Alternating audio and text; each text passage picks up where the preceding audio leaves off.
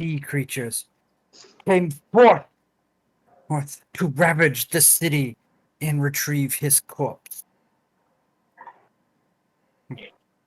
Upon which, after retrieval, they returned him to his ship and they departed. And that basically covers it. Excellent. Which brings us to...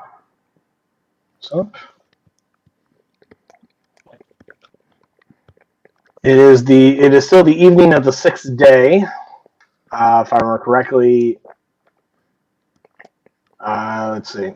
Ty was unconscious for a couple hours, which is long enough for the Stormbreaker to have at least sailed a little bit out to sea before he eventually comes to. Let's see.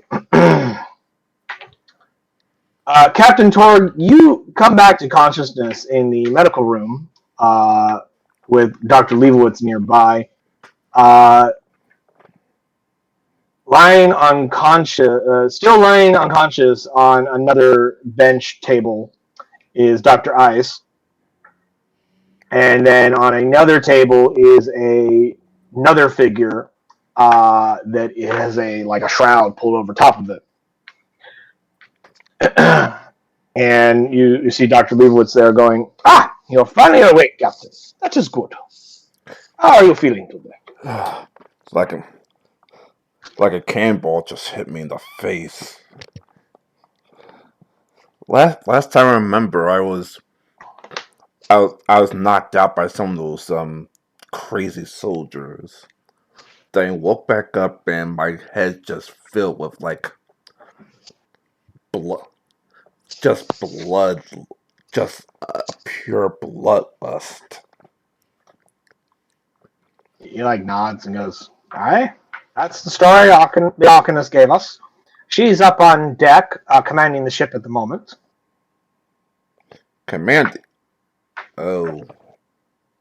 Well, as you can see, she's the only one of the senior officers that are still conscious and alive. Oh no. I was hoping it would be a dream or a nightmare or something. Unfortunately, Captain, it was not. I would suggest when you are well enough to stand, to go speak to the Arcanist. I must continue attending to Dr. Ice. He suffered many injuries. It will take some time to recover. Just how we are cutting Kiri out of the story for now. There we go. He's out. All right. He is recovering from injuries. See you to do that. Aye, Captain. And I go to see the Arcanist.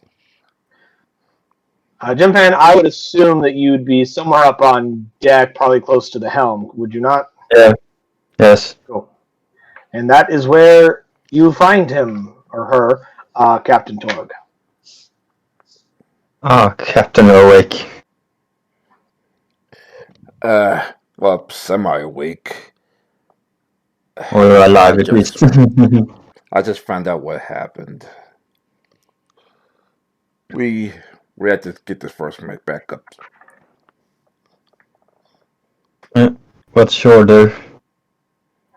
Say again? What's your order? What is your order?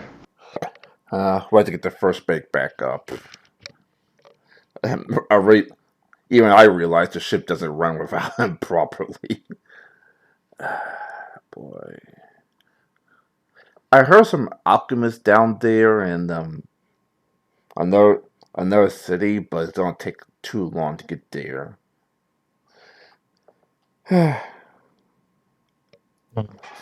Unfortunately, Luskin is a freaking rolling the dice to see what you get. God damn it! Remember the Sea Hag Cave?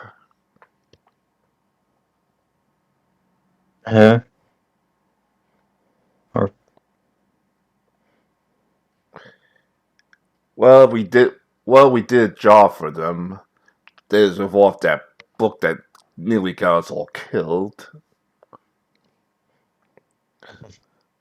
Uh, before we go down there to give him the book, is there any chance you could take a peek at it to make sure that doesn't do no harm than more harm than good? I will look at the book first. Does his Yeah, just be very, very careful. If you have some like magical evil mojo jojo flowing off it, don't open the book. We only have one crew member down for the. We only have two crew members down for the night, and one of them is not exactly waking up in time. So okay? I will take the book down. Inspect the book. How do you wish to inspect the book? I look at it. Do I see something on it? Or Roll investigation.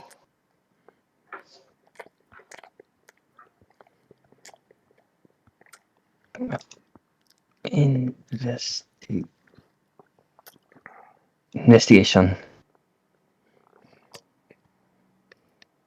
13. 13. It is a black leather tome with the symbol that I've linked you guys in the past on the front cover of it. With your investigation check, you've determined that the leather is not cow leather. Okay. Ooh.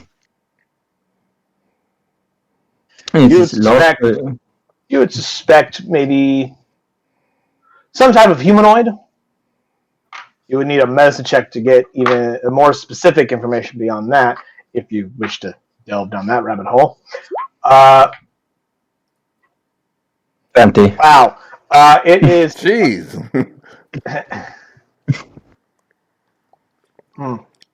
It's Eladrin.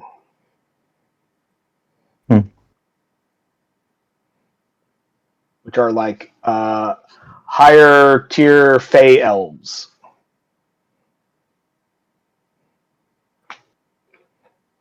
Okay. So they're like cousins to like standard elves, but they are Feywild elves.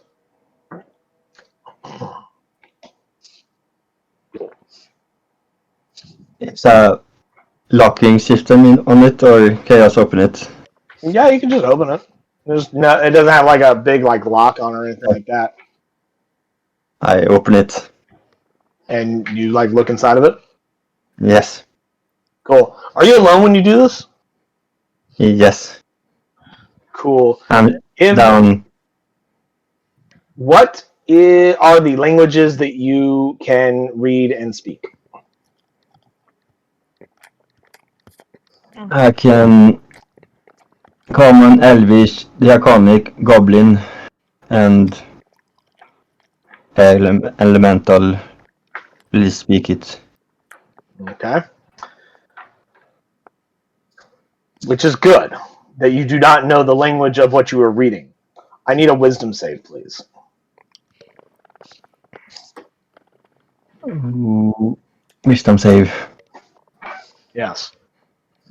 13.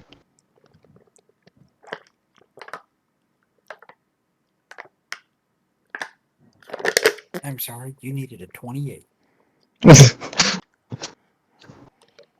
That's impossible for me.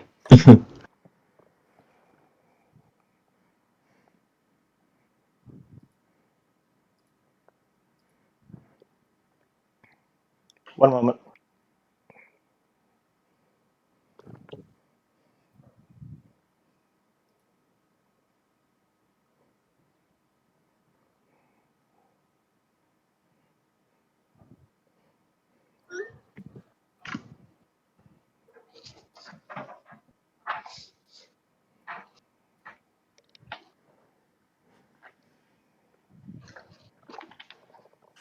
Danny, do you have your phone on you?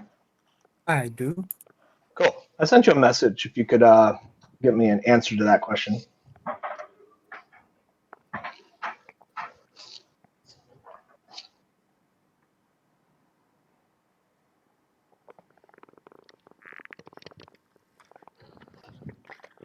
Suspense.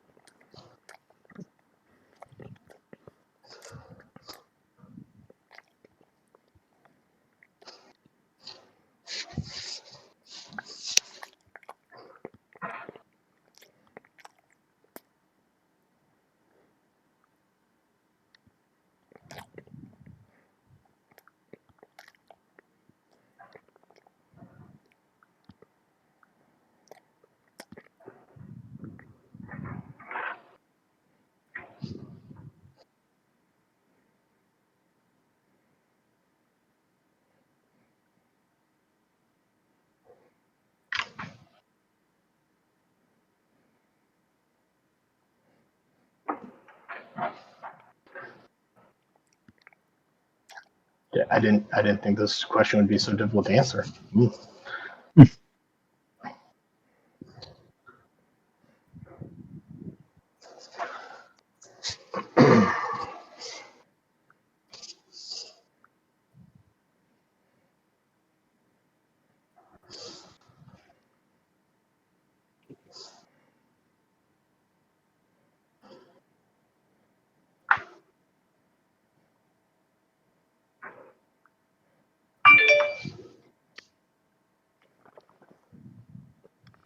That's a phone. Yeah.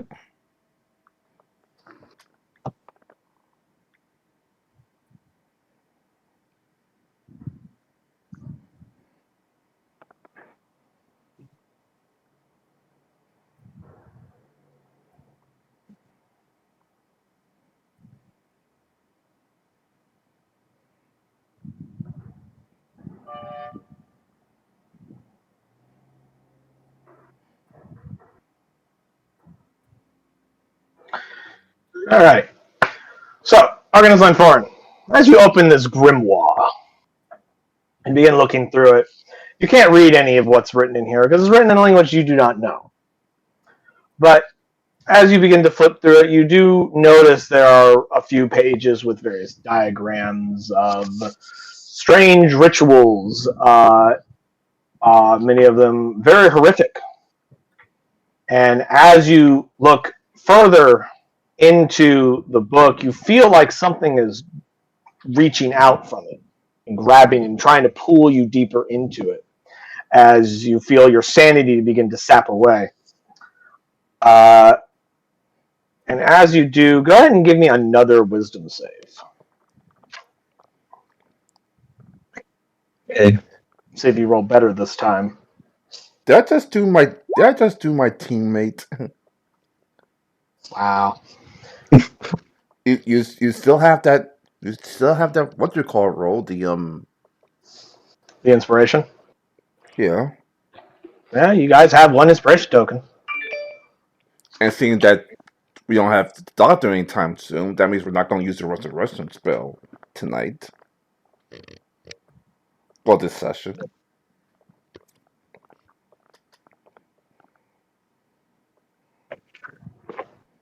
Okay.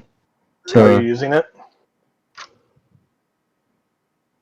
what do you say, Ty? Yes or no? Do it. Do it. Like I said, there's no doc.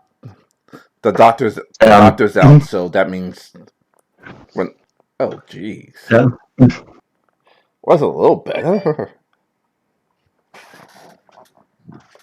Cool. I was here. I was So as you're rolling looking with into this book and you feel yourself drawing deeper into it, you feel like almost like your life's being sucked out of you. In addition to your sanity starting to break.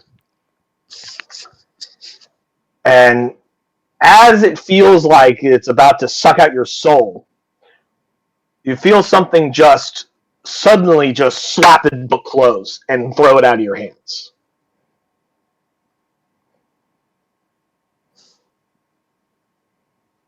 I would like you, one moment, to roll me, I believe, a D100. One moment. I need to get the table.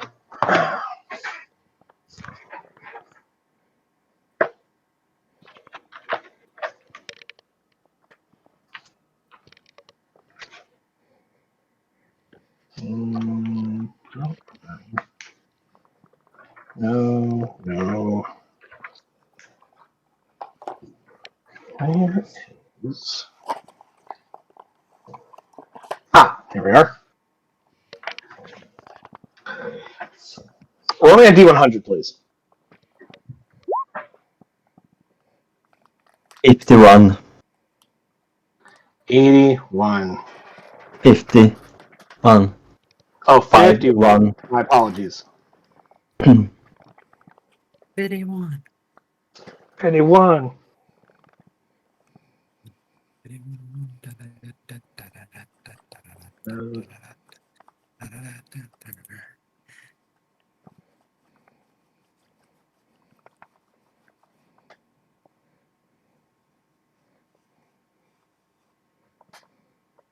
Hmm.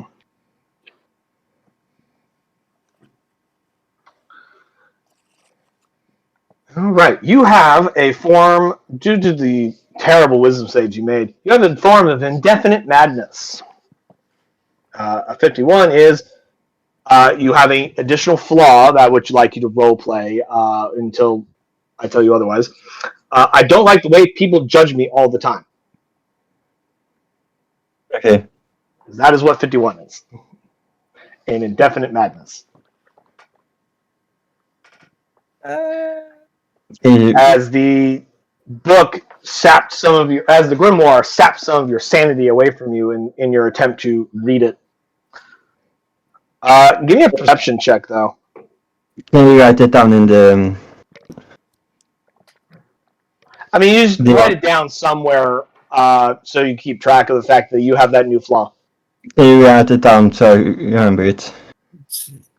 If you can do that. I mean, you can put it on like your character sheet and shit like that. I mean, I don't care. Just keep track of it somewhere. Make a note.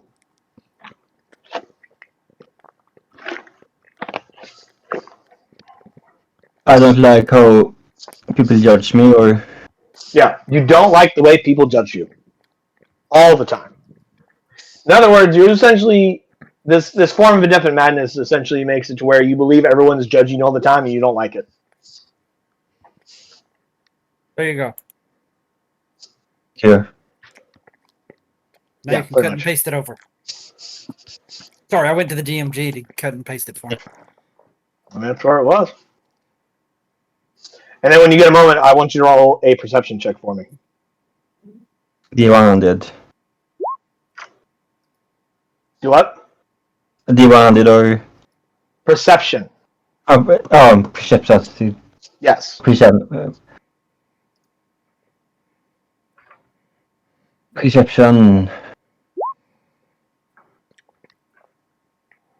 Cool. As the book is practically slapped out of your hand by something, you don't know what it is, you swear for a moment in the deep shadows, you see some kind of figure, and then it's gone.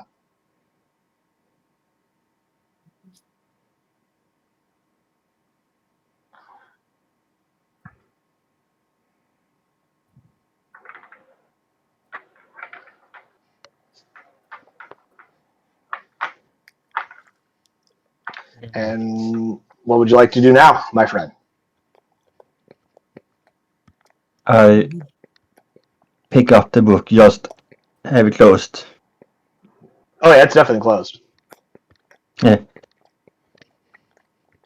I pick it up and keep it Open on it me. again? No. I'm maybe stupid, but not that stupid. It's like, maybe it'll be better this time. Oh! Yeah. Like, what the? Oh, jeez, another crewmate died. Oh, time to start a new I game. got it. Apparently, we're all gonna die.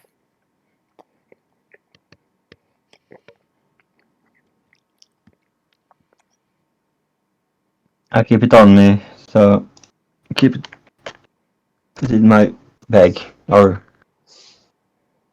Yeah. So do you go out and tell anybody about it, or you just go to bed, or you just crawl into a fetal position and just cry yourself in the corner? Like, what you doing?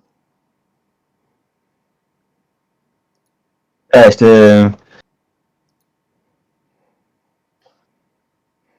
princess to perform for me. Something. One, it is the middle of the night at this point. Okay. Or Oh. it's late I evening. And as you exit from the mess there, some of the crew they turn and they look towards you, and then they go, Arcanist, and they turn back, and then they do a double take back at you and go, Are you okay? You don't know what you look like, obviously, but people seem to be reacting to the fact there's something odd about you. stop staring at me. Stop staring at me. Captain Torg, you notice that Arcanist Lanforan looks haggard, and her once vibrant red hair has a few spots of white streaks in it. Arcanist, are you okay? You look like you aged about 100 days in a minute. Was it that book? What? What the 100 minutes? I go to my cabin, take up my barracks, showing up real nicely, go back to the Arcanist and show her. Arcanist Lanforan, you see you see the same thing I've just described to your captain. Fuck. I need to rest. I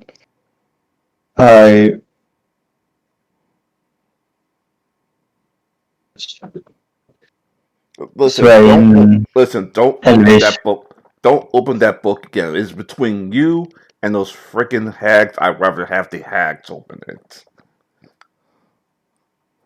I swear in Elvish. While we are going down to bed. So Arcanist Lanforan fucks off to bed. I guess I'll return to my cabin and go back to bed myself until we get to the place where the hags live. I like how the Arcanist is sleeping on top of her dresser rather than her hammock. Funny. Go ahead and everyone go ahead and gain the benefits of a long rest as the morning comes the next day. Now, those of you still alive.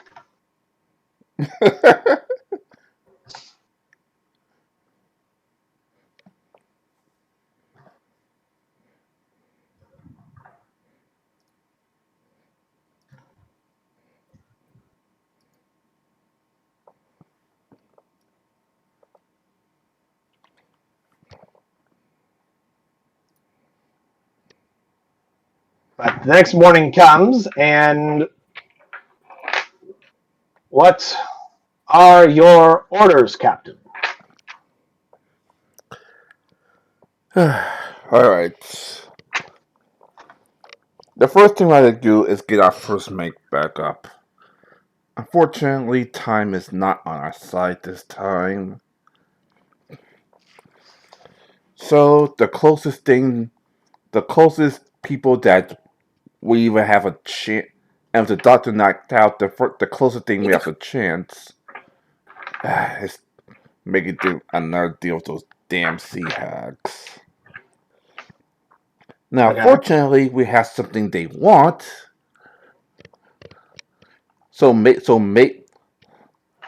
Unfortunately, let's just say I'm not exactly the best at bargaining. So, wish me luck. But we will get our first mate back, no matter what the cost. Unless it's beyond salvation, my crew is my family. I do anything to help my family live, no matter what. Even if I have to sacrifice my own life to do so. A few of the crew goes, woo!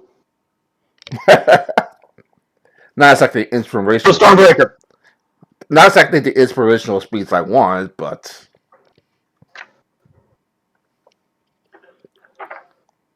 You're not the captain for inspirational speech, sir. You're the captain because you're the best fighter here. That's true. You know, Creed was your inspirational speaker. I know. That's why you need him back. If you call terrifying everyone around him inspirational, I mean, yeah, sure. No, Creed was the disciplinarian. However, for your attempt at a speech, though, I am going to give you an inspiration token that I actually just threw off to the back side of my desk. Oh boy. Huzzah! Huzzah! Now, I assume you're giving the orders to set a course for the isle where the hags are. Yep. Cool. Is there any particular things that anyone wishes to do and/or accomplish during that travel time? I wish to roll over in my non-existent grave. Cool. My assumption is that you're going at a normal pace. Is that correct?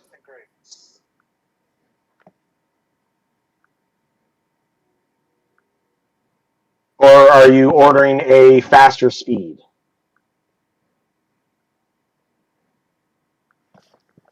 Normal pace. All right. It'll take you 4 days from your current position. And during that time, let's see, travel rules can be done. Desert, of course, will be taking the helm. Vola and Stone will be taking. Will be taking the assist actions for Arcanos and Foreigners, whose I'm assuming is taking the lookout position for travel rolls. Cool. Hummingbird and Mockingbird will be taking the entertainer traveling role. Drusilla will be taking cook traveling role. And let's see.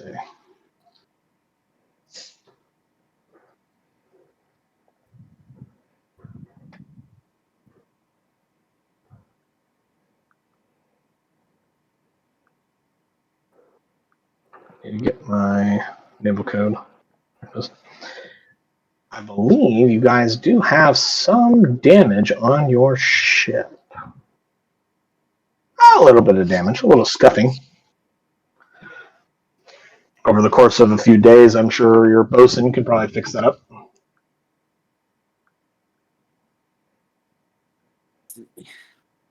Let's see what the thing is for that. Yeah, we have 29 points of damage on the ship. Yeah. Which, fun fact, as per the changes in the updated naval code, you actually have your maximum hit points for your hull is actually much higher.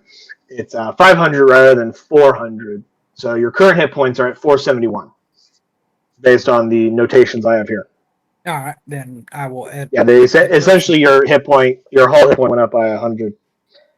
Let's see, here it is. Carpenter. For each of the day, 5 total, in which you did not spend time doing anything else. Comment or other actions to make carpenter tools check. DC 15 on 3 passes. You may add 2d6 plus your proficiency bonus. HP back to the ship. Let me split this between ship and rigging HP as you see fit.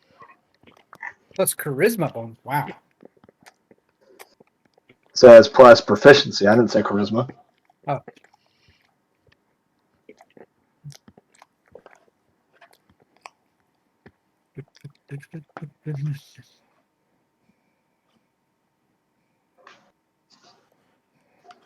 Go ahead and have Ryota roll a d20 with a plus 6 bonus. Go ahead and have him roll. Let's see. You need to be a DC 15 at least 3 out of 5 times. Ryota? Yes, Ryota.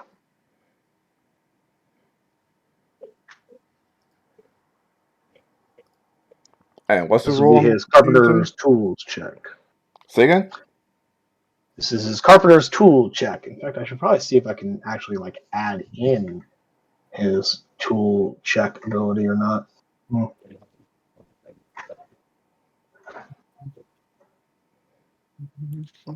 Okay, you taking control of the sheet. You don't Like, need I to take think control of the Hags- sheet, guys. I just need you to roll a d20 plus fucking 6.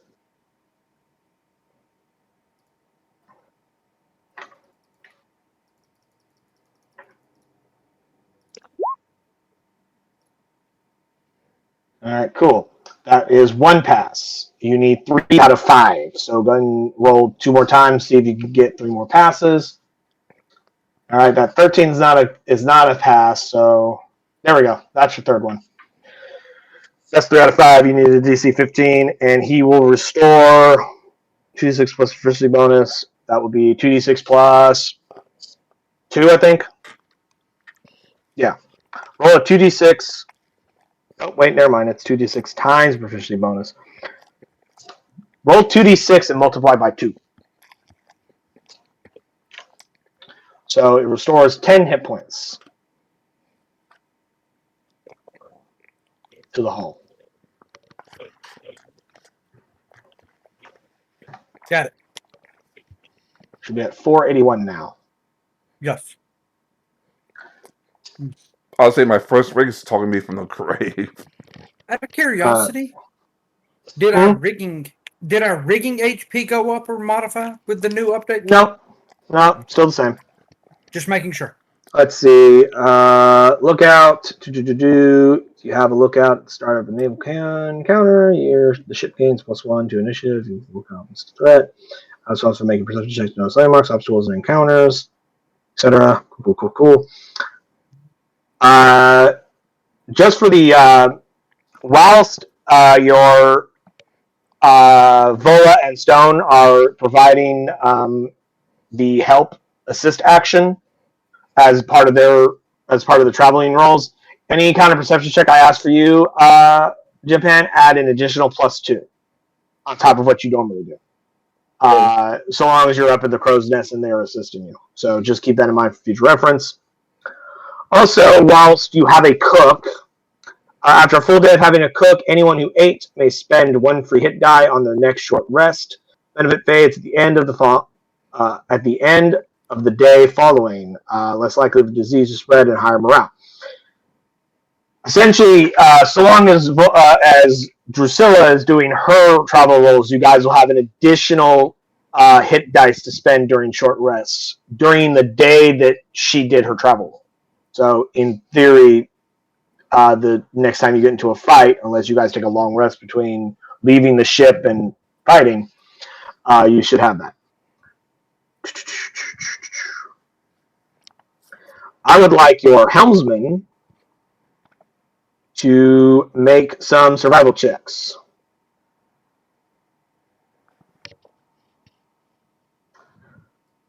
But before that, I would like our navigator, which is the captain. I'm assuming you're taking that role since that's your thing. Yeah.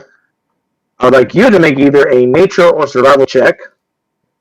Against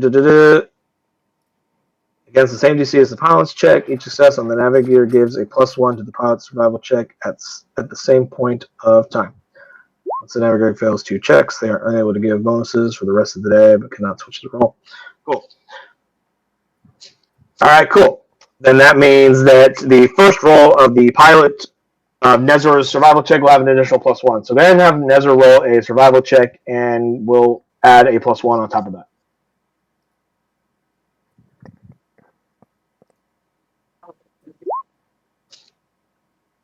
16. Cool.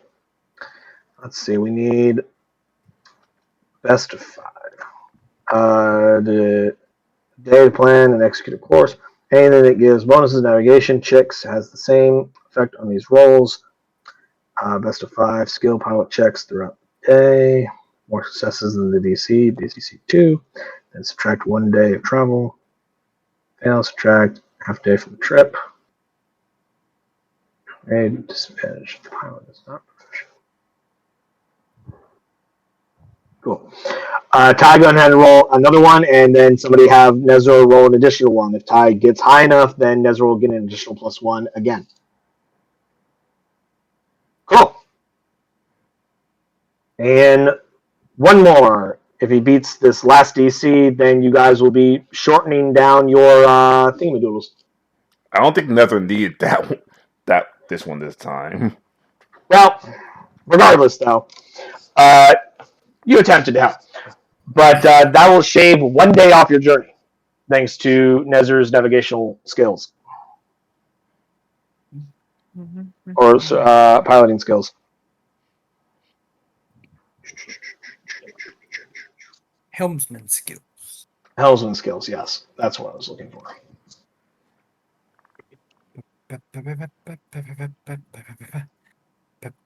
So instead of it taking 4 days, after the first day of travel, Nezer thinks through a combination of the captain's navigational skills and Nezer's piloting skills, you are able to catch a good wind and a good current, and are able to shave 1 day off, turning your journey from 4 days to 3 days after the first day of travel.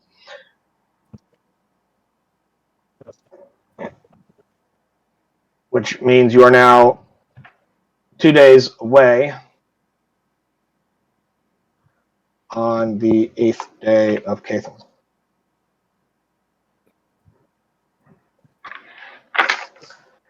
If you guys can accomplish the exact same feat on the second day of your traveling, you can shave another day off. Well, what's the harm? Huh? So I need 3 checks for Nezor. Look like Technically, it's the best of 5, so you need 3 successes out of 5 rolls. And Ty can also make 5 rolls for each one, and if he passes the DC, then he can add a +1 to any of Nezer's rolls. Let's see, a 16 and a 24 and a 12 from Ty. Let's see. Yeah. Thanks to Ty's navigation skills, it bumped that 9 to a 10, so that's a pass.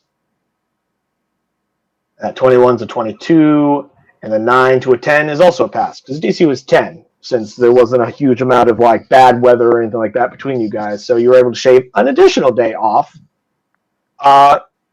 whilst traveling, which means that you actually arrive 2 days early. Yay. Arriving on the morning of the 9th day. All right, let's get this over with. Arcanus, you're with me. Forgot who's the highest rank officer right now to lead my charge.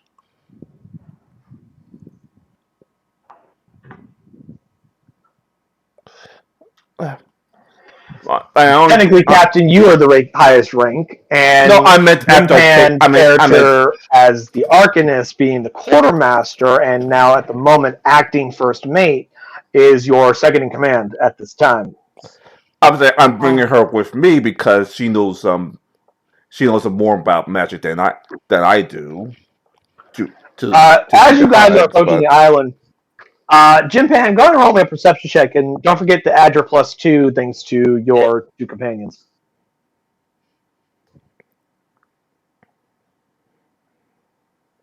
Let's see, perception +2.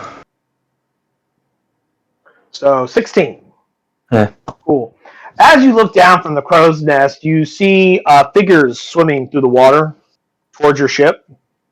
And they come up out of the water, and you see a group of Marrow. I cast a message to the captain. Yeah. What does the message say? I say what happens. All right, stand by, everyone.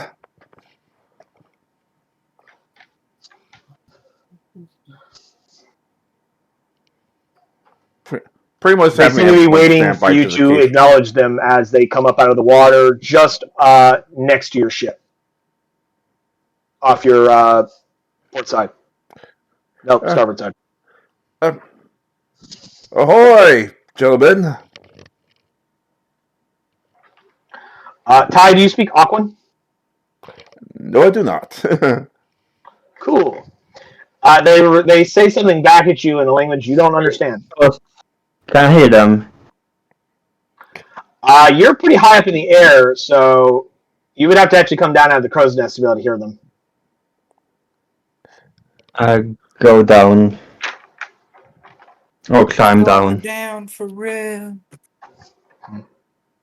So you climb down, and as you come down, they go, the one that speaks primordial. Oh, just a second. Do you have the grimoire that our mistress sent you to go acquire? Yes, I have. As you say you do, one of the marrow swims up to the side of your ship and starts like climbing up the side up to where you guys are. And he gets up there and he has this satchel box thing that he's got that has like a little shoulder strap on it, and he pulls up and he opens it and he holds it out, and it's about large enough to hold a grimoire. And he just holds it open towards you. He closes it and it seals watertight. And then he takes that and he puts it off the side and he goes. He also holds out his hand and he says, "The amulet that was given to the tiefling." Give me a second. I go down and get it. And I pull the sheet and you see Creed's rotty corpse, and you're like, "Oh, hey, here's that amulet." You just pull it off his head. That's nice. Gets caught on the horn for a second. You're like, "Oh, motherfucker!" You gotta wrestle with his fucking head for a second. The body starts moving and becomes a zombie. I'm just kidding. Well, that'll be a venture on itself. Zombie Creed. But anyway, you get the amulet, and it looks like this like polished, varnished eye. And you go and you hand it back to the marrow. Do I can check on it? See if I know what it is. Sure. Go ahead and roll. 18. With 18, you recognize this as a hag's eye. It is a item that hag covens can create, and they give to their minions and servants and whatnot. It allows them to see through it as if they were standing in the location of where the hag eye is. Okay. I look at it. Look at feed. Can you help? Are Hello. you putting it on? No, I'm holding it and say hello. You Mm. I think he's trying to speak to it. That's what he's trying to say. Oh no, I got it. I'm just for myself. You hear a whisper in your mind, which is a feature that you know that hag's eyes don't normally allow them to communicate to the holder of it, but apparently these hags have a little bit of extra into this hag's eye. And you hear, "Well, dearie, if you want more assistance, you'll have to come and speak to us in person. Now, be a good little girl and hand the amulet over to the marrow." Okay. Go up and give over the amulet. He takes it and he puts it around his neck. And then he goes, "Excellent. Your deal with the mistress is now concluded. You are allowed to come and go within her domain as you see fit." And then he turns to go. Wait a second. Yes? Can you take us to the Hags? He kind of like cocks his head for a minute like he's listening to something, and he goes, "We shall escort And he turns and he dives off the side of the ship into the water. Jimpan, can you breathe underwater? Nope. It's gonna be really hard to get down there if you can't breathe underwater. It's pretty deep. Like, do you have a spell to make you breathe underwater? Nope. Nope.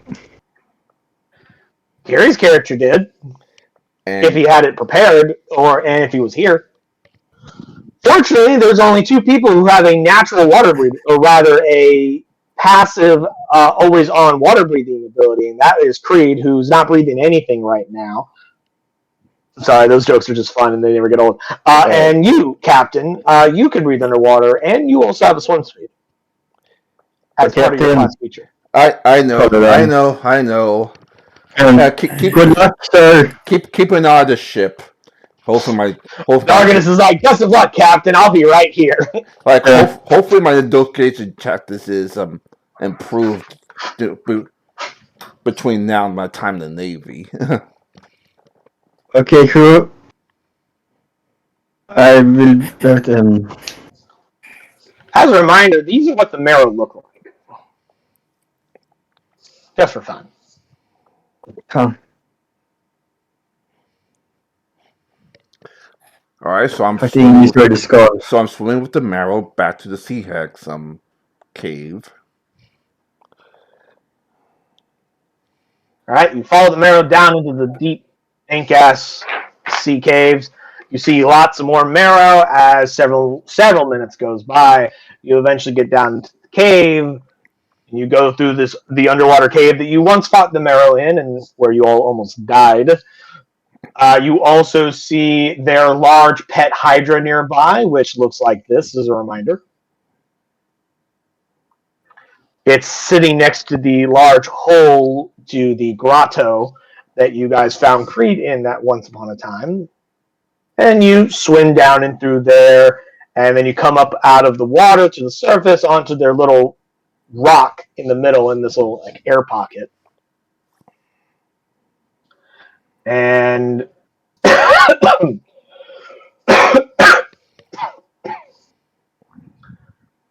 eventually you hear the figures creeping up out of the water as three sea hags comes up out of the water and goes, Captain Torg of the Stormbreaker. To what do we owe the pleasure of your company today? Good evening, my mistresses. This is what they look like. I know. I'm trying to be what you call gentle. No, I was showing you what they look like. I was going to give you a description, because technically the only one who's ever seen them in person is Creed. They are emaciated, fish-like looking creatures with big, dead fish-eye eyes, seaweed-like hair, slimy, fish-scaly skin. They are gross. I'll get straight to the point. I will need to ask you for one more favor. Always a dangerous thing to owe favors to a fae.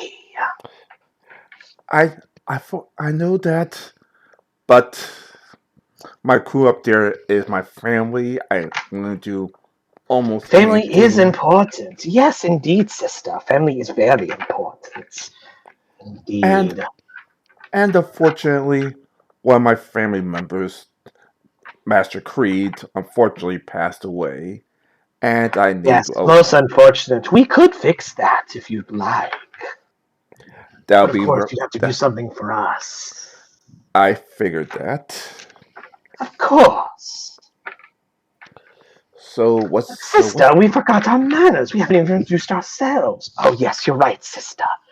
I am Auntie Saltwater.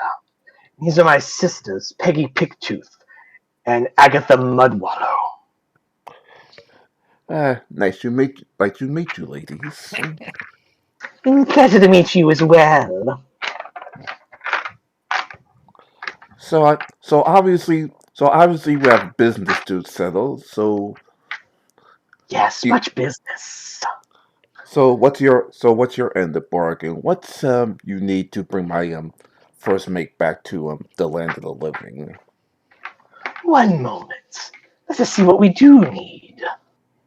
And they pull out that grimoire, and the one that referred to herself as Auntie Saltwater opens it and looks down at it and flips through a few pages and flips through some more pages and goes, "Where is... Ah, here it is." And she starts reading whatever's there for a moment, and she goes, mm-hmm, mm-hmm, mm-hmm. She closes it and then puts it back in the case, the waterproof case, and she goes, "Peggy, be a dear and go get the shackles. They may need them later." She goes, "Of course, sister." She swims off. And then she looks at me and goes, "Well, we need a night hag. We need it alive.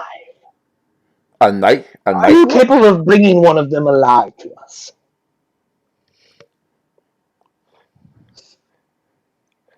Say again?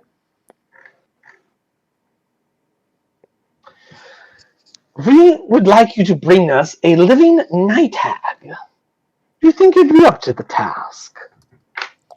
In exchange, of course, we could bring your friend Creed, Melak Creed, back to life. Quite easily. I dropped my dice. Ah, motherfucker. I have retreated. Do you have an idea of where one is, or? Oh, we know where there's a few of them. Well, A small little island near the island of Mintar. just show me the way. I will get my crew to bring you what you need as quickly as possible. Far faster than what would normally you would think a creature of her like build can move. She suddenly goes from like a few dozen feet from you to like right in your face, just. And she goes, "Of course, I can easily show you." As she takes her slimy, clawed, scaly hands and reaches up to each side of your head. I, of Do you course, resist her at all? looking a little nervous, but She like grabs each side of your head and then pulls her forehead closer and puts her forehead up against yours, and you are suddenly bombarded with knowledge and information as you are shown exactly where the island is.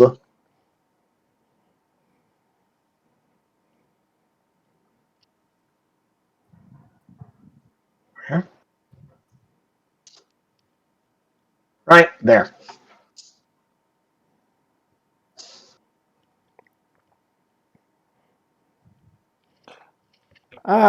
okay, I can see it now. She goes, "Excellent. A pleasure working with you, working with your crew again, Captain. You've proven very useful. If you play your cards right, perhaps we may have even more work for you in the future." And she gives you this big slimy kiss on the side of your cheek. Give me a wisdom save. Oh, Jesus. Sorry, Constitution, not wisdom. Yeah, I assumed that. Cool. You prevent yourself from vomiting your breakfast. Thank God one of my things is a Constitution. As she pulls away, like a string of like slime comes away between her lip and your cheek, and then she kind of just swats it off to the side. She's like, "You're a hardier one than most." As she says that, you hear another splash near the water line as Peggy Pigtooth comes back, and she has these pair of like golden ass shackle looking things, like these like golden looking manacles with like runes inscribed on them. I assume I'm going to bring them back in one of these. Yes, night hags are notoriously annoying with their ability to interdimensionally travel. These are called dimensional shackles. It will help keep them from running away. Grounded to the planet, I see. Yes. That would be a pain. the hags that you are going to go and deal with. Their names are Grandmother Morgan, Auntie Ursula, and Auntie Ethel. We'd like you to bring Grandmother Morgan to us. Very, very well. How to make a bad decision even worse, starring the party. Always got a good head about you with those memes there, Daniel.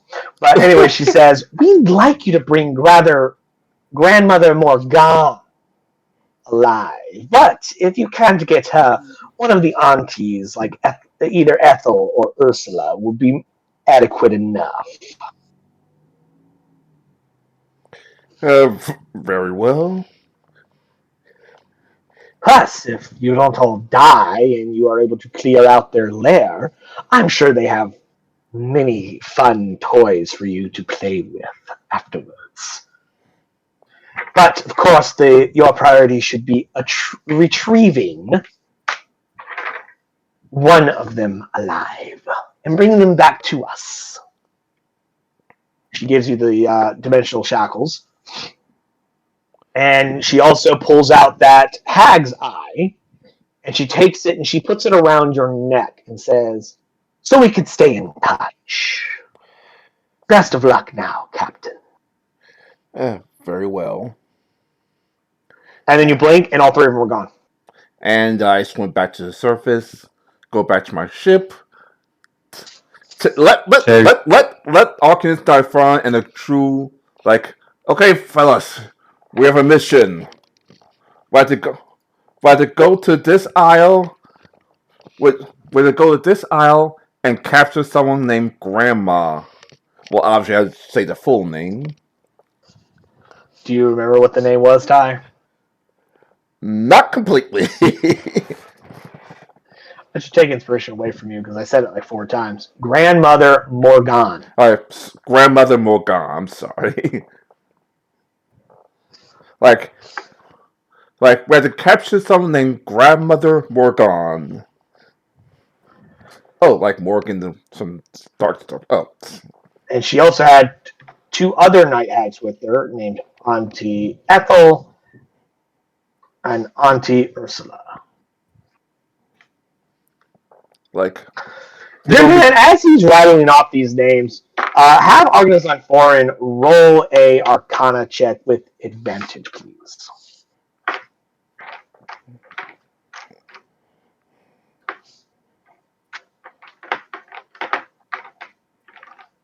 $13. Cool. You don't know a lot about Fae. Your resident expert on Fae creatures would probably be Dr. Ice, given the nature of where he derives his magic from. Which I actually don't know if he's ever divulged that to the other characters or not. But regardless, though, you know enough about hags to know that 1, if there's 3 hags there, that's a coven, so they're going to be a lot stronger than just 1 hag on its own. And 2, hags have ranking systems denoting how powerful they are based on their titles. There's at the top are grandmothers. The next step below that are aunties. Step below that is pretty much everyone else. I said that I was Turk. So not only is this a hag coven, it is a hag coven of exceptionally powerful hags. 1 being a grandmother and 2 of them being an auntie. I let Turk know that. Excellent. Lord, you have that information. You may do with it as you please.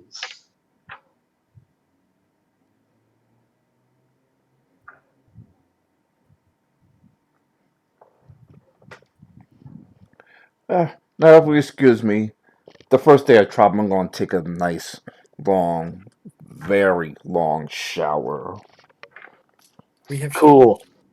No, you have no running water. So essentially what he did was he scooped up a bunch of buckets of salt water out of the ocean and just started dumping them on top of himself.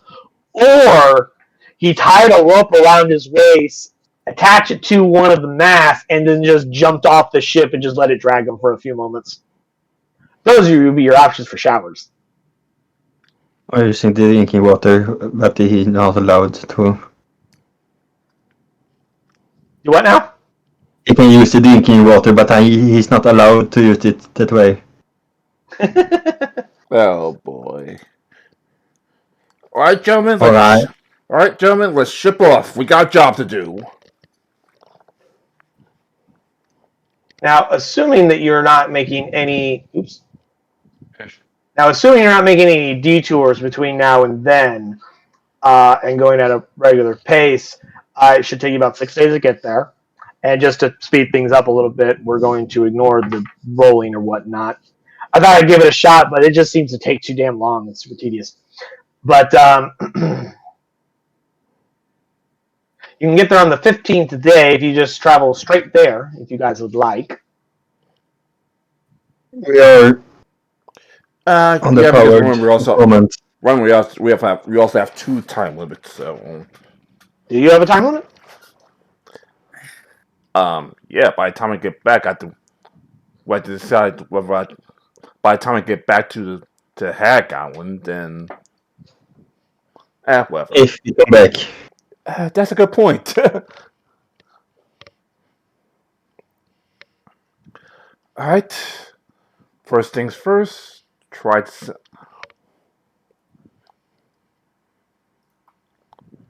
All right. Cool. First things first. Over the next few days, you hear various like rumors amongst your crew.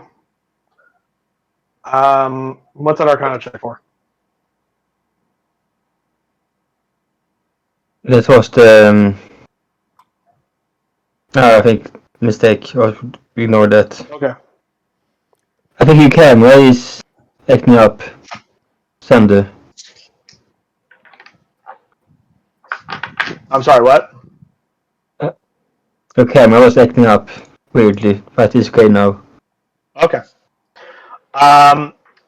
Over the next several days, you hear some of your ship crew chatting about various things. Like you hear like a couple deckhands going, "Look, I'm telling you what I saw. That damn rope moved on its fucking own." And it's like, "You're daft." I ain't no daft. I know what I damn saw. That damn rope floated up out of the ground, off the ground, and started recoiling itself, and then put itself away. I'm telling you, this ship's got some strange things going on it.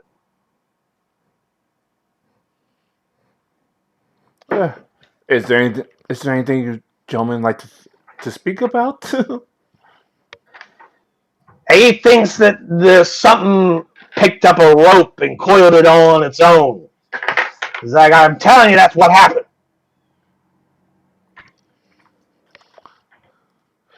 There's something here. I can feel it in my bones. All right. You're going. All right. Look around to see if there's any proof, and we'll deal with it. Aye, Captain. We'll keep our eyes out. Like you know what this crew is by now. If you feel something happening, chances are something happened. Just keep an eye out and make sure nothing happens. Aye, Captain. I get to walk around the quarterdeck. That was one of multiple types of conversations. Drusilla comes by and at one point to inform you that there we go. Comes by to inform you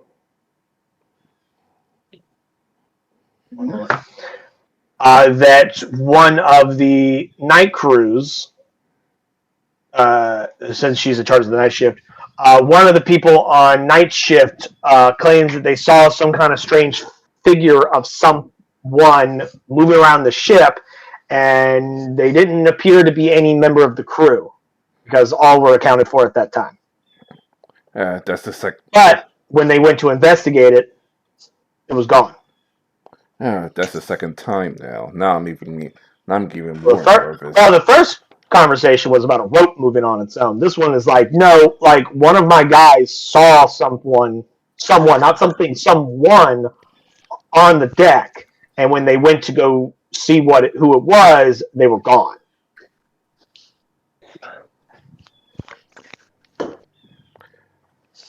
I want to ask. I want to assign a few more watches tonight, just in case. Aye, Captain. The last thing I need is some stranger on my ship. Aye, Captain. And then there's another time where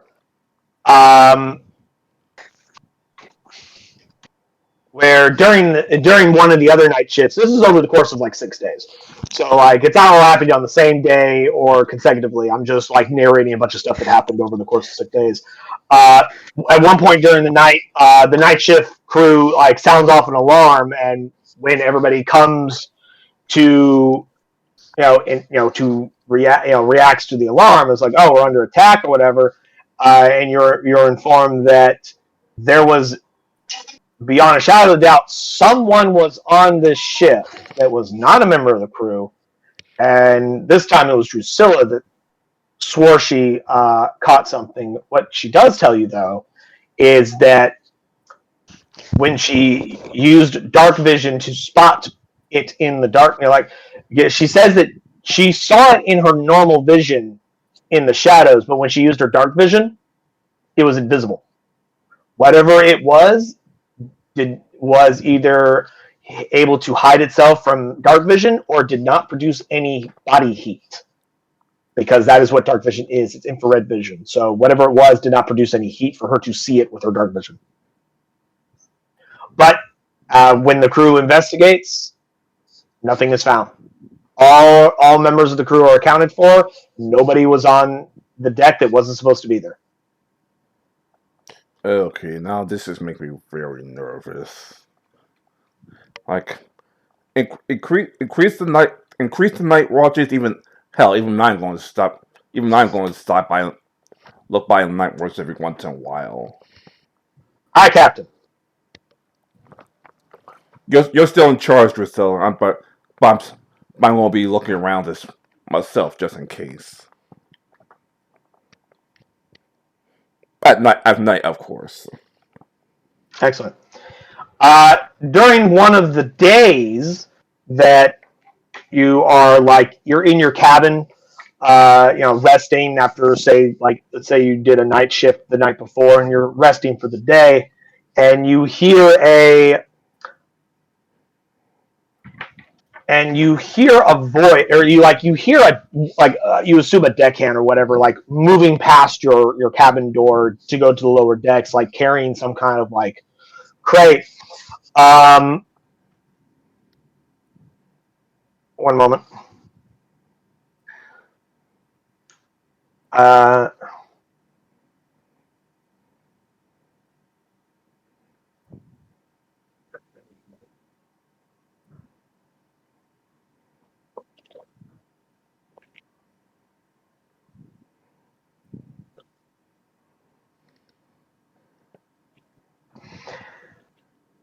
And whilst you are just laying in your hammock trying to catch some rest or whatever, and you hear like the walking across like the deck boards or whatever of this deckhand or whatever, and it sounds like he's like carrying some kind of like heavy crate or whatever, and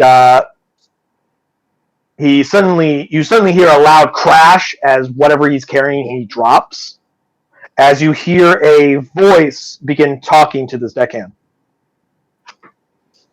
I immediately spring, grab my sword, my pistol, and go out to see what's going on. I assume I don't recognize the voice. Well, it depends. I'm waiting for a particular response. Daniel?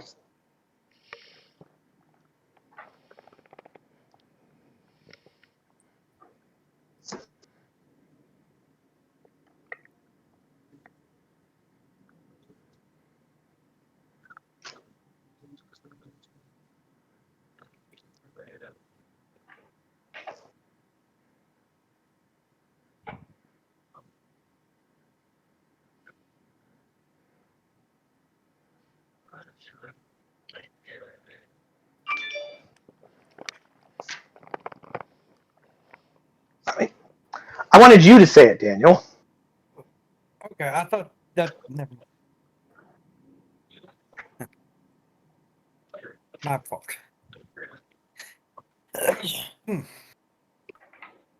You swabbed the deck. You stow that rope. It's a tripping hazard.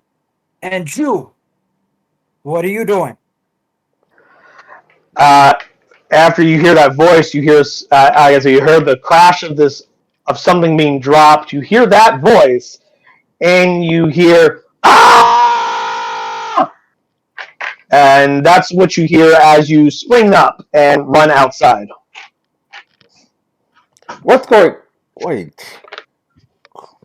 Why did I hear Creed? Roll me a perception check as you exit your cabin.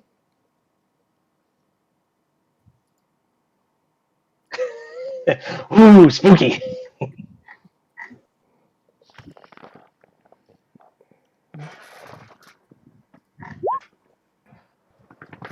Cool. As you burst out of your cabin, you, for a moment, a single moment, as you come out and you see like one or two deckhands nearby that were like, taking some like cargo up and down from the hold to the deck and then back and forth. You see like two deckhands just standing there like completely pale face, horrified. And you, for a moment, you see a translucent figure of a tiefling, of a winged tiefling, and then it's gone.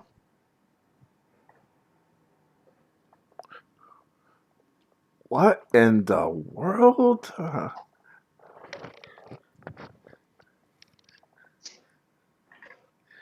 Do I recognize the tiefling or no? I mean, how many winged tieflings do you know?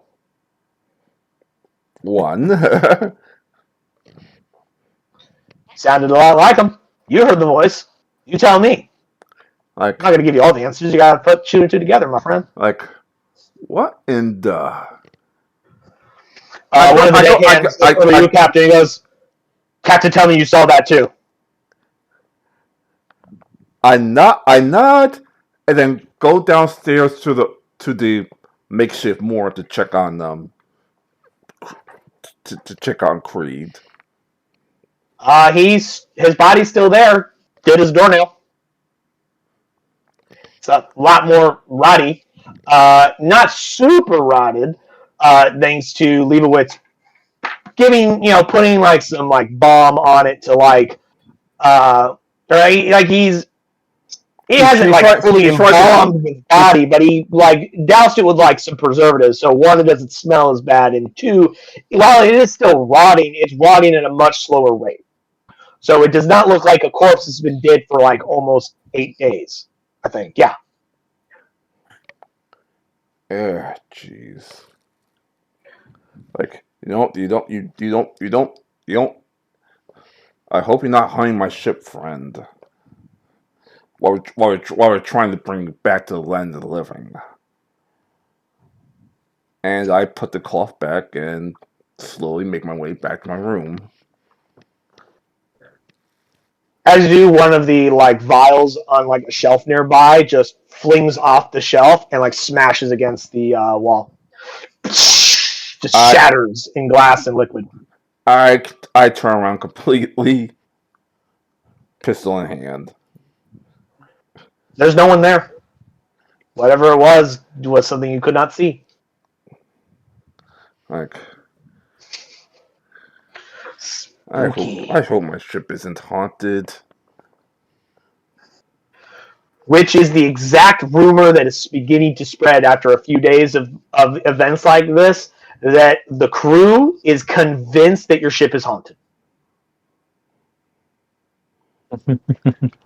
I'm trying to get more crew members to go on my ship. I'm trying to now make sure my current crew members don't leave my ship.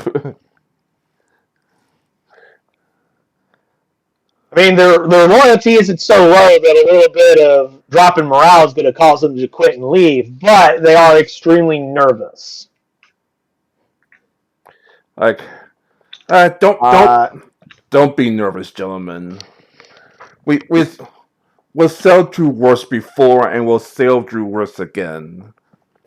If someone wants to make a hole in my ship, fine. If some ghost wants to make a hole in my ship, then she picked the best ship. Don't you think, gentlemen? Roll me persuasion, just a flat roll, because you would have disadvantage because sailors are very superstitious and like it's hard to calm them down when they believe it's haunted. But you would gain advantage due to your bards and musicians doing their job. So this would be a flat roll, persuasion.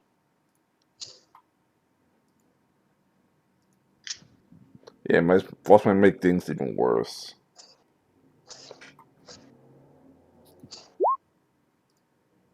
Wow. Yep, even worse. They nod, but they don't seem very convinced, and they just go back to work. I miss you, Creed. You don't want to have to get the ship on to set them straight. But eventually, though, you do get close to the island, and you do spot a dock. You see this like fishing town or like a small fishing village, and it does have a fairly decent sizable dock that, and based on your experience and skills, the harbor, the water is deep enough to allow the full draw of your ship, so you can bring it right into the dock and park right there at the port. All right, you could bring it into the port and get right there at the dock, if you so wish. You know what? Why not? And around the last day of you getting there, it does start to rain pretty heavily. All right, let's go to the docks. I'll stick my head out to pay the dock master. There are none. Free parking. This is your ship right there.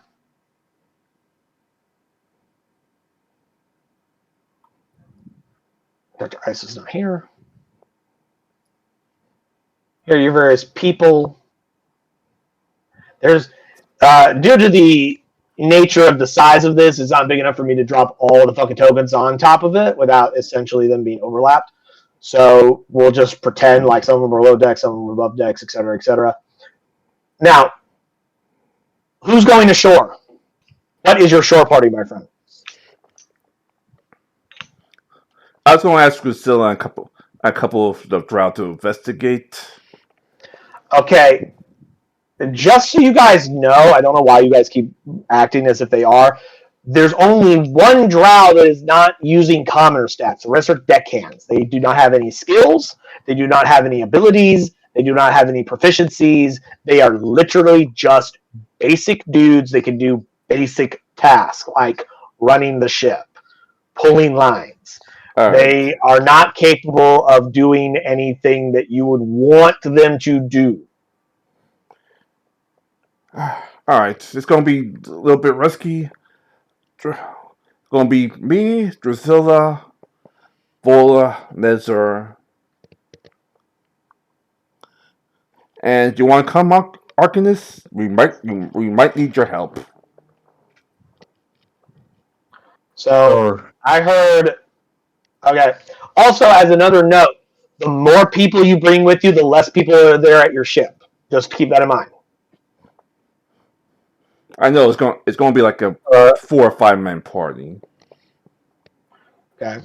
So, like I said, I heard Vola, I heard Nezzer, and I heard Drusilla. Yeah.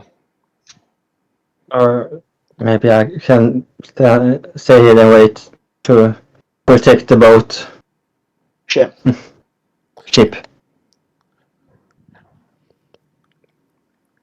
All right, Drusilla, go out and scout to see if you can find our little hag friends. I mean, you're in the middle of a town. They're like our people walking around. Well, I mean, there would be if anyone was outside. Down towards the end of the docks, you do see a shop over here. and you see what looks like some kind of tavern over there, and a storage shack over there. And then, do you see the other buildings? You have to go further into the town. All right. But feel free to explore, gentlemen. All right. Well, usually, singing at bar is a primary way of gathering information. So So you're going to I'll go the I'll go tavern. to I'll go to the bar. Hey, Arcanist, when you get a chance, there's a magic shop over there. Okay, guys, move your tokens where you want your people to be at. So I'll take. Arcanist and Forns going straight to the magic shop. Arcanist, are you going by yourself, or are you taking somebody with you? I'm going by myself. Okay. Now I'll take Deborah and ask Drusilla and Vola to investigate the town in general. Okay, let's start with Arcanist and Foreign. No, actually, let's start with the captain first. Let me go ahead and reveal inside here.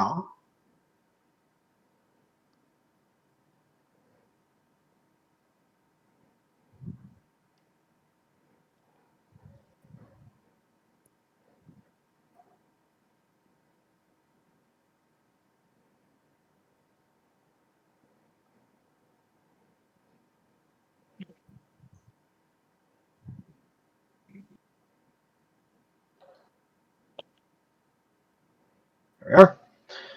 All right, you walk into what looks like a tavern. You see a few of the locals, or what you assume are locals, sitting at various tables. Whatever little bit of conversation was occurring immediately stops when we walk in, as they all turn and look at you, just like, just like. Hello, ladies and gentlemen. I'm just here to get beer with my friend. Not to be alarmed. It was just you and Nezor going in? Yeah.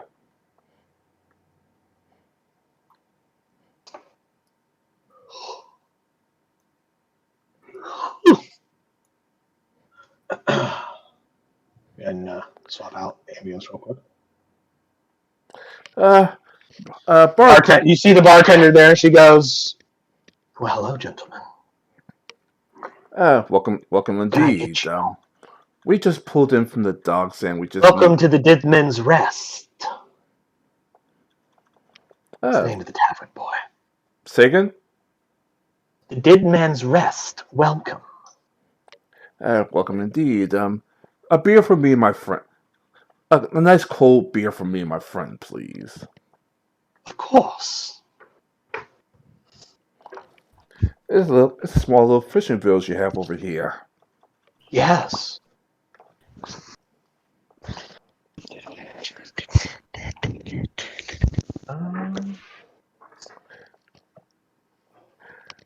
She will charge you. How much is it?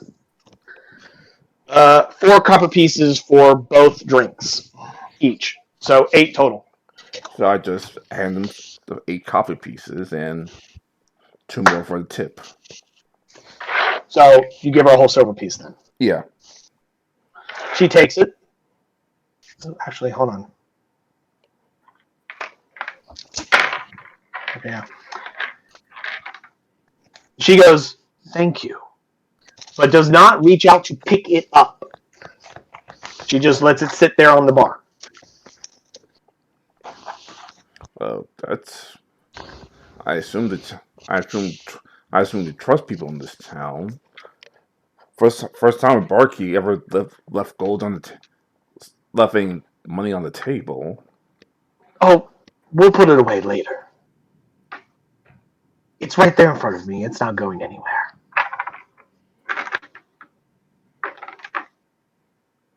So what brings you to town, gentlemen? You aren't from here. Yes, we we're passing through. Looking for a couple of things, if you will. Aye. Like, What is it that you search for, friend? uh,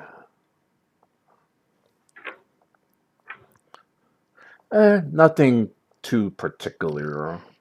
Just looking for someone. And who would that be? Perhaps we can help. I call it my old thing for the past, but I don't want to get any of you involved, if you will. I have a couple of friends helping out. Fortunately, we can't help you if you don't give us anything to work with, friend. But your business is your own, of course. If I do need any help, though, I'll come back here. I'll come back here with another silver piece, if you will. Of course. And she has this like rag that she's using to like wipe down the bar, and she kind of like throws it on top of the coin, and then picks it up with the rag between her hand and the coin as she takes it and puts it into her pocket.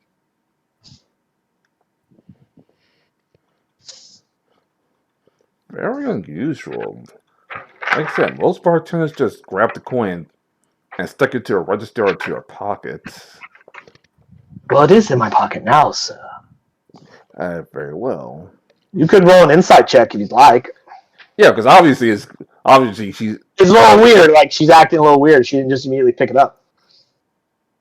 yeah. That's what I was trying to indicate. Yeah, you can just ask, "Can I roll an insight check?" if you want at any time. Cool. With a 20 insight, which is really fucking goddamn good, she seems kind of creepy. Like she knows a lot more about what's happening in this conversation than would be normal. In addition to the fact that she was extremely hesitant to touch your silver coin, for whatever reason.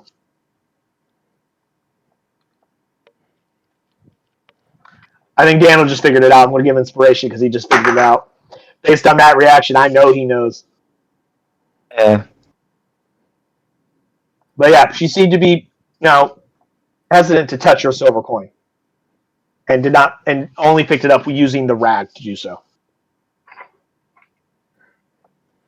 I'll let you contemplate on that for a moment. In the meantime, go ahead and have Vola and Drusilla both roll investigation checks because I believe you had them just walking around town, just getting a feel for like things. Which I find it funny, of all your crew members that you brought with you, you brought the drow, the bugbear, and the fucking hobgoblin.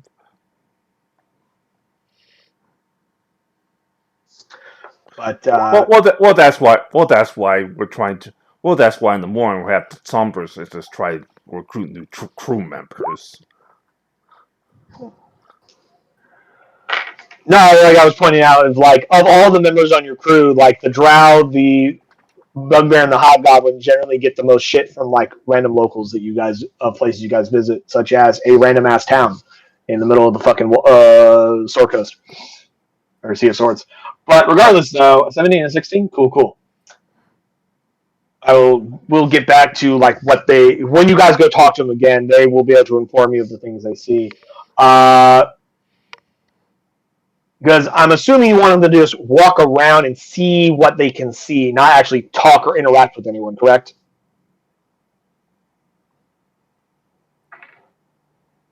Captain? Yeah. Okay. Arcanus Lanfarin, go ahead and reveal what you'll see.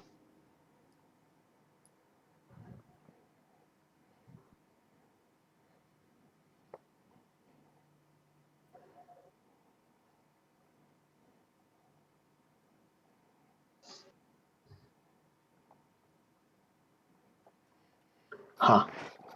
I just realized I never put a door there. Oops.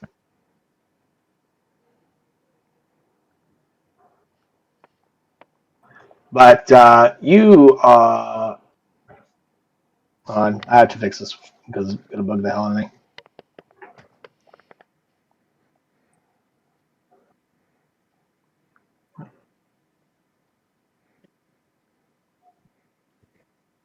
There.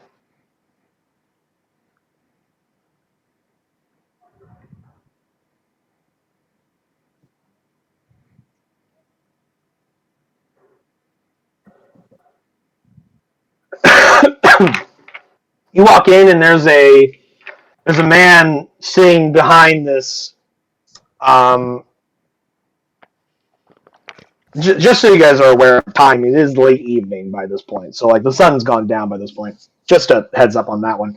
But you do see a man standing behind a counter, and along the sides of this building, you see like racks of weapons and armor. There's like a table with a bunch of vials of potions and whatnot. You see like a coat rack of like cloaks and capes and stuff like that. And the man looks up and he goes, "Well, hello! Welcome to Joe's Big House of Magic Swag. I'm Joe, the proprietor. How may I help you, sir?" Potions. Of course, we have potions. What kind are you looking for? There's a display. There's a few displays right there on the table behind you, and of course, I have more in storage if you need more than what's there. Okay. I'm looking at potions. See what's there. What kind of potions do you want? Mm. Because he has a multiple assortments of potions. So, like, what kind of potions are you looking for specifically?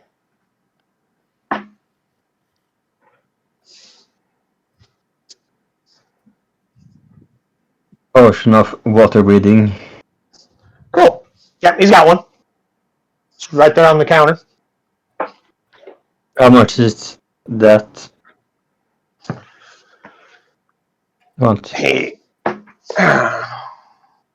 He says 10 gold.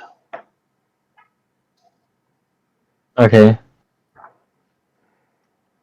Put the flask on the in front of him, then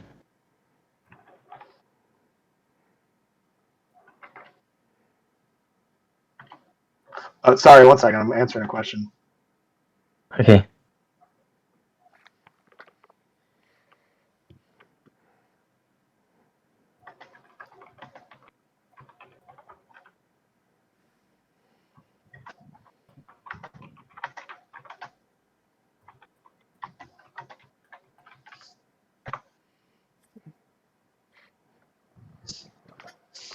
But yeah, he'll charge you like 10 gold for a potion of water breathing.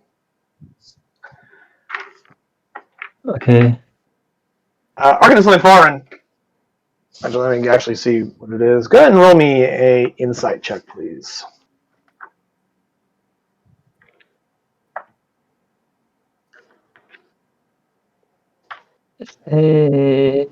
Insight. Yes, insight, if you will. 4. Oh, goddamn. 1. A 4. A potion of water breathing is an uncommon item. Uncommon items tend to go anywhere between 101 to 500 gold, and he's only charging you 10. Seems kind of odd. It's much lower price than what you would be expecting. You may take that information as you wish. We also have many other items of many other assorted items from armor and weapons, and we have some cloaks. Oops.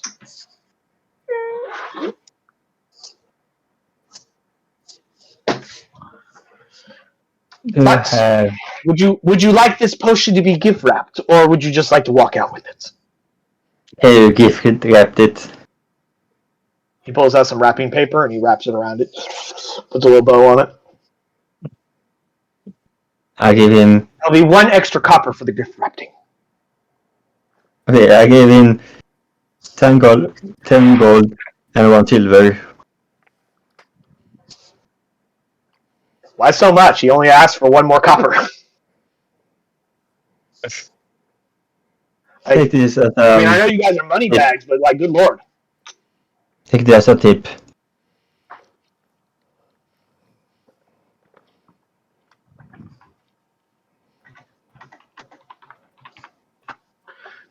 Say again? A tip.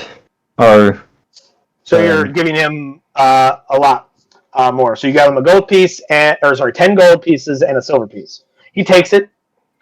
He picks them up and he like counts them out, make sure that it was actually 10. He's like, cool. Picks up the silver piece and he's like, all right, cool. Adds it to the pile and he goes over and he takes it behind the counter and he like puts it in like some kind of like case or box behind the counter where you can't see. And he goes, "Pleasure doing business with you, dear. Feel free to come back to Joe's Big House of Magic Swag at any time."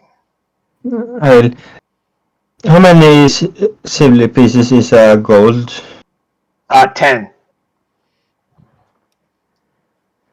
Okay. So 1 gold piece is 10 silver pieces. So 9 silver pieces. Yeah. You were essentially breaking a 20 over there? As the general reference goes.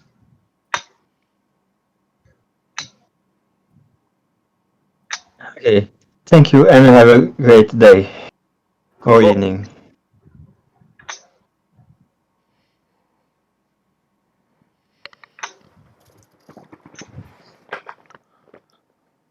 Hold on, I'm going to send...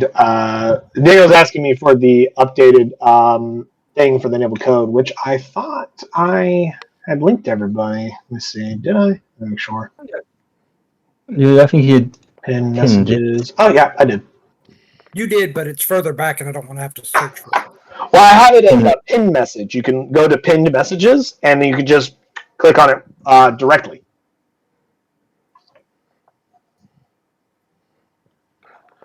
I wave to the Arcanist when she walks in, like, "Hey, LaFerrin, want to be with us?"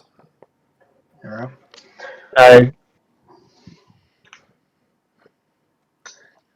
Hmm. Yeah. So the Arcanist shows up shortly after you paid for your drinks and whatnot. Do that as an experiment. I just dropped 4 silver pieces, 4 gold pieces. 4 gold pieces? So not 4 gold pieces, 4 copper pieces. To see if she picks it up.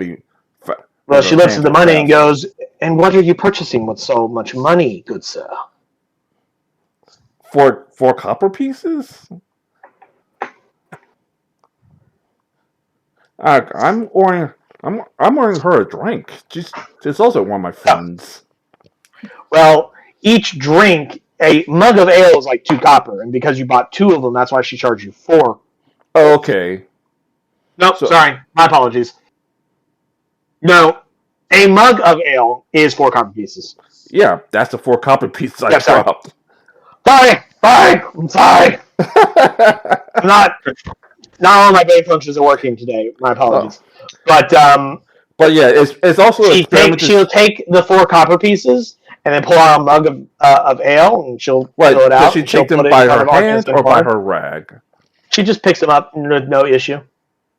She doesn't seem as bothered by copper as she was by the silver coin.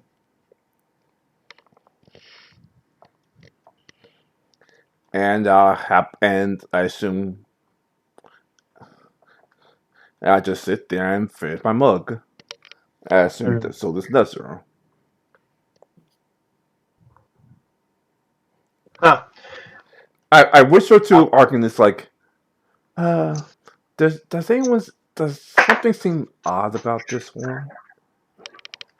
Yeah.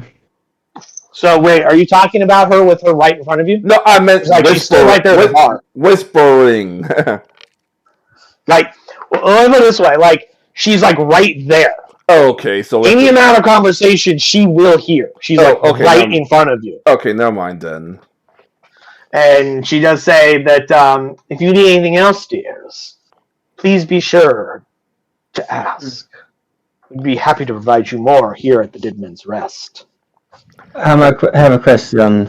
I have heard the rumor that is some hags are living here. Is that true? I almost face palm. Like, well, this is gonna be awkward. Then. She says, Hags? What are those? Are you talking about old women? Yes, we have some old women. In fact, there is a old woman on the outside, on the far side of town. If you're looking for old women, but hags. That's rather rude to call old women. I have the rumors that they are. So I just wondered if that was true or not. Night tags, or this is what I heard. Well, like I said, hag seems rather rude to refer to old women as such. But Yeah, yes, we have lots of old women here. In fact, one of them is it's a rather remarkable one on the side of town, far side of town. But other than her, I don't know anyone you would refer to as a hag precisely.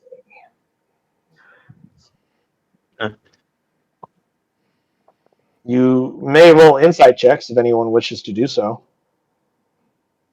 sure.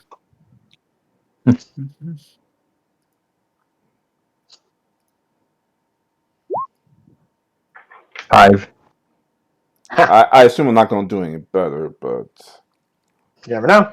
Nezra's right there. He can also roll an insight check as well.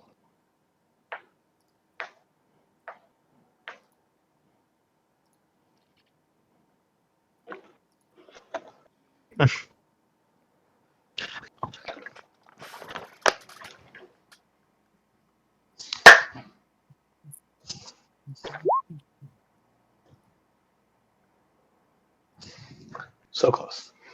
None of you notice anything odd about the way she responded. She doesn't seem to know what you're talking about. She doesn't seem to understand that when you say hags, you're talking about like fey creatures. Although night hags are technically fiends. They stopped being fey when they became night hags. Just for monster type purposes there for you folks. But regardless though, is there anything else you gentlemen would like to discuss with this individual in front of you? no, we're trying. Basically, we're going to sit around, mull our alcohol, and listen to the gossip for at least an hour or two before we head back to the ship. Roll perception checks.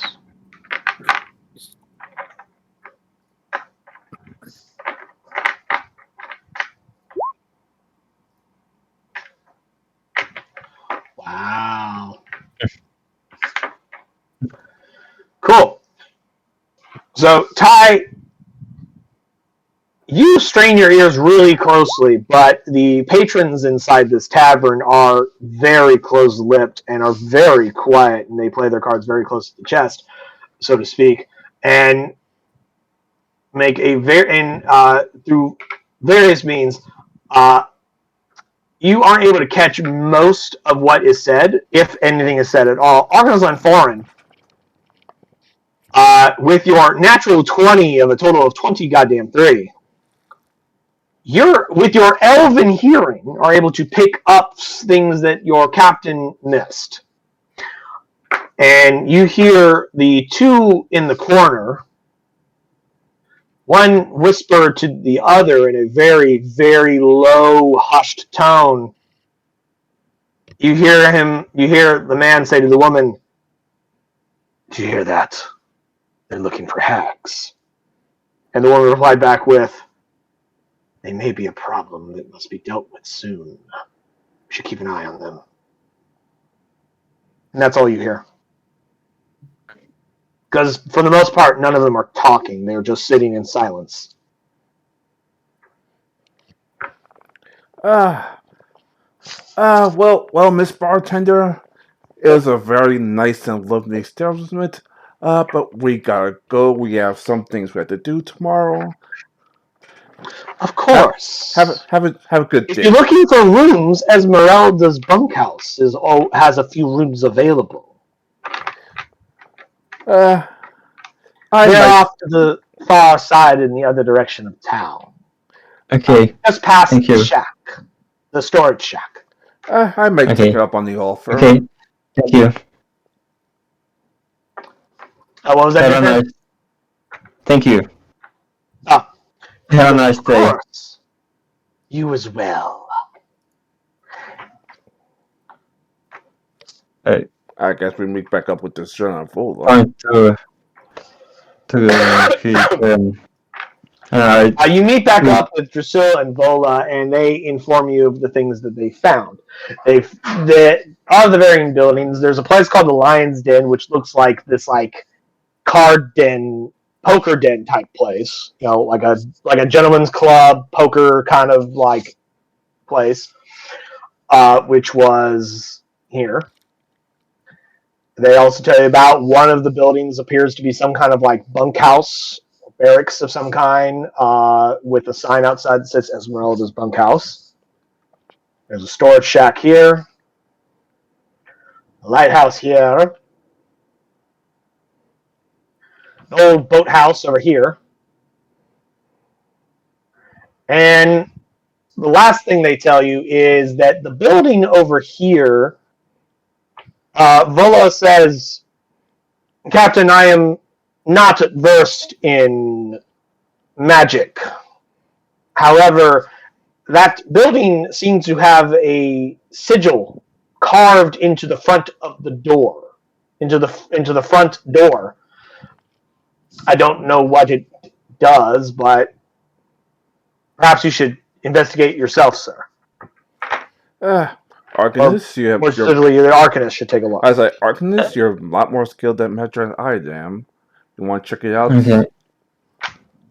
I quickly said what they said.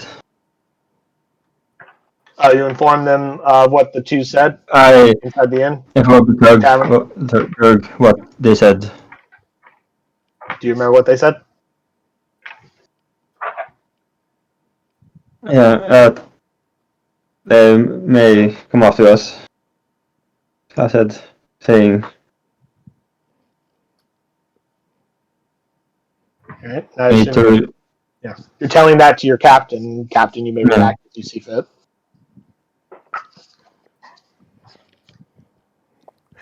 All right. Do you think you want to check it out tonight or in the morning when at least not where hopefully it's not raining? He asks as the three ladies just walk away. As Vola and Giselle went to go show Arcanist where the strange building was. Arcanist, you see the same thing they saw. There is this glowing sigil circle, just carved into this door. You may roll an Arcana check if you'd like.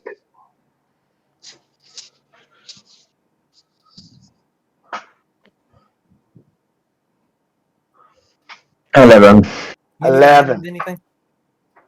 Do what? Oh, come here. Oh, there's time ass. With an 11, you're not 100% certain because you're not super versed in this particular type of magic. But you would suspect it's some kind of abjuration spell. But its exact nature, you're not 100% certain. Activation spell, I think, some sort of that spell.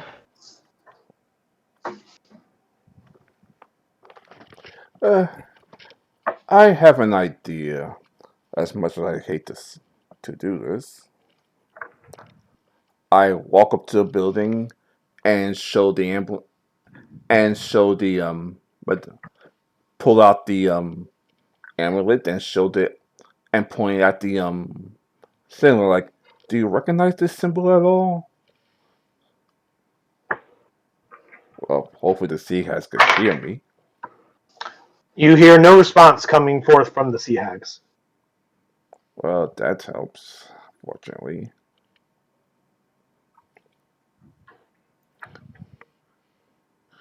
All right. Fortunately, you will have to figure it out on your own, gentlemen. They are not helpful at this moment. All right, gentlemen and ladies. Guess we have to take a rest. Come back tomorrow when the time's a lot more bouncy, and try and continue our investigations. I got a quick question. Yes, Daniel, what is your question? This is actually more for the captain, but you can listen in. Do you wish to pay the crew? Crap, I have to do so. Of crap, we have. If you're paying them, that would be essentially the equivalent of giving them shorter leave, and it may or may not be a wise idea to essentially give them vacation time at this exact moment. Yeah. I'm just saying, be aware. Technically, Technically, we're still on job and we don't know if we could trust this shipyard yet. well, just to let you know, we owe them for about 23 days worth of pay. I know. Hey, once you're done here and you guys eventually actually go to actually get some real proper shore leave, and you can pay them then, assuming any of them are alive. Well, I'm just letting you know what. But I am keeping track of how many days in pay.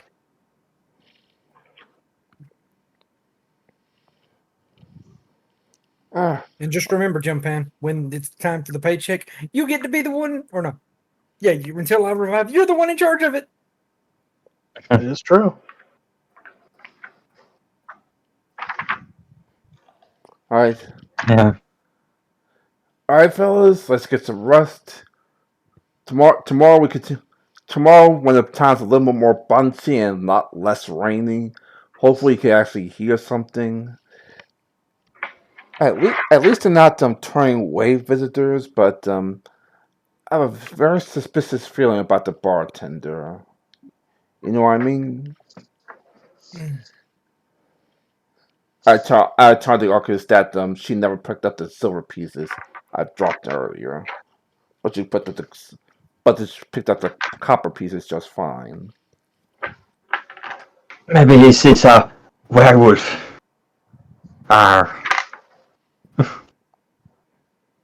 Werewolves don't like silver, that's for certain. Well, no matter the case, she doesn't like silver, so obviously she's not. Well, you know what I mean. I about to say she's not normal. Which, fun fact, thanks for that reminder. I did forget about that. Ty, whenever you touch that silver coin, it burns slightly. Because you're a lycanthrope now. Motherfucker. So you have these like little scorch marks where you touch the coin on your fingers. Looks like motherfucker.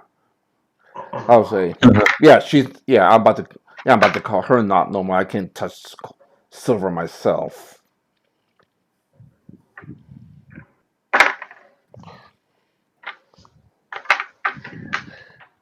Anyway, to bed, gentlemen. So you guys are bedding down for the evening? Yeah.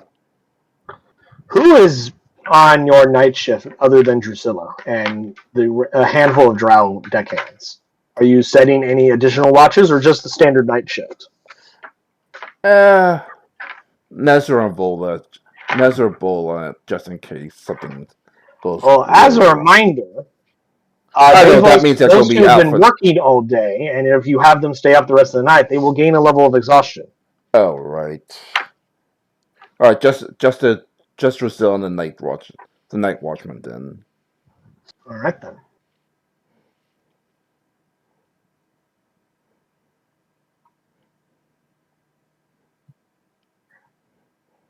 Put these off to the side to show that they are below decks.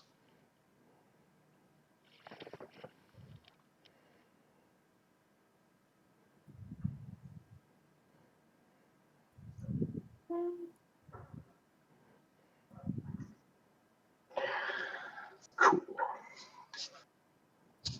If you guys could have Drusilla roll me a perception check, please.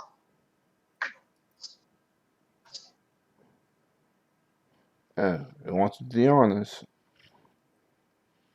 Give me a second. You said Drusilla perception? Yes.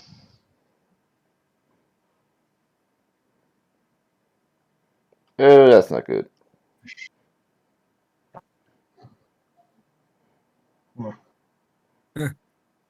I would say, oh no, but her perception and performance are the same level anyhow, so it doesn't matter. Huh. So Cool. yeah.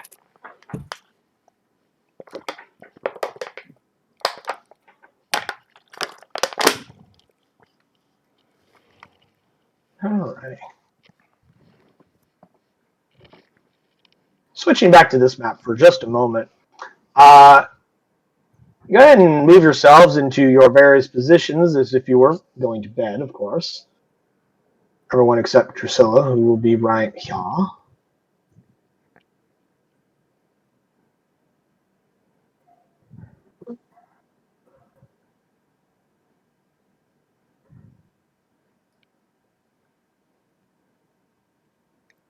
I'll just say this is my cabin for now.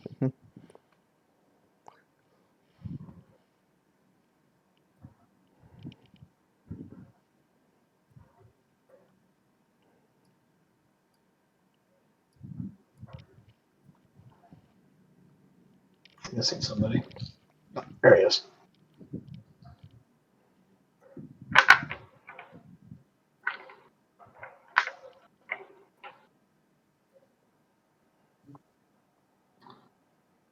Cool.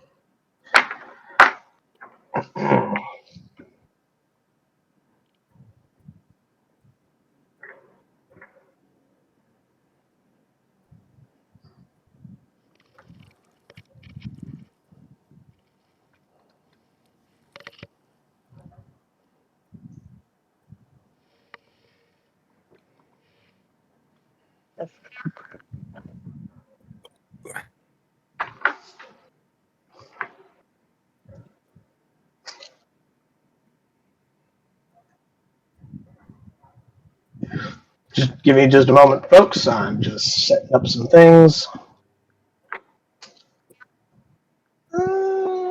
Yeah.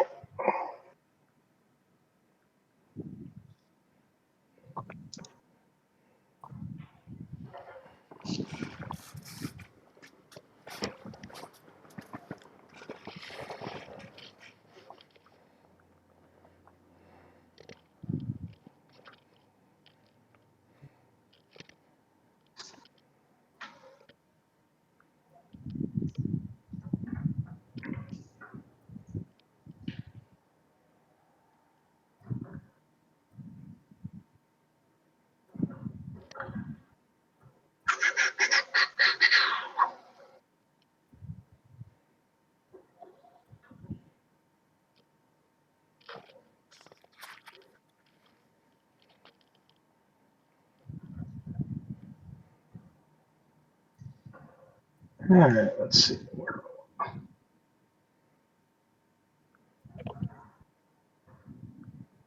Let's see. Your hammock is over here.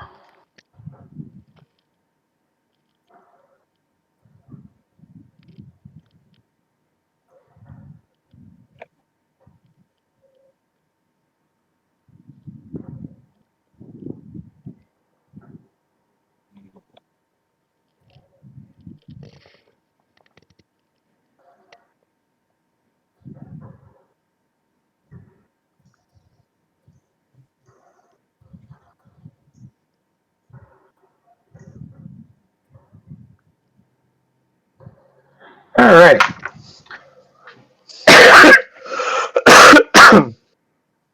Sneaking onto your ship from the docks, the glamour previously disguising their horrid undead forms, the ghouls attack Drusilla, failing to see them.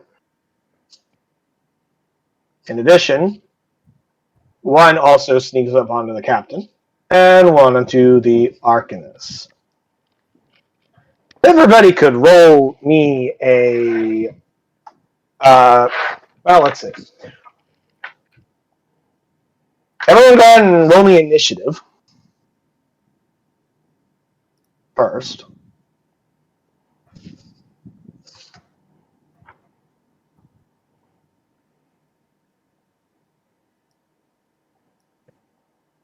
All right. You may divide your retainers as you see fit amongst yourselves, or Daniel can run them since he's not currently doing anything right this moment. Oh, I'm doing math calculations on pay to make sure I'm. Okay, I I have mean, the system set up. it's whatever. Sorry, but I am listening though.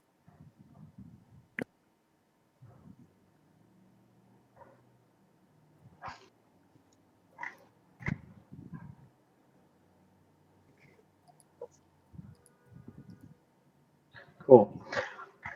Arcanist Lenfarin and Captain Torg, if you could both give me a perception check with disadvantage, please.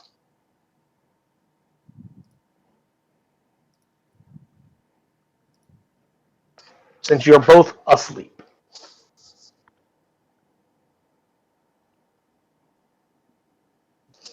Epson.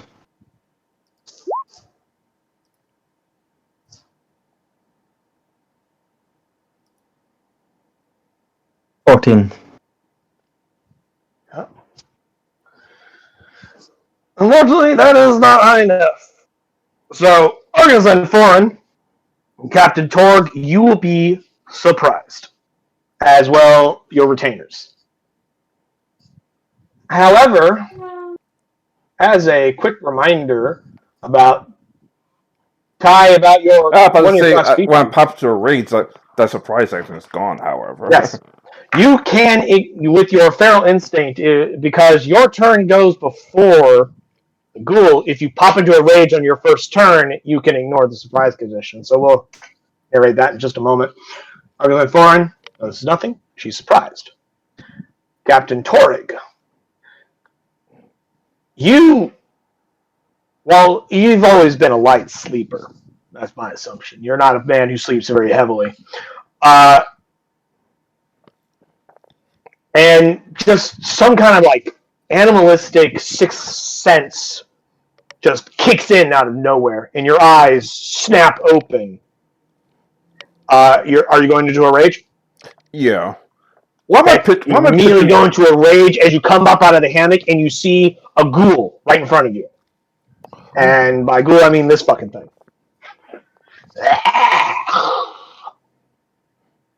Yeah. Hey, Yeah. he likes lots of tongue. Like And you go into your rage. I scream, "We bring attack!" and I try to cut down the ghoul in front of me. Cool. As you enter your rage, go ahead and do your lightning thing.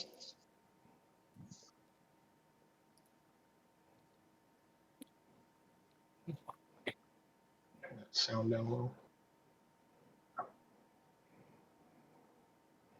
Dex save the douche 6. So he'll take all the damage unless he's resistant. He is not. -3. As you're just like in your bed, like in your hammock, just resting. You're just like, ah! And you just bolt out of it. Lightning just starts arcing off your body into this ghoul as you immediately grab your sword that is, of course, within arm's reach. Why would it not be? And you go into your attack. Obviously, I'm going to yell, "We're being attacked!" That's why I swing my swords, of course. So 1, oh Jesus, and 2. 19 will hit. The natural 1 will not.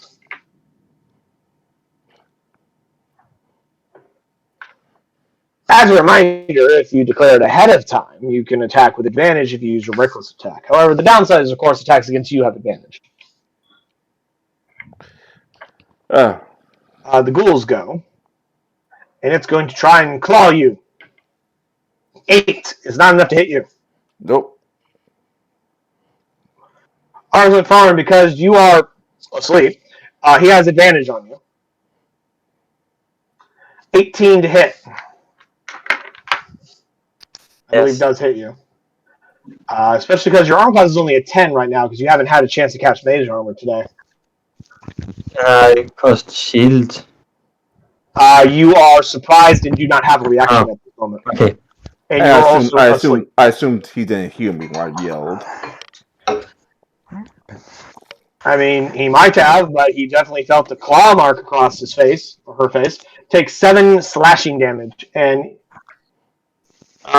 if you were not a half-elf, you would need to make a con save. Because you are of elven heritage, you are not affected by the paralysis of the claw. It's part of the ghoul lore.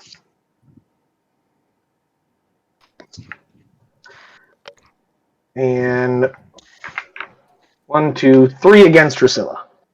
16, 11, and 7. Sorry, no, those are all advantage because she didn't see them coming. So 7, 18, and 16. So 2 get through. I need her to make 2 con saves for her damages, for her health level damage. Somebody hit the con save. I'm not sitting directly at the computer. I'll do it. A 4 and an 11. The 11 beats the second one. The 4 does not beat the first one. So she will take 1 health level? No, 2 health levels. She takes 2 health levels. Luckily, though, she's a drow and therefore is immune to their paralysis. Again, ghoul lore. But Drusilla is just immediately mobbed onto by these ghouls, and she starts yelling out warnings as well, which brings us back to the top of the round. Arcanus, it is your turn as we enter the second round. What would you like to do? I cast. Fuck, what's the name? Shocking. Yeah.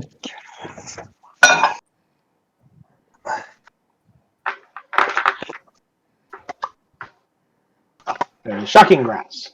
22 will hit for 8 damage. Yep. Alright. Yeah, and it has lost its ability to make a reaction.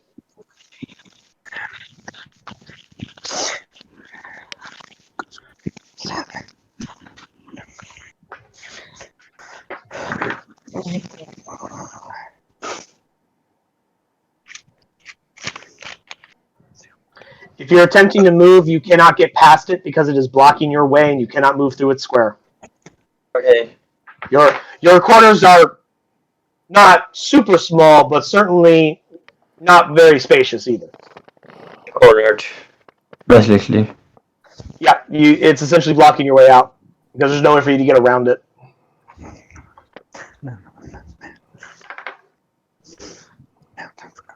I believe you have. Do you have Misty Step? Yes. You can Misty Step to the outside your door. The door is open, so you can Misty Step into the hallway if you want. If you want to burn that spell, and then you can use the rest of your movement to just.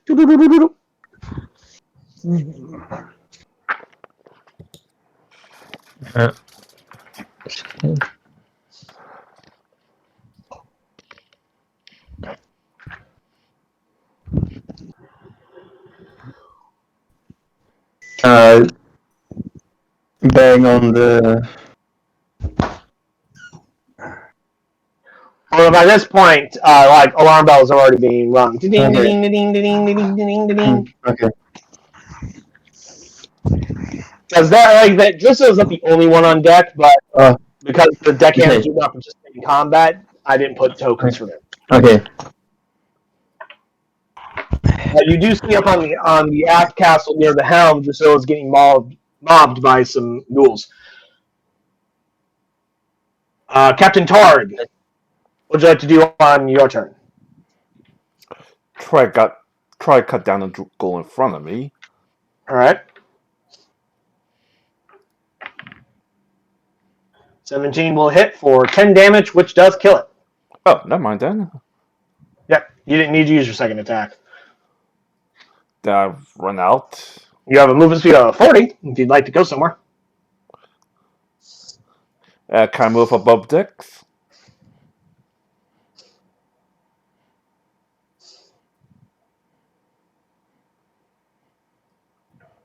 No, I'm asking, can I have enough to move above decks? I mean, technically, your cabin is on the main deck. Oh, okay. Technically, you like keep in mind, this is the main deck. Okay. This over here is just what shows the aft castle and the forecastle, because number 1 here and number 2 are actually raised areas that sit directly above 4 and 6 and both 5s over here. So, like, this spot is the exact same as this spot. Okay, It's in here as well. Yeah. However, I will point out that, I was about to say that Torg, you would actually be standing on the mast right there, which you are not standing at. Oh. So, like, the equivalent would be, like, your door was right here. So, you'd be right there. So I assume I see Drusilla get attacked and 15, 20, 25, 30, 35, 40. try to fire That one is your off. full movement, though. You don't have any more movement. And try to fire one off with my pistol. Draw your pistol and try to take a shot. From your angle, it's going to be a hard shot. I'm going to give them the half. No, yeah, I'm going to give them half cover. So then roll your attack. 21, even with half cover, is still enough to hit them for 9 damage. Which one would you like to take a shot at? This one. Alrighty. Your shot rings out as you fire your flintlock pistol at it. Like, you okay, Drusilla? He's like, no!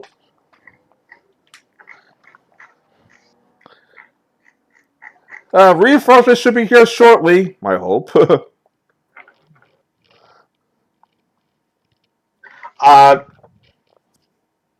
Yeah. On the third round, your retainers will start to actually be able to attack. They'll get their turn on the third round. Well, that was your turn as the ghouls. They will continue to attack Drusilla. Alright, I'm back to where I can do her con saves. Let's see, 21, 17, and 16. All 3 of those hit. Oh, I need 3 con saves for her. Alrighty, that's a 6, a 7, and an 18. Drusilla is going down, I suspect. Oh, yeah. The first one slices her down. She goes to unconsciousness. And because the ghouls have no reason to continue peppering her, the other 2 would run down to here. This one gets to here and leaps over the railing and whatnot. And so the second and third attack will be against you, Ty. 17 to hit and a 21 to hit for 4 and 8 slashing, both of which is reduced by half to 2 and 4. So a total of 6 slashing damage, and I need 2 con saves, please, for their paralysis, because you are not an elf.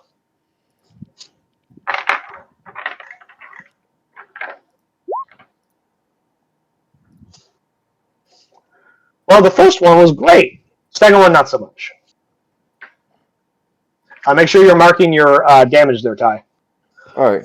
You took 6 damage total after halving it.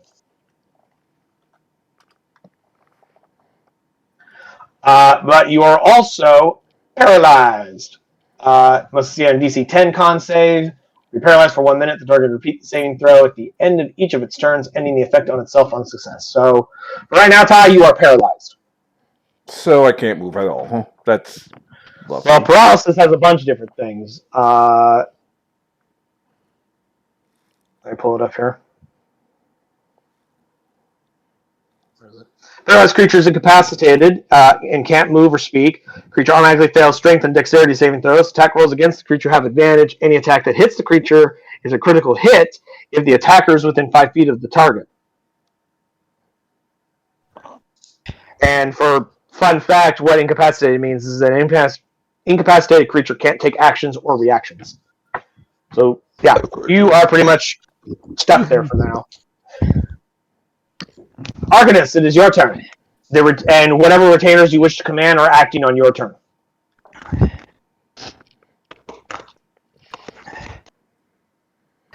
Okay.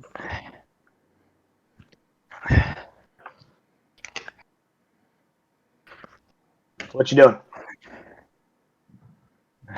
I cast Alice Blast on this one. All right. 19 will hit, 2 force damage. All right. Again. 22 will definitely hit for another 1 force damage. So, pew, pew, and it slams into it, seemingly ineffective, mostly due to your very low damage. Yeah. What retainers would you like to take command of? Hmm.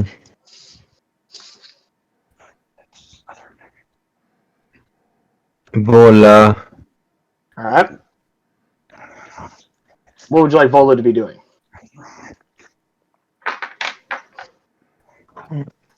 Just a heads up, Vola is right here.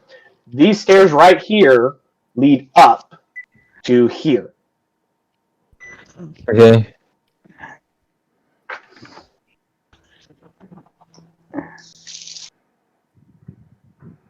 So with low movement, she can get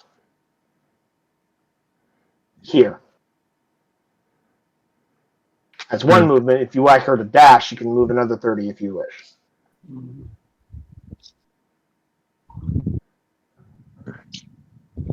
Yeah, 30.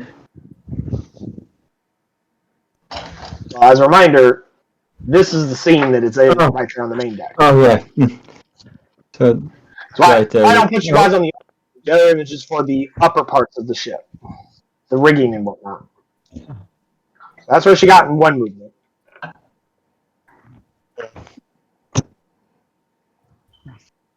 See, so dodge action. Have her take the dodge action. All right. Uh, Is that the only retainer that you want to move? and Stormbreaker. I mean, stone?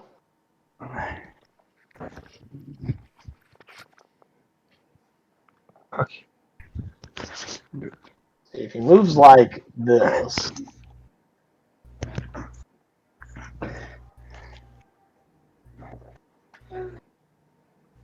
Let's see. If he dashes, he can get to there in 50 if he goes like that.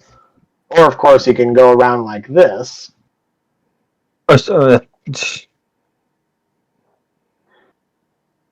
30 right there. You can dash for another 30 and get to there in 20, 25.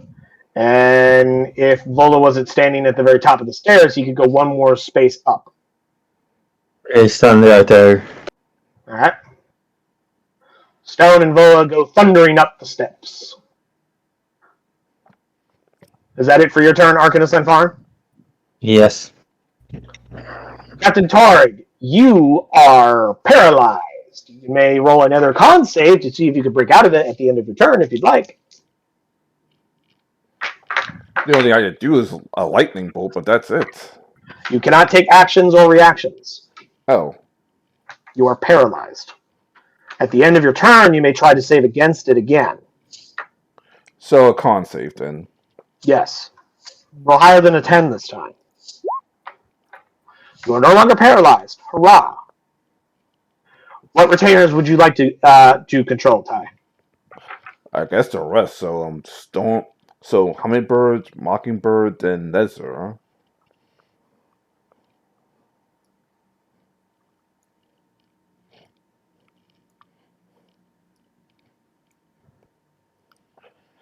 Hold on, how are you moving them? I'm sorry. Here, 5, 10, 15. Because, keep in mind, guys, there's a big hole right here, there's a mast right here, and there's tables here. You have to actually go around these objects. I might assume we just gone around.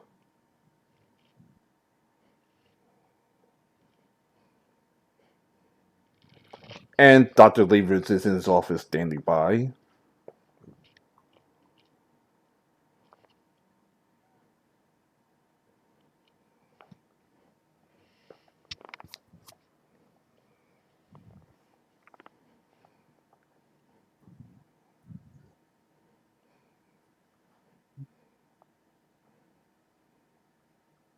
All right, is that all they're going to do since the stairway is a little clogged up at the moment? Unfortunately, yeah. Alrighty. You guys feel the temperature, the ambient temperature on the deck just drop like 60 degrees, just plummet. Your breath suddenly, you can suddenly see the misting of your breath, and you can hear this horrific wailing just as manifesting on the deck of your ship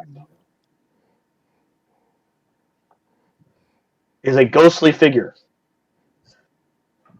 Daniel, what would you like to do?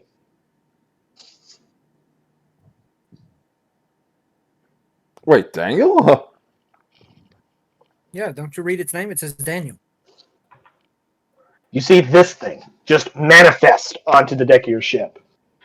And it looks vaguely like a winged tiefling. Wait, Creed? Read the name of the token, my friend. I meant that's what the captain reacts. So, Daniel, what you doing? You don't remember much about what's happened the last few days. The last thing you remember is you were fighting down in the library, and then darkness, and then small, vague snippets of strange memories here and there. But what you do know is that the ship is under attack. What would you like to do? And you're not happy about it. In a concept of yelling, then goes, "Get off our ship!" Yep. I wish to Eldritch Blast. Cool. That doesn't require somatic, does it? Or, sorry, material, I mean. I meant material. It does not. Okay. So this ghostly apparition appears, and it says, "Get off our ship," and starts blasting energy into these ghouls. 16 will definitely hit. Which one are you striking?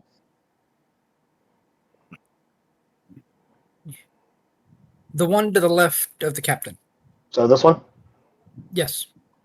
All right. That's one. And a second one. And another one will hit. Same target? Yes.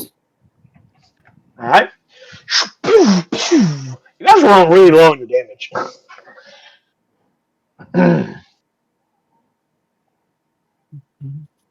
And Creed, or Daniel, I'm going to assume that you'll take the other 3 remaining retainers under your control.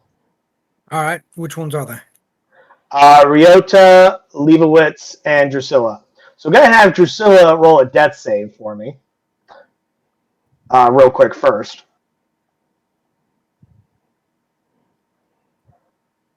I think she's good. 1 success. You may move the others as you see fit. Not that there's much for them to go or do since the stairway is all clogged at the moment.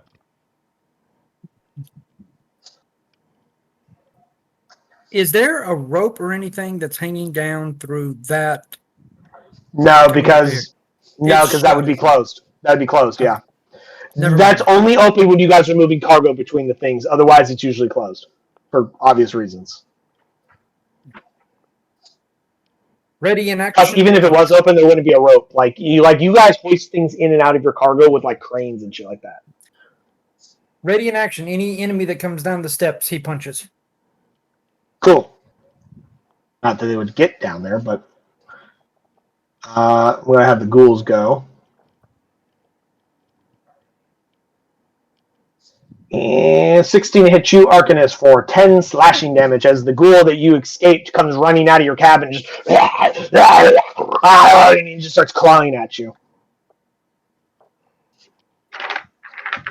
16 to hit. Yeah, it was a 16 to hit. Okay. If you cast shield, your armor class will only go up to a 15 because you don't have mage armor on. Yeah. So you'd still be taking the damage. So go ahead and mark that damage. On a bright note, because of your half-elven heritage, you are immune to its paralysis. Okay, how many damage? Or the say? 10. 10. 10. 10. Meanwhile, the captain, 2 swipes at you, 6 to hit for the first one, 18 hit on the second one. Take 4 slashing damage, reduced to 2, and I need a con save for the paralysis of its attack again.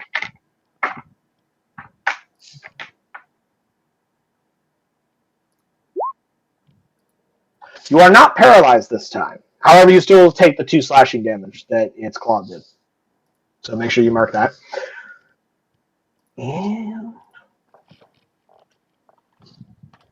brings us around to the Arcanist.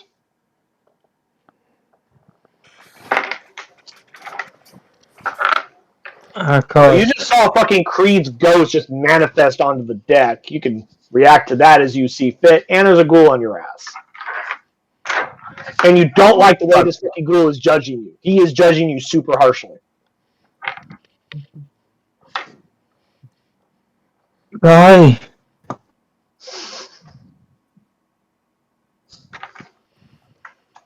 Lightning. Oh wait, hold on. If you're casting Chromatic Orb, that's a disadvantage because there's an individual next to you. Just heads up on that because it's a range attack. Yeah. Unfortunately, 11's not enough to hit it. You try and fling it past or fling it at it, and it just like ducks at the last second. It splashes harmfully against the door frame behind it. I can move. I mean, you can, but it will provoke an attack of opportunity if you were to move it. Like, can you have a way to move if I didn't understand the question. What are you asking? don't I have thing that if I cast something and can move? I mean, Misty Step is a bonus action to cast. However, you've already used your action to cast a spell this turn. You can't cast 2 spells in one turn. No. Unless one of them is a cantrip. So, since you tried to cast Chromatic Orb, you cannot cast Misty Step this turn. Oh. Not that one. Oh, are you talking about your storm thing? Yeah. I mean, it's right in your sheet, bro. Like, fucking read your shit. I'm looking for it. This one right here. Tempestuous Magic. You can use a bonus action on your turn to cause whirling gouts of elemental air to briefly surround you. Immediately before or after you cast a spell of first level or higher, doing so allows you to fly up to 10 feet without provoking opportunity attacks. So you could have done this, or move to wherever within 10 feet before you actually cast the spell due to that ability. Therefore, you would not have had disadvantage. Is that what you would have wanted to do? Yeah. All right, go ahead and put yourself where you want to be.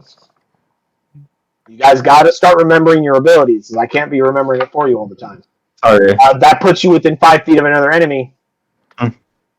It is straightforward, or can I, like, here? Yeah, you can be right there. There's nobody right Step. there. Yeah, which means that instead of attacking with an 11, you were attacking with a 20, since you're not with the disadvantage anymore. So 20 does hit, and you did... Good lord. You did 31 points of damage to the ghoul that only has 14 hit points, as it just is obliterated. What type of damage are you using? Thunder. Cool. I think there's an effect that happens against things within 5 feet of you when you use thunder or lightning, but doesn't matter because there's nothing within 5 feet of you. But yeah, it just goes. You just hear this booming, thunderous explosion as it's just drops to the ground as you slam into it. Now your retainers may take their turns as you see fit. You also have you also still technically have a movement if you'd like to take your move action as well. Since you've only used your action and bonus action at this turn. Oh.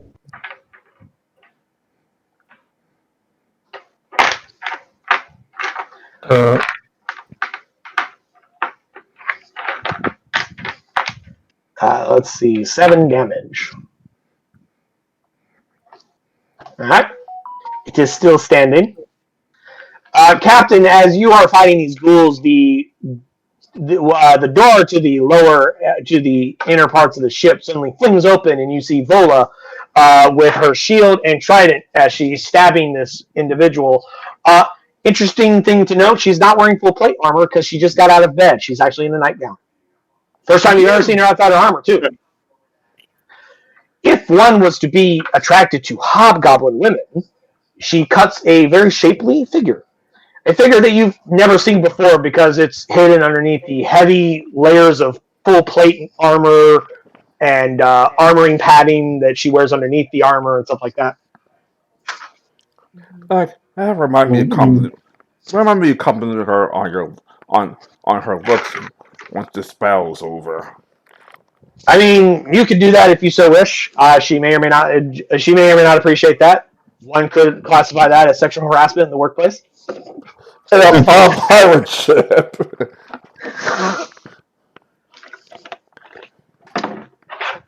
But that was Vola. There's still Stone if you'd like him to attempt to do something.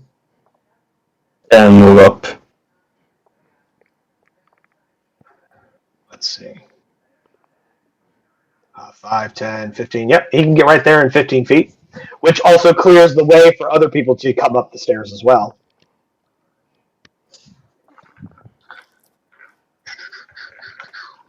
That is Argonus' turn. Captain Torg, what would you like to do? Like, I just look at that person with paralyzed, be like, your turn now. I lace my storm armor on him. Which one? The one on top. So this one? Less. Yeah. All right. He got a 6 on his dex save, so he'll take all 6 lightning damage. All right. That was your bonus action. All right. 1. I assume that's not enough. Not unless it's a reckless attack. No, 10 is not enough. No. Next one's reckless, which doesn't matter anyway because same target. Yeah. All right. It is still standing. Wow, even if reckless? Wow. Well, reckless just gives you advantage on your attacks. You have to declare it before you start attacking. Because I've informed you guys about how you. No, I said the second one was reckless, so yeah. That's what I mean. Yeah. The second, so even was alright. Never mind then. All right. Yeah, it doesn't increase your damage, Ty. It only gets you to attack with advantage. And the second one, your highest roll was 24. All right. Retainers may go now. All right, Mockingbird comes up. I would suggest you let Nezzer go up the stairs first, so he could get around. Yeah. I was about to say Nezzer should go up first, since he's more, let's just say, tougher. No, it's because he has a bow and the other two don't, and there's no way for anyone to close in melee. So if he goes right there, he can take a shot. If the other two had gone up, then there'd be no room for Nezzer to stand to get a clear shot. Right there, he can't. All right, never mind then. Now, you guys got to think about this kind of stuff. Don't let me go fucking, what's that movie? Or what's that show? Invincible. Don't let me go Invincible memes on you. Think, Ty, think! Well, I'm thinking if Hancock is dead. Anyway, attacking the one the captain just attacked. Well, he can hit this one right here. He can't hit that one right there. Okay, so this one. However, 9 piercing damage is enough to kill that one. Because it only had 1 hit point left. which does mean that people can now exit out of the cabin. So the rest of your retainers can now exit and get out onto deck if you'd like them to. But of course. Including Nezor. Nezor could also continue his movement. He moved like what? 5, 10, 15, 20, 25, 30. No, never mind. That was his full movement. But the mockingbirds can move, though. Sorry, the songbirds. Mockingbird and hummingbird. I was going to do so. Yep. Let's see. Mockingbird can go 5, 10, 15, 20, 25, 30. If she dashes, she can get out of there. Yeah, but she doesn't have enough to attack and finish off the second ghoul. Well, your options are she either stops here without finishing her movement or dashes and gets outside. Because you guys are getting congested in this area right now. Yeah, so you guys got to start getting people outside. So,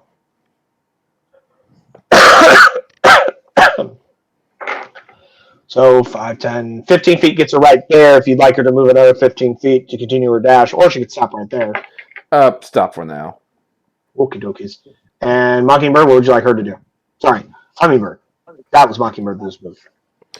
Stand by below. Can come around like this. Stand by below decks and near stand by below decks until the staircase is a little more clear again.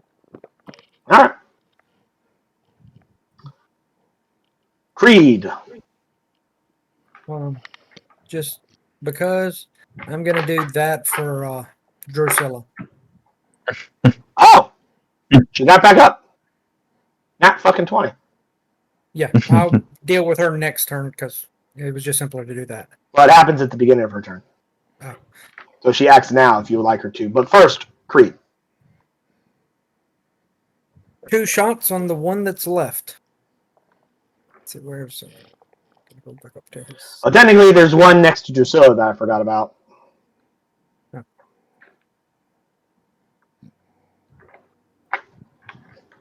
Which would put me there. Yeah. You can either shoot the one that's super injured right here next to your captain, or you can go for the one that is uninjured next to Drusilla. I'm gonna go with the one that's uninjured next to Drusilla. Uninjured. All right. Take your attacks as you see fit. Right. Eldritch Blast. The rest of you watch this ghostly figure of Creed just like snake its way up onto the aft castle and just fire more Eldritch Blasts. See, a 14 and a 24 both hits. It's 8 damage total.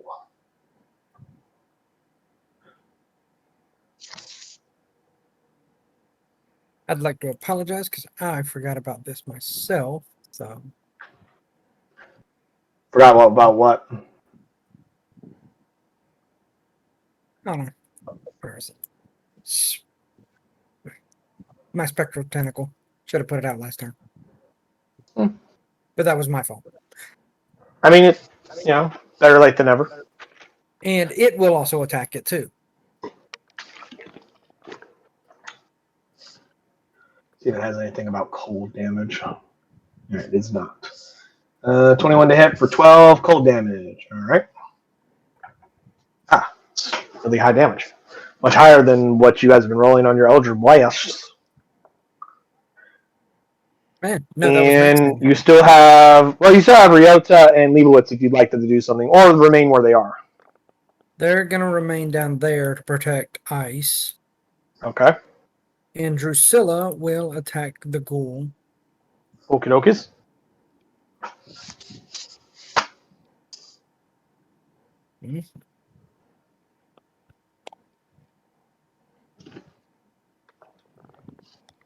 Oh, sorry. It didn't ping me when you rolled for some reason. But yeah, 5 damage will be enough to finish it off. Blech. Leaving just one enemy remaining who will attack the captain. And it gets advantage because he recklessly attacked last turn. 13 to hit. I don't believe hits. No, wait. What is your armor class when you're not wearing your armor? It's like It's like your dex plus your con modifier plus 10, right? Yeah. What is that number? Let me see here. When I'm not wearing my Modifier armor, 2, I guess modifier it's. 1. I think it's 14. Dex and your con mod plus 10 is 13. My bad. Armor class is 15 when you're wearing your armor. 13 if you're not wearing your armor. So right now your armor class is technically 13. So 13 does hit for 6 slashing damage, reduced to half. Because nobody's wearing their armor right now because you all woke up in the middle of the damn night. But yeah, 6 damage reduced to half to 3, and another con save. 11, you're not paralyzed. Hooray. Arctis Lanfarin, is your turn.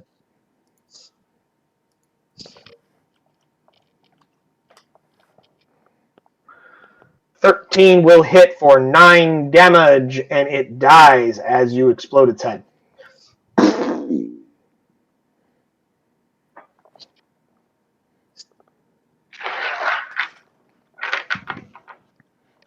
Alright. Yeah. Go up here. Find out to see if there's any more of them coming. One moment. I'm just going to put you all in a big group for a second so I can just copy and paste everybody more easily. That way we can maintain your little dots.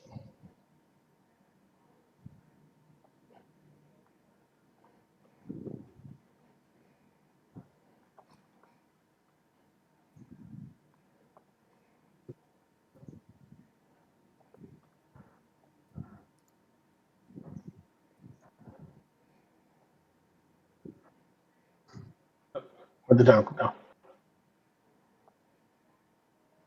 The tentacle disappeared. What do you mean? I've lost the tentacle. There it is. I saw it move and then disappear. It's like, where did it go? I moved it with the group.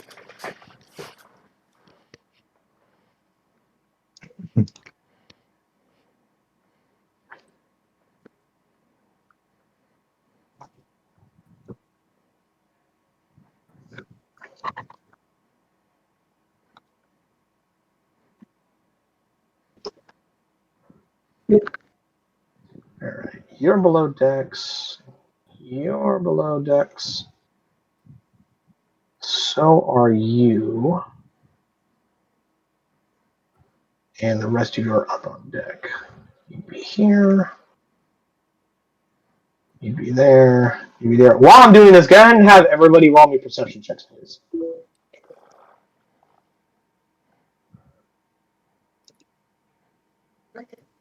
You're still technically inside your cabin. You're out on deck. Why did You are.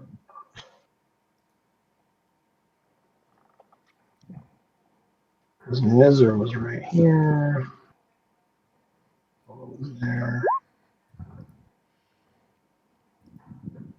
There and there.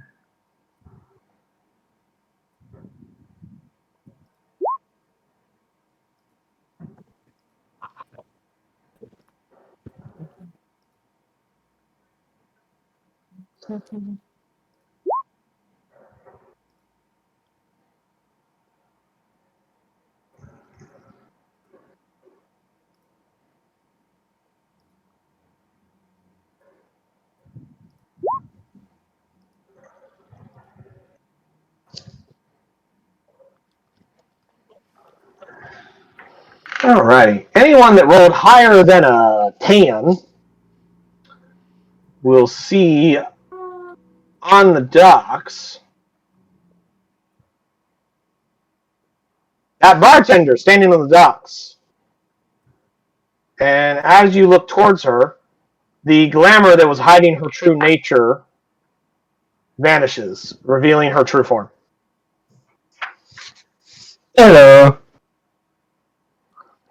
She kind of waves back, and then she takes her 2 fingers and puts it into her lips, and then gives a high-pitched, shrill whistle. And then you hear the sounds of multiple doors slamming open as pouring out of the various locations around the buildings. More ghouls are showing up. Rather, you see townsfolk, and as they step out into the night to attack you, their glamours disappear. The entire freaking port's haunted. No, it's called vampires. So, like, you saw a lot of people that look like this, I don't like that. and yeah, as they come out into the streets to attack you, their glamours disappear. Just dropping them all in a pile so I can delete them all at once.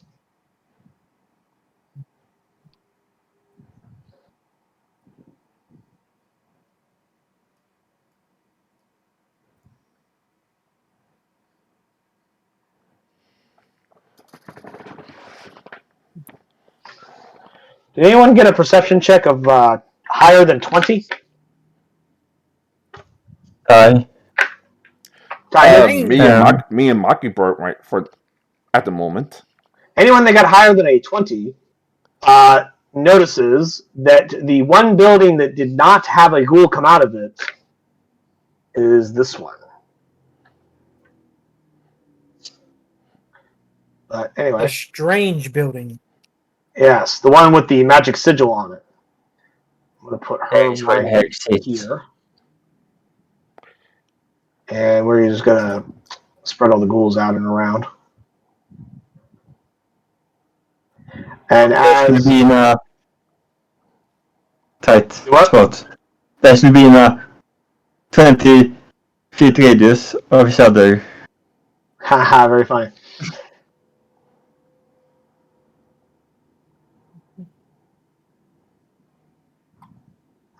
But the vampire spawn that you can now see, who's posing as a bartender, says, "They're here to harm Grandmother Morgan! Kill them!" I look at them. What you call it? It's like the architect is like, and see, that's why I didn't actually say what we're going after. We'll go on a new map. You gentlemen may go ahead and re-roll your initiatives, or you may use the same initiatives that you had a moment ago. Your choice. I used the same one. All right. I will go ahead and just add you into the initiative tracker, and then you can just type in what it is. You are. Okay. 19.14.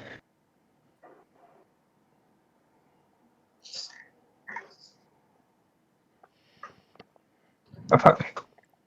19.14. There we go.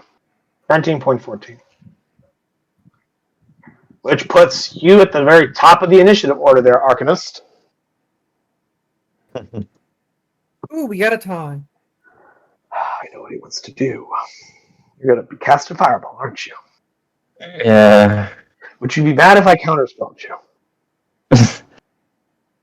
It'd be funny. Yeah. It would be funny if there was anyone on the field that could cast Counterspell at this exact moment. Now, to shoot the Fireball there, you have to move into a position that you can see that location because your aft castle is blocking your vision right here. So you'd have to like move out onto the docks, perhaps, to get a better, clear view. Say, like, there. I was standing here. About. You were standing over here because this is the aft castle. You were somewhere just behind Torg, so yeah, you were standing like over here-ish, somewhere around. But regardless, though, your aft castle is blocking your line of sight, so yeah, this would be over here. So you'd have to be like over here to get a clear shot. Okay. All right, you move there. Let's see. How much damage does your fireball do, my friend, as I roll the vampire spawns thing? Give me a second. I need to. Yeah. What the fuck is it? If you can roll more than 22 points of damage, all of the ghouls in that circle die. Because they only have 22 hit points. Sorry. No, if you roll more than 44 hit points, you can kill them all in one shot, regardless of whether they save or not. I did the right math, I just said the wrong numbers. Spell save 14. That means the vampire spawn made the deck save.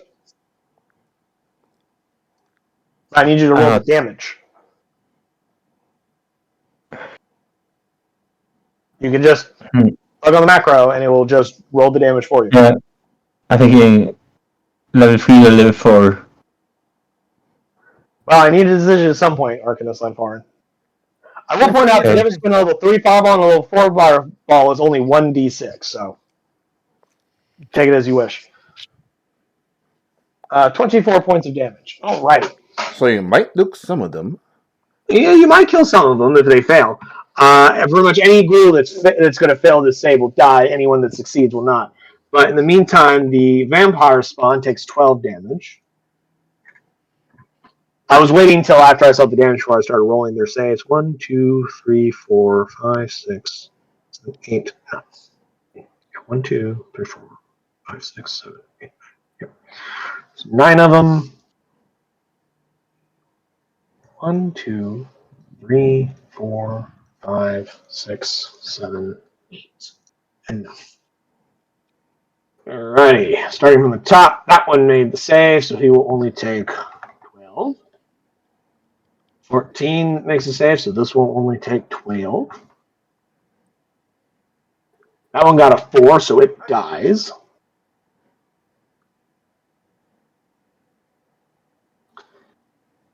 That one also got a 4, so it dies. That one got a 4, so it dies. So yeah, it was 3 4s. 6 kills this one. 15, so this one passes. And then a 9 and a 3, so these two also die. So, of the 9 ghouls, 3 of them are still standing. As you just...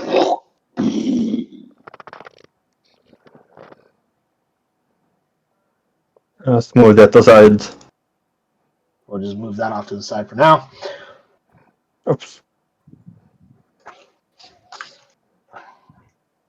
And that was your action. You still have a little bit of movement, I believe. You can also use your bonus action to move 10 more feet if you wish, since you cast a spell. Up to you. And you also, of course, have your retainers.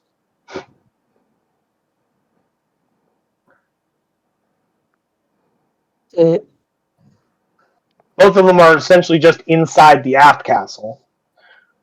So they can easily get out. Let's see, Vola can get out onto the deck in 5 feet. 5 feet, and then 10 feet, and gets her right there. Stone, if he moved 15 feet, he would be right here. Okay. So he still has 15 more feet, and Vola has 20 more feet. No. Yes.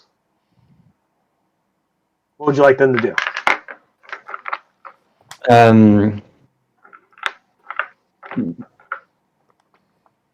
Dodge action.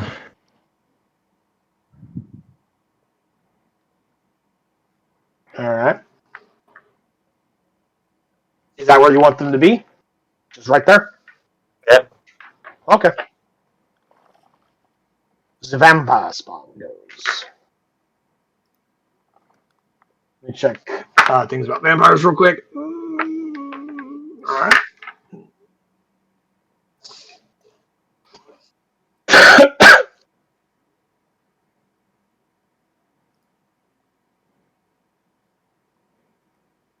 Okay, so this is not affected by her.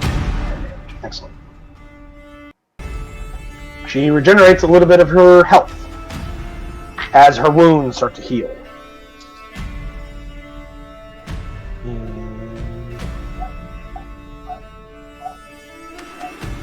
She 30 feet to there, then dashes to be right here in your face.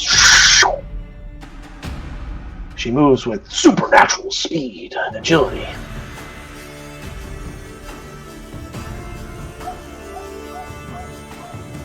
And then she'll use her bonus action with her magic scimitar to take a slice at you. Ouch. Because this particular weapon lets her make an additional attack as part of her as a bonus action. So 15 to hit for 9 slashing damage against you, my dear.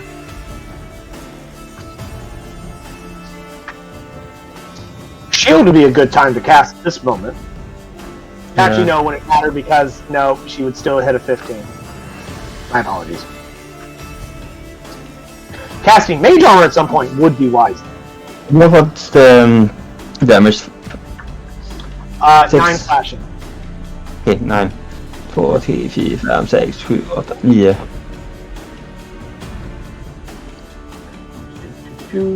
9. That is her turn. Creed! The ship is still being attacked by filth. What would you like to do? Bonus action. Putting the tentacle there Alright. and having it smack the vampire. Kadoki's? As it curls like a snake and strikes him. Does it have any resistance to cold? I feel like it does. Yeah, resistance is... Oh, not resistant to cold. Alright, cool. 17 will hit for 11 cold damage. Alright.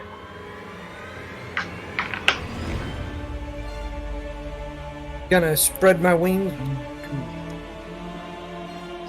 Okay, you spread your ghostly wings that don't do anything anymore. To go to there. Alright. No, I'm gonna go to here first and cast Eldritch Blast on the vampire spawn. Alright, go ahead and roll your 2 attacks. shots. 1, 2. 19 and 26. Both will hit. So that is 14. 13 damage total. Mm-hmm. Alright. I will finish by moving here for flanking opportunities later. Okay. Drusilla will move to there and take the dodge action, and my other two will stay downstairs to look after Dr. Ice with the dodge and ready to punch anything that comes down the stairs action. Okie dokies. Ghouls go.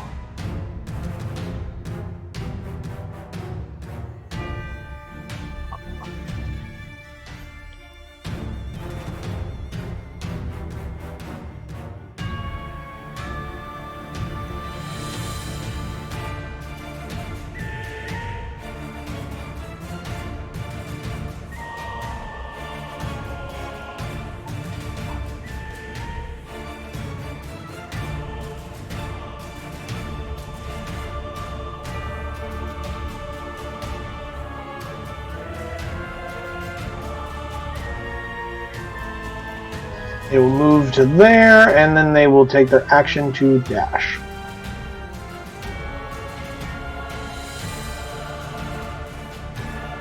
It's going to go to here, and it's going to try and jump across the gap. Let's see if it makes it.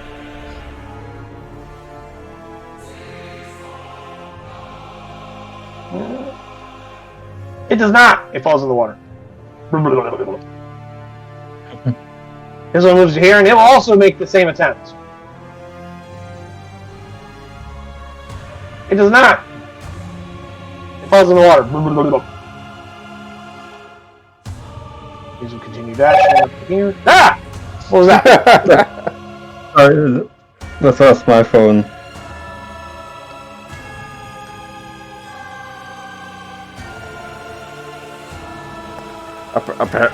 Apparently, cell phones has been invented sometime in the power era. Over here and jump onto those crates. What matter of which are you who can make things go ring-a-ding-a-ding? We'll just say this, the alarm's continuing to go off. Captain Torg, it is your turn now. Right, like, What would you like to do? you're such a nice bard to keep. It's too bad to kill you now. And Come on, Wait, I can't. lightning the ghoul first. yeah, Maybe you unfortunately, can I kill have it and to then go to. flank and kill I'm it. about to say I have to go to the goal first, so. Yes. I believe in you. So Just a little bit, or at least.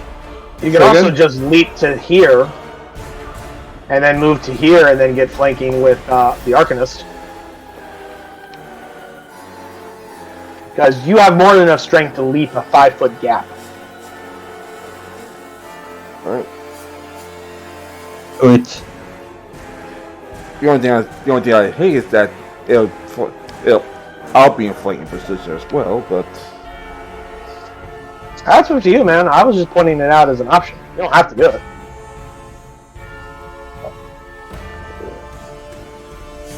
From here, you can attack the vampire spawn directly, or one of her ghoul minions. And this also puts multiple targets within your aura that you can then put yourself in a target-rich environment.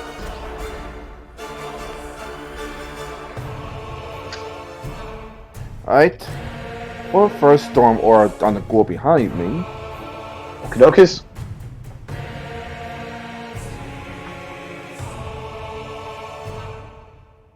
You got a 12. So it beat your DC, so it'll only take half of that, so 2.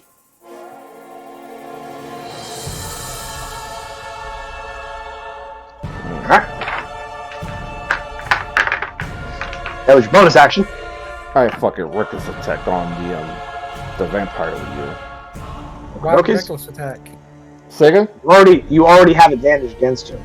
Oh, never mind. Pointing that So out there. 1, 2.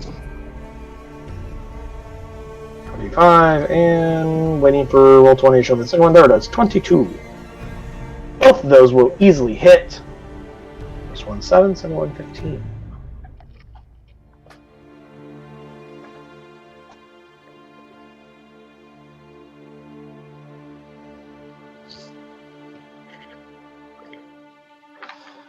Cool. Captain, And, is there anything you'd like any retainers to be doing? I say I have what you call it. I have one choice, not to go behind me.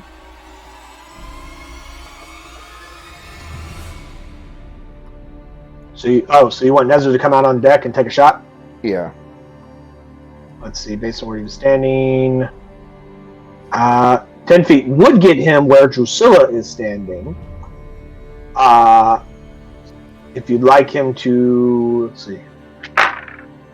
I'll say with his full movement, he can get up here to the aft castle and get a clear shot at whatever he needs to shoot. Alright. So go ahead and roll his attack, or roll his damage technically. 7. Go behind you, you said. Yeah. Alright, it is still standing. I figured that, but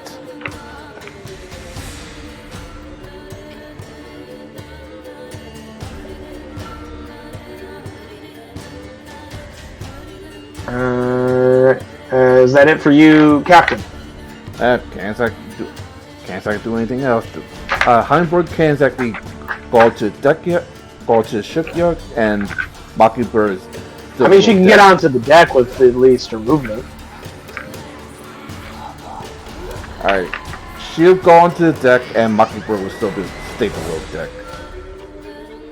I mean, Hummingbird will stay below Sorry, decks. Mockingbird Hummingbird will stay below decks to help guard. Arcanist and Farn, is your turn.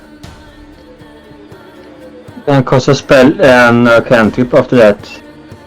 Say what? Can I cast a spell and then after that a cantrip? It sounds like you're saying then dip. So you're asking about the Misty Step spell? Can I cast a spell, then after that a cantrip? I cannot make out what that last word is in your sentence. I'm sorry. Your accent's super thick. And I'm not catching it. Level 0 spell. I hear cast a spell, and you're like, yeah, you can easily cast a spell. Cantrip. after the spell.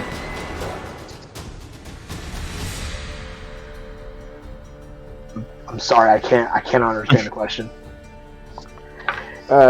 Just try chopping out chimpan.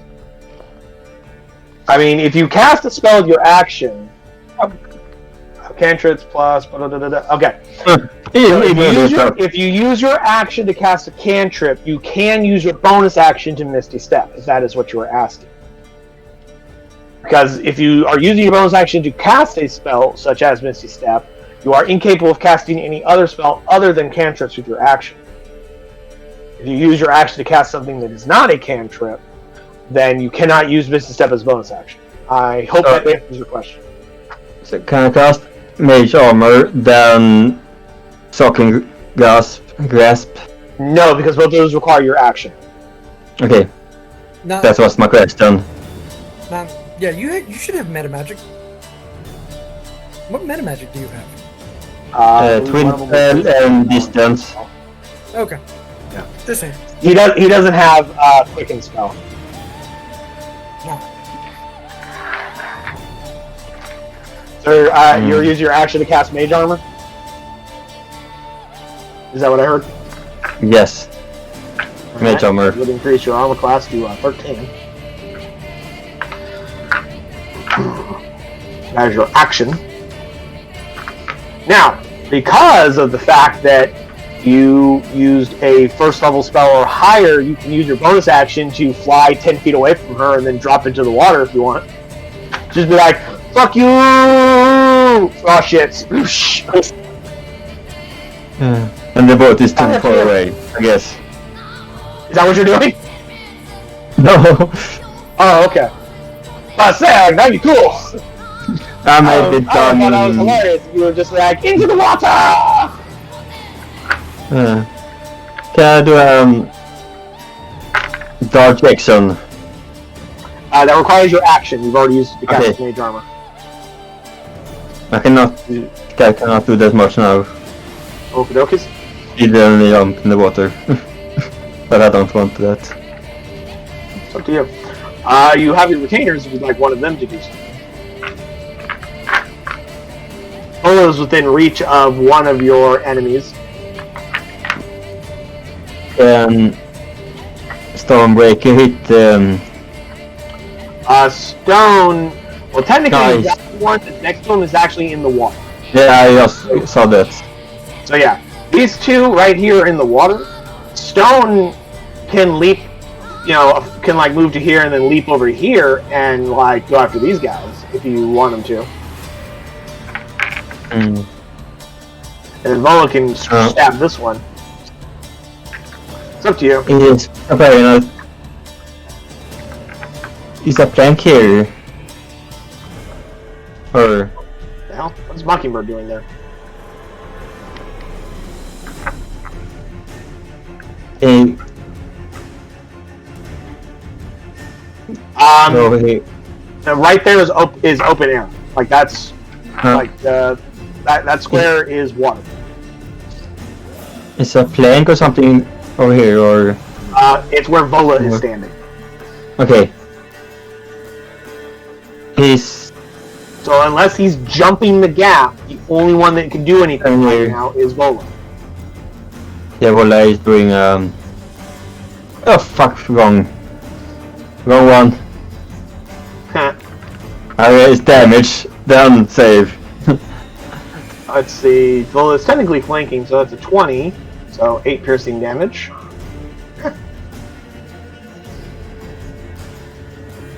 Alright. Okay. Next is the Vampire Spawn, who generates some of her hit points. She will use her multi-attack. It's 2 attacks. She's going to try and snatch out towards you, Arcanus, with her claw. Does a 14 hit you?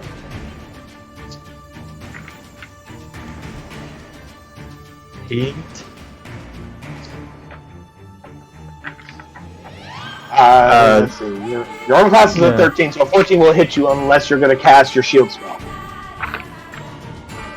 Yeah. You're Yes. casting your shield spell? So your shield, your arm class only shoots up to 18. She cannot get a hand on you. This is it.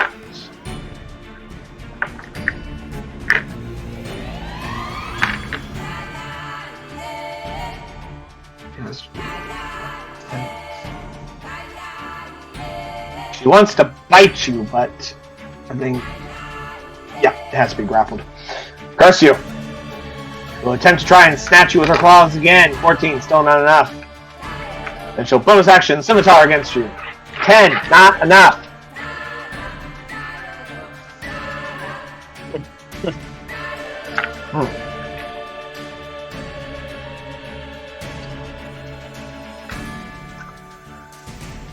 Free, because you are incorporeal, she can move through your space. So, Arganus, you already used your reaction this turn, so Captain Torg and technically Creed, they both take opportunity attacks, and she just goes, fuck you, and just leaps into the water. Alright. I will leave my hands. Oh, shit! Let's see, where is that? Nice. So you just fucking cleave open her back as she tries to get away from you. And you reach out with your withering hand. 22 I think will it's a- hit. Fist, they're trying to hurt it. Well, it's withering touch, so it's more like... Yeah, but I think it's a fist. Either way, though, she does have resistance to necrotic damage, so that will only do half damage, so... Fine. She is a vampire. No. And then she disappears below the wall. Come on! Vampire? I didn't know she was a vampire. Creed! 'Tis your turn. The tentacle will move to there. Okay. And it will smack at this one here. Okie dokies. Sorry, ping it one more time? The one right below it. Oh, okay. Let's see. 9 is not enough, unfortunately.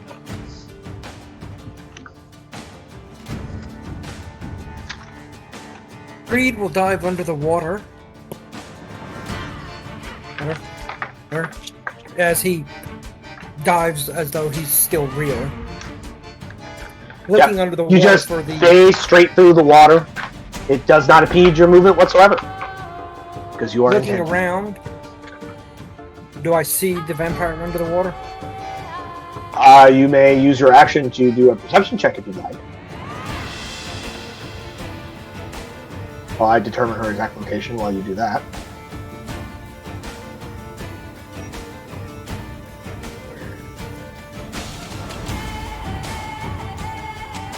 Same perception.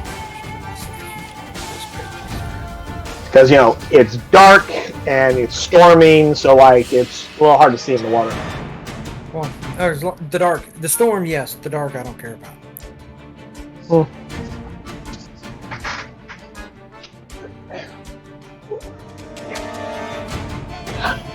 Well, yeah, that's right. You have dark vision. But that just means the DC for your perception check won't be nearly as high. 16. 16? Oh, yeah, you absolutely fucking clock her ass. You And see I... her right here.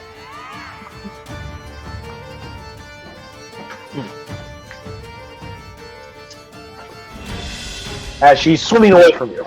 And I will swim to right there in front of her. You don't really swim, you more just ghost your way over. Well, I still stroke over as though I'm swimming. You start doing like the breaststroke for no necessity.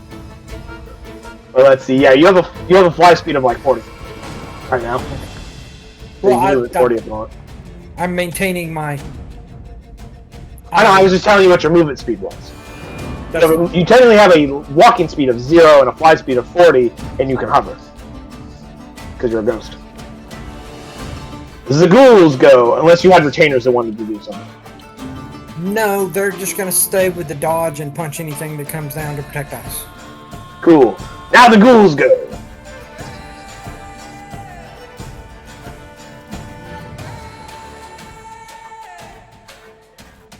see. This ghoul is going to use most of its movement, or pretty much all of its movement, to climb onto your ship. And this one's also going to climb up onto your ship. Take a slice at Nezor. 10 is not enough to hit. This one... let's see. 50-50 chance on either Stone or Drusilla. We'll say low for Stone, high for Drusilla. 71, Drusilla. Remember, she has the dodge action. That is true. So an 8 will not be enough to hit her.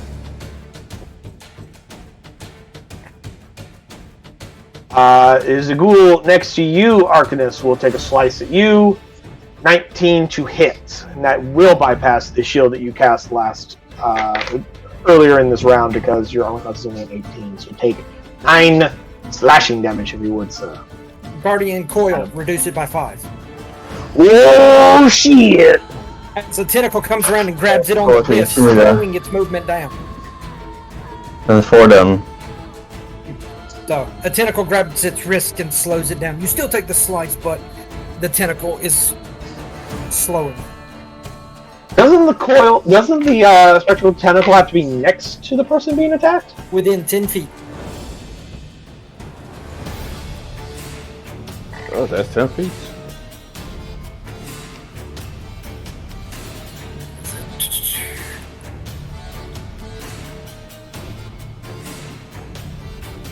Lower than 10 feet. Yeah, no, you're right.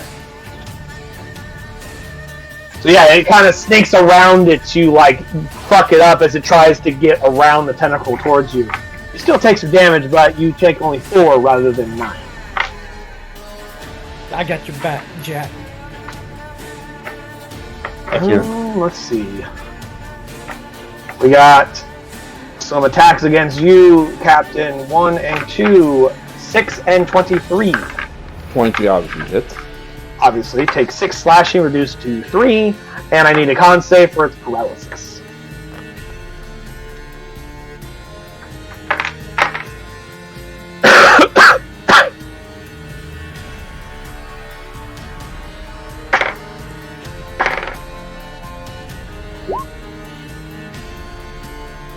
This one tries to make it over to the ship, fails. And this one moves to here and then leaps over to here. And then we'll take a swipe at Drusilla, since that's the only one within its reach. 6 is not enough to hit her, however. Dodge action. Yep. This one tries to make the jump and also falls in water. Oh my god, you guys are killing me here! This one also fails the jump and falls into the water. Well, they're ghouls. I don't think Why are not high DC for them? They just can't make it! I think they're ghouls. I think they skip like they for next year. For next course. I mean, ghouls are intelligent. Like, they're not stupid. Captain, it's your turn. Alright, I'll just look at the ghoul who tried to attack me. Like, I would say that you just made your final mistake, but it'll be worth it at this point.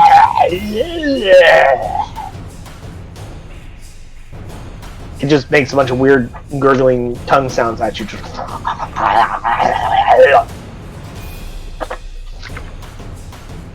At this one, of course. Let's see. If you're attacking that one, it dies even if it makes it save because it only has 1 hit point left. And the lightning. As you smite it down with lightning. I wrote down here reckless attack the other one. Reckless attack!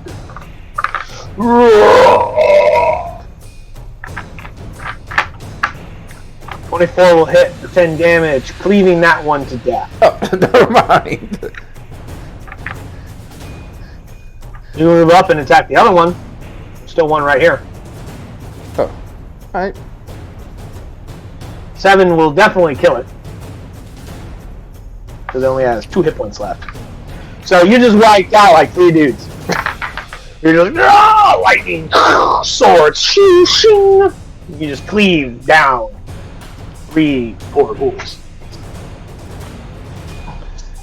Is that your turn, Captain? I have Nestor step back a little bit and shoot this asshole. Alright, if he takes a step back, he will take an opportunity. Oh, that's right. He's So disengaging. I have to just shoot at point blank range. If he takes a shot while he's next to the target, he will have disadvantage on this attack. No, he won't. But it doesn't matter. I was about to say. Yep. I'll give you inspiration, Dane, for always staying on top of things. Then, oh, there it is. 8 damage.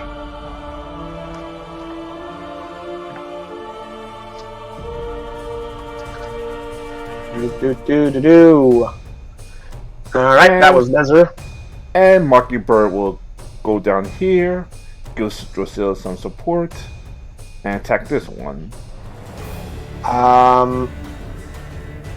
Okay, that one is not on the aft castle, and that's where you just placed her. Because see, the helm's right fucking there. Oh, never mind then. So you can move here and attack this one. Yeah. And this one is technically, like, it would be like more right here, but due to the way squares work, it looks like it's right. Oh, okay. There.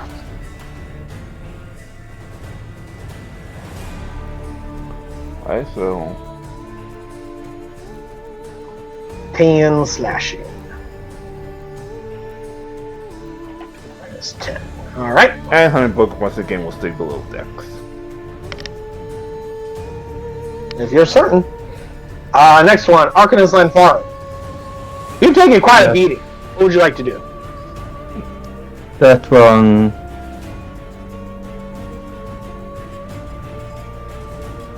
Eldritch Blast! 5 damage to that one. Alright. It's still standing. How about now? Another 5. Yep, it is still standing. With 2 hit points left.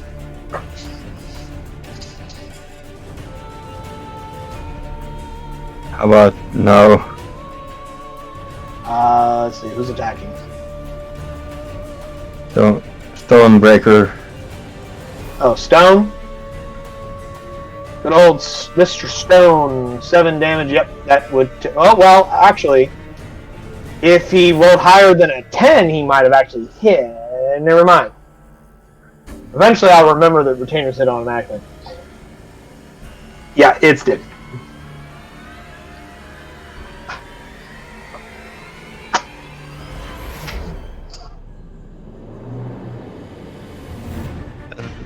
Will I move here? Okay.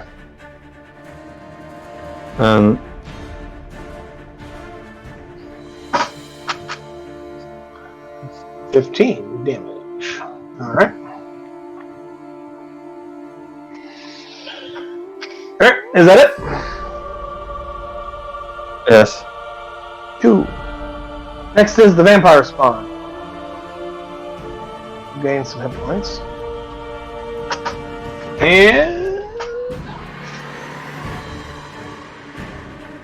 it's going to, let's see, never makes 2 attacks. And one of which can be a fight.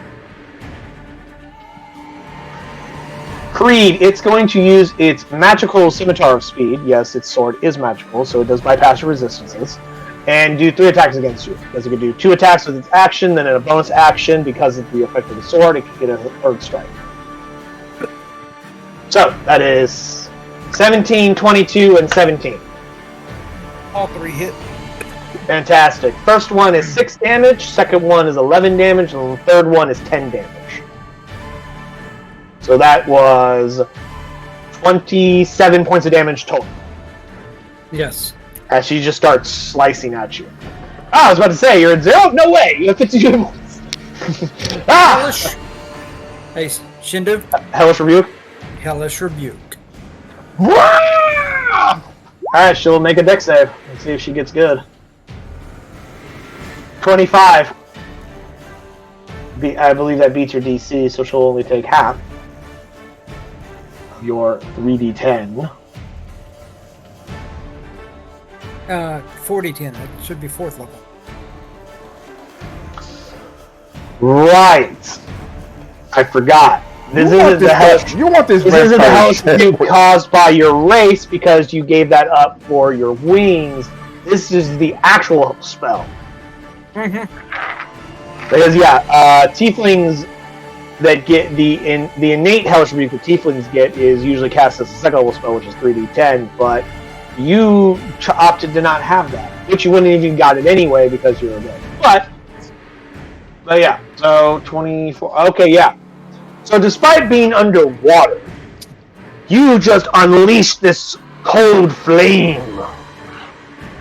Instead of the usual fiery red, it's more of this cold blue as it just engulfs this vampire spawn and just turns her to ash that floats in the water, leaving only her sword sinking down into the water. Because she had 25 fucking hit points when you did that. So she did as fuck. If only you could pick it up. Oh, and whatever clothing she had on was just kind of starts floating in the water. But because the sword is metal, obviously it starts sinking to the bottom. Speaking of which, Creed, it's your turn. Mage hand on the sword. Haha. Use your action to grab it with Mage Hand. Whoop. And then... And Mage hand will come over here with me. Does your Spectral Tentacle require you to be concentrating on it? No, it does not. Okay. It has a starting distance, but it does not have a maximum distance it has to be from me. No, I meant concentration. Because I believe Mage Hand is a concentration spell, is it not? It is. Okay. I'm going to drop a second tentacle icon, and we're just going to rename it Mage Hand.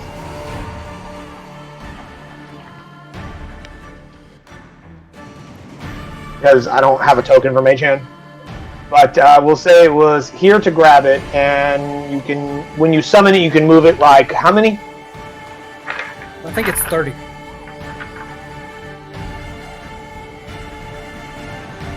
Okay. So we say it will slide 25 feet over and then 5 feet up. For a total of 30. So, Arcanist, whilst you are standing there, the ghostly spectral form of Creed just comes floating up out of the water through the through the dock boards next to you, and then a ghostly hand holding a scimitar comes through. Wrong. He does not come up through the dock. He comes up and over, flapping his wings. He would not come through the boards. Regardless, Ghost Creed lands next to you, and following behind him is a ghostly hand holding a scimitar. And it just kind of flies over and stops near you and just kind of floats there holding it. You recognize the scimitar as the scimitars the vampire was holding. Next, we got the Ghouls. Hold on. Oh, that's right. Retainers. My tentacle on this ghoul. Okay.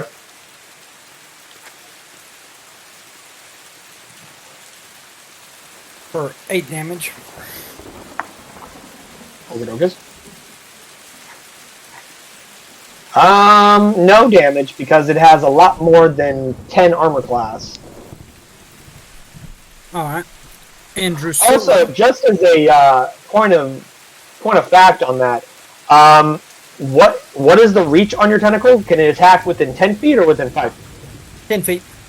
Okay. Because like that goes like down in the water, so it's technically like 10 feet away from it. That's why I was confirming. So it like reaches down into the water and like strikes at it, but does not connect.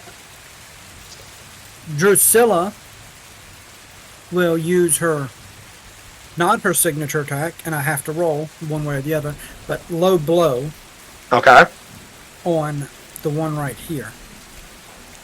That's right beside her. Let's see. Using her signature attack, Drusilla attacks a weak point on an enemy creature, cause it to fall prone. Target must succeed on a con saving throw or suffer disadvantage on all attacks it makes till the end of its next turn. Cool. So go ahead and make the signature attack. 14. Okay, 14 hits. And takes 7 damage. Now, it would be knocked prone and require a con save, but it only had 7 hit points, so she actually kills it. She like jams it right in the nuts, and she thinks it works, but it's also undead, so like she doesn't know, but she stabs into it and it just falls down to the ground dead. And she's like, Thinking on it, I don't think ghouls would have been bothered by getting stabbed in the nethers, but it still did. Like Drusilla hunting, any man gets stabbed. Any man is affected by being stabbed in endeavors, whether he's alive or dead. Assuming the ghoul is a man, you don't know. I don't know either. Man, woman, whoever. Regardless, though, there are still other ghouls to take their turn. And once again, dodge and punch anything that comes down the stairs. Okay, this ghoul is going to move around to here. This ghoul climbs up to here and moves to here. This ghoul climbs up to here to move to there. 3 attacks against Nezor. 1, 2, and 3. 12, 18, and 20. I believe the 10 and 18 hits. So I need 2 damage saves for him. While this one climbs up to try and swipe at Vola. 22 to hit Vola, so I need another damage save for her as well. Let's see. Nezor. Let's see. The first one was a 7. Just barely beats the DC on the first one. The second one was a 12, which also beats it. So Nezor's good. I will, however, need Nezor to make me 2 Constitution saving throws to not be paralyzed. And then Vola got a 24, so she doesn't take any health rolls, but I need another con save for her to not be paralyzed. Nezor is paralyzed, because he failed one of the 2 attacks. Vola is not. Captain Torg. See if I can.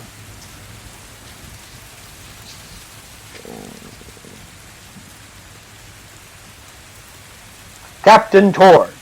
Now I'm here. I'm just see if I could enough to get back onto the ship. Yeah. Most likely. I mean, you have a speed of 40. Yeah, you can get there. Yeah. Fun by now. I want to check this one. All right. May make your attacks as you see fit.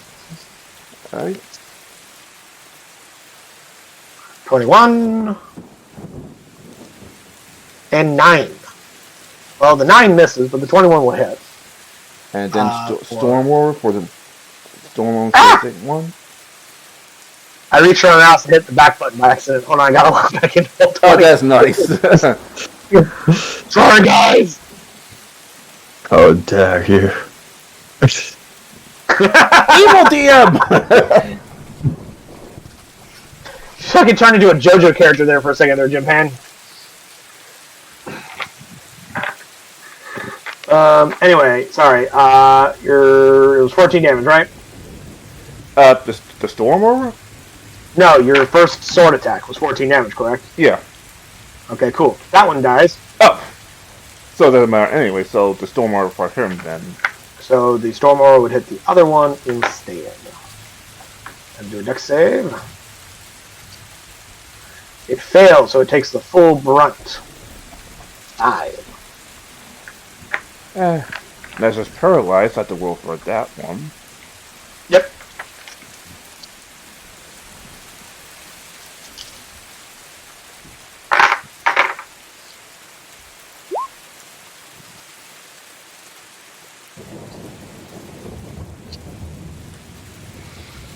Yes, 12. Nezor is no longer paralyzed, but his turn is done.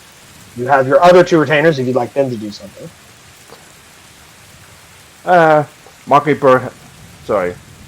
As a reminder, both of your Songbird sisters have reactionary abilities that they have to be able to see what's going on for it to do anything. One can increase someone's attack, and the other can decrease an enemy's attack. I know that. That is their special abilities. That Mockingbird is going to go and make sure she can see as much of the ship as possible. And she can move to like here, the forecastle, and see just fine. And Hummingbird can come up and get. I'd say Hummingbird can finally come up and do that as well.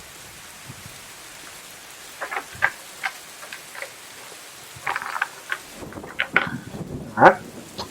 Arcanist Lanfarin is your turn. What would you like to do, my friend? On him, I want to cast Eldritch Blast. Eldritch Blast. 12 will hit. 3 damage will not put him down, though. How about now? 9 is not enough. Oh. Kind of the Stormbreaker sisters. It creates attack roll. Oh.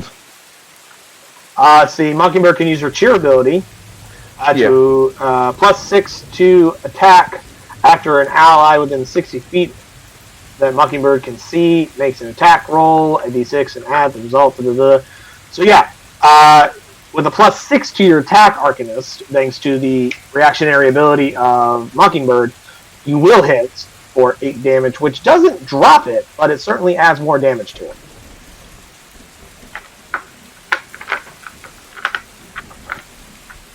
About 8 full attacks. Yeah. Well, unfortunately, nope, never mind, you hit. Again, one day I'll remember, 6 damage does not kill it, but it is hanging on by a mere thread at this point. If you were willing to do so, you could have Vola just simply step back out of the way and allow Stone to get a free shot at it, because he can't close in on it. However, just before you do that, I would like to point out that it will cause an opportunity attack against her. But she does have some decent armor class, so... And if all else fails, Hummingbird can Like, do the opposite in the game. but if it hits, I'll have. Yeah, she has Insult. Mockingbird has Cheer, and then Hummingbird has Insult. Okay. So let's go ahead and do that opportunity attack.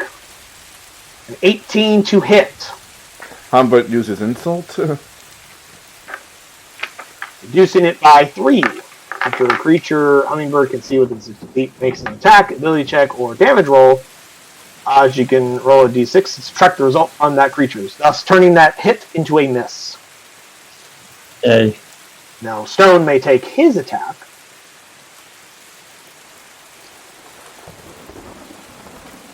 For the final 8 damage to finish off that ghoul. Hooray!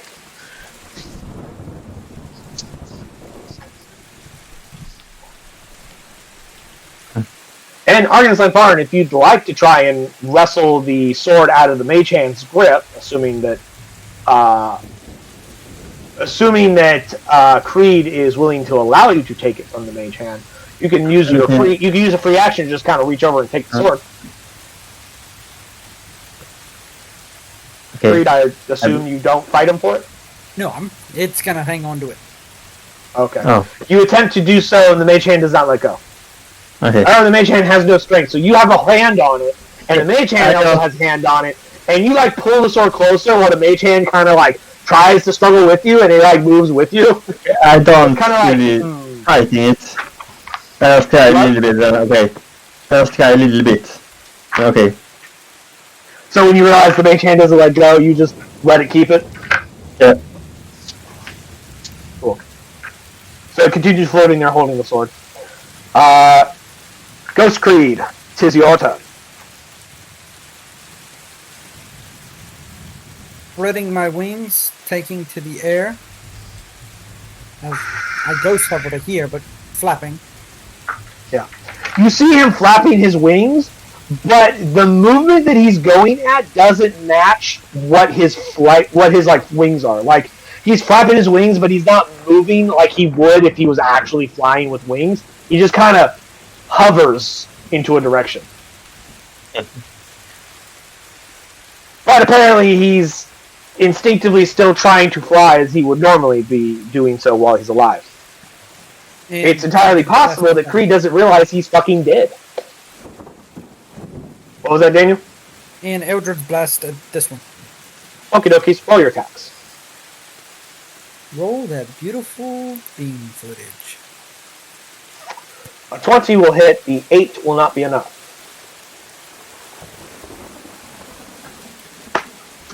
Is that all for your time, my friend?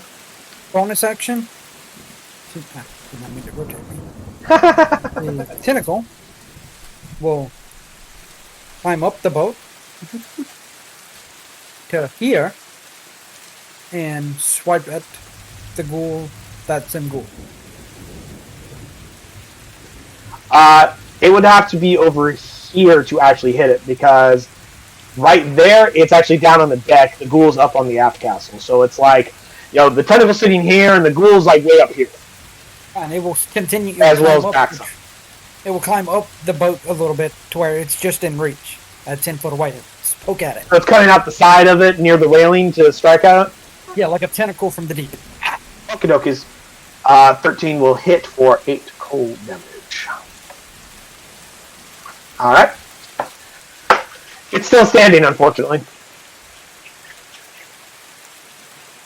And Drusilla will take the dodge action from him.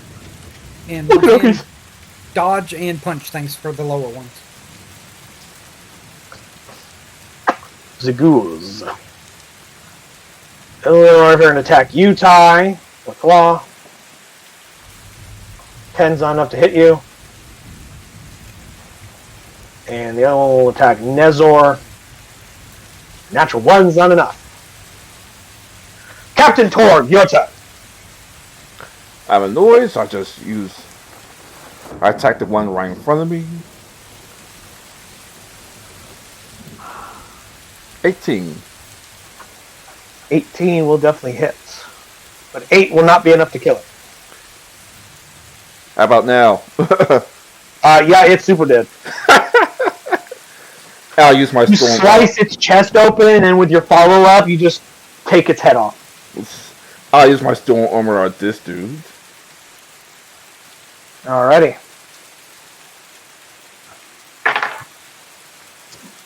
He got a 12.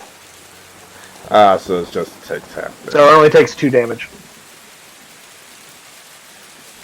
Nezor just shoots it. He just, like, with his massive bugbear bow, just points it right in its face and just, fuck!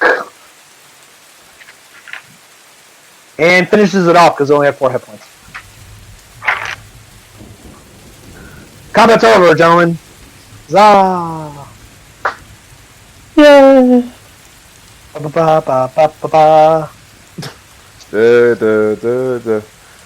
Let me stop singing before I trigger Square Enix copyright.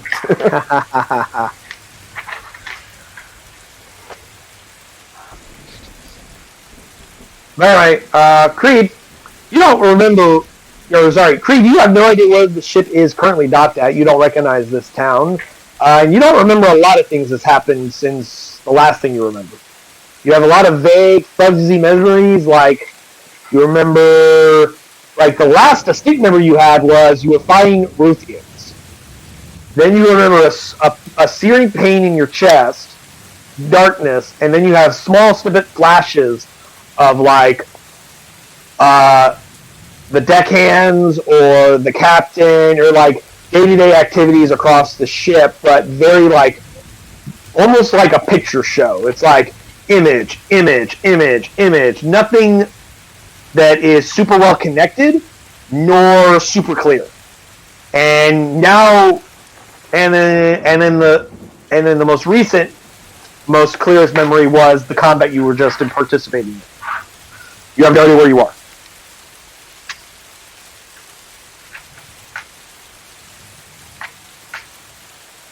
Creed? Who is it? Nezor says, "Careful, Captain. It may not be Creed in mind." But he did defend the ship. Aye. What are your orders, Captain? Do we have the book? You remember at least that part. We gave the book back to the sea hags. However, well, I don't know how to break this to you. We were both knocked out in the fight, and I'm the only one that got back up. What do you mean? I am fine. I feel great. Come me below decks.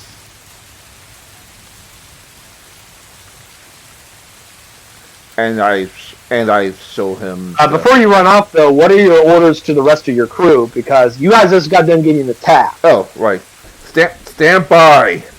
Pointing at a few deckhands. You, bodies, off the ship. You, clean up that mess over there. You. What did I tell you about that rope? I said, pick up that rope. Daniel, roll me intimidation check with advantage.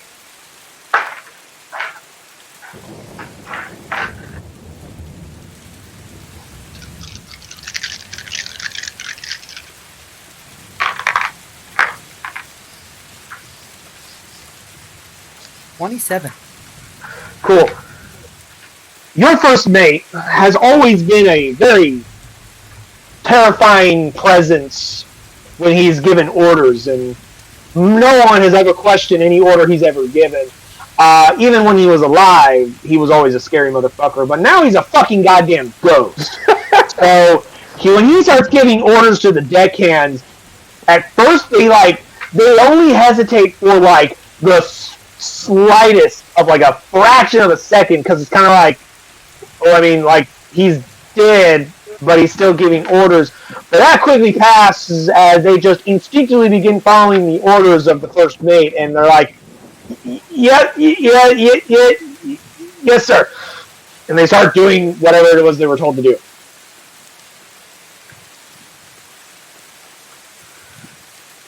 And I bring him below decks to Dr. Lizowitz's office, and Lizowiz looks up and goes, Captain, it's good to see you. What the hell is that? I just calm down. There's a fucking ghost behind you! I know. See Ryota nearby going, in rapid sign language, asking you a bunch of questions that you don't even know because you don't know sign language. I just noticed, I know. Your boss is just like,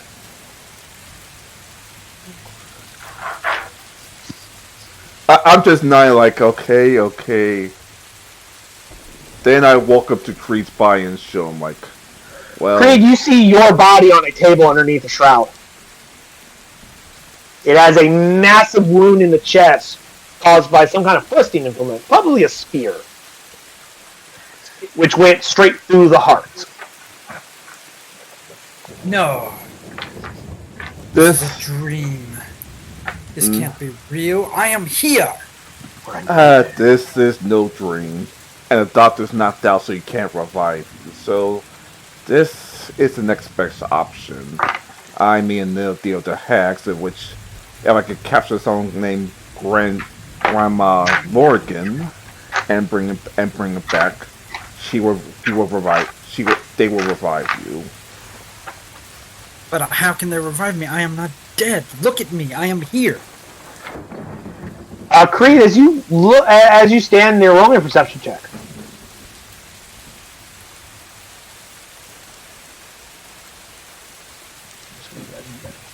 $19. Cool. You kind of, as you're talking, you see a reflective surface, and you see what you look like. Which, as a reminder to everybody,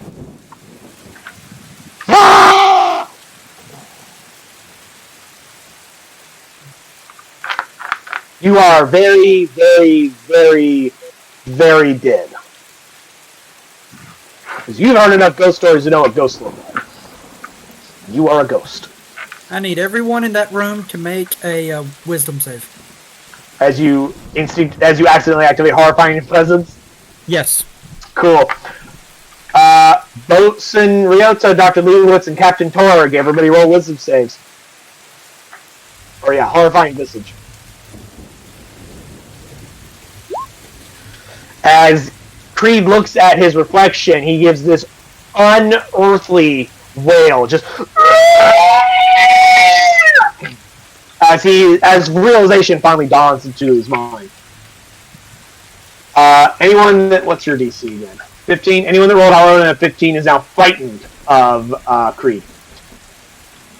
Dr. Lizowiz is fine. Hold on. If the save fails by 5 or more, so anyone that rolled a 10 or less is also aged. by 1d4 times years. Daniel, roll me d4 times years. 30 years. 3. Ty, you age 30 years. Roll again for Ryota. Oh, Jesus.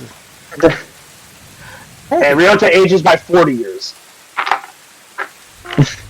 As he does this wail, like, you see Ryota just suddenly start to get, like, super old all of a sudden. He just, like one little of his face you could see, like, you see crow's feet suddenly appear in his corner of his eyes. Because, like, Ryota was, like, in his 30s. And he just jumped up into his 70s. 70s. And so, like, he kind of, like, stumbles to the side a minute. Captain Torg, how old was Captain Torg until just a moment ago? Let me check. I think it's in mid 20s. It's rather young, but okay. So mid 20s, say 25. You just jumped to 55.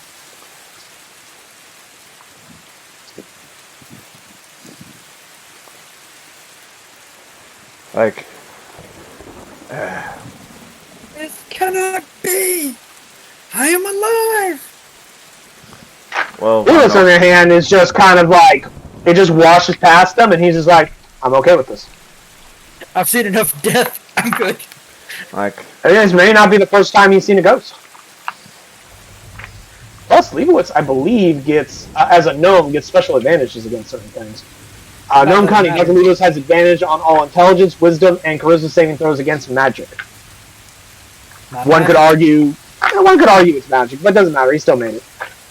like, I go from my early 20s, early 30s to retirement age. What the hell did you do? You're running in fear. You're afraid of me. You are frightened. He's not required to run, but he can't get closer to you. But yes, anyone that failed that is also suffering the frightened condition. For like the next minute. Alright. Well, Which, for those of you who don't know, frightened is a frightened creature has disadvantage on ability checks and attack rolls while the source of its fear is within line of sight. The creature cannot willingly move closer to the source of its fear. what the Arcus might have her with. She might run the ship before the session's over. Captain Lanfarin, Queen of Pirates. Reed will turn towards the captain then and reach out to grab him. You attempt to grab him and your hand phases through him. But this can't be! This is a joke! Tell me it's a joke! As he's yelling. I just shake my head. Ah!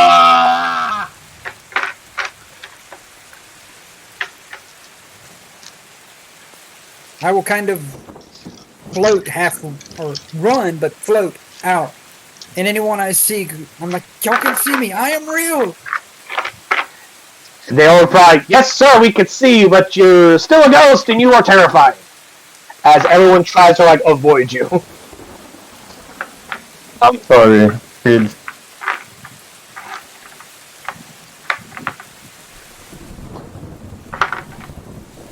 I try to pick myself back up. I guess I have to use my axe as my king now. Like, all right, gentlemen, we still have a job. I mean, you were still a physically fit dude, so, like, you know.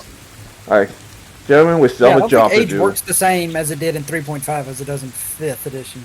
Okay. I don't know. So I'm not like crippled dead. Just. I mean, like, there's a lot of people in their 50s that are still super fit. Like, you're a big, strong motherfucker. So, like... That's true. Vince McMahon. You're an athletic... You are an athletic individual, so, like, you're probably good for 55. Vince McMahon took freaking body slams at 50, so... Like, come on, gentlemen. Regardless, though, what are you guys doing? Going up to the Arcanist. Tell me this isn't real. You and we are of one magical. Tell me this ain't real. I wish I could say that. I so wish I could.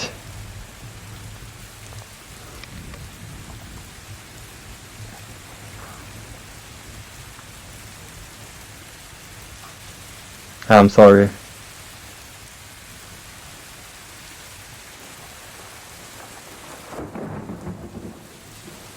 I'm going to assume the concentration on your mage hand is gone. So the scimitar of speed just kind of clatters to the ground on the hell yes. deck of your ship. Oh, hell yes.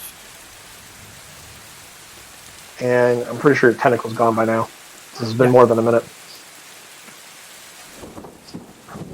I will sink to the deck of the ship.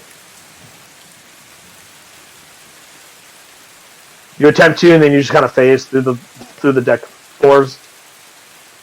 Like your knees kind of goes partway through it. Curling up into a ball, closing my eyes, and just sitting there. Creed, this is why we're here, Creed, to get you back to life. Remember I put together this crew.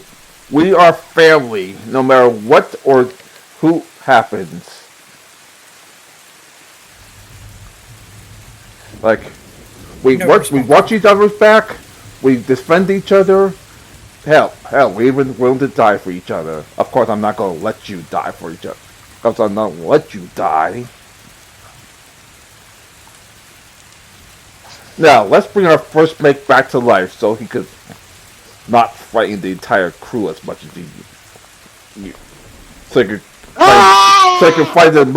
I can find the crew at his normal rate. Creed will What's the plan, gentlemen?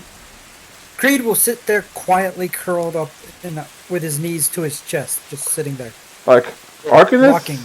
Do you want me to join me in that freaking sigil again? That's the only place that no one came out of.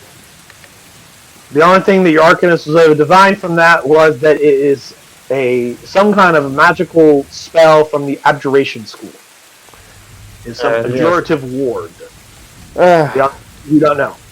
Creed, I don't want to bug you for, trying to rescue you and stuff like that, but we kind of need your help.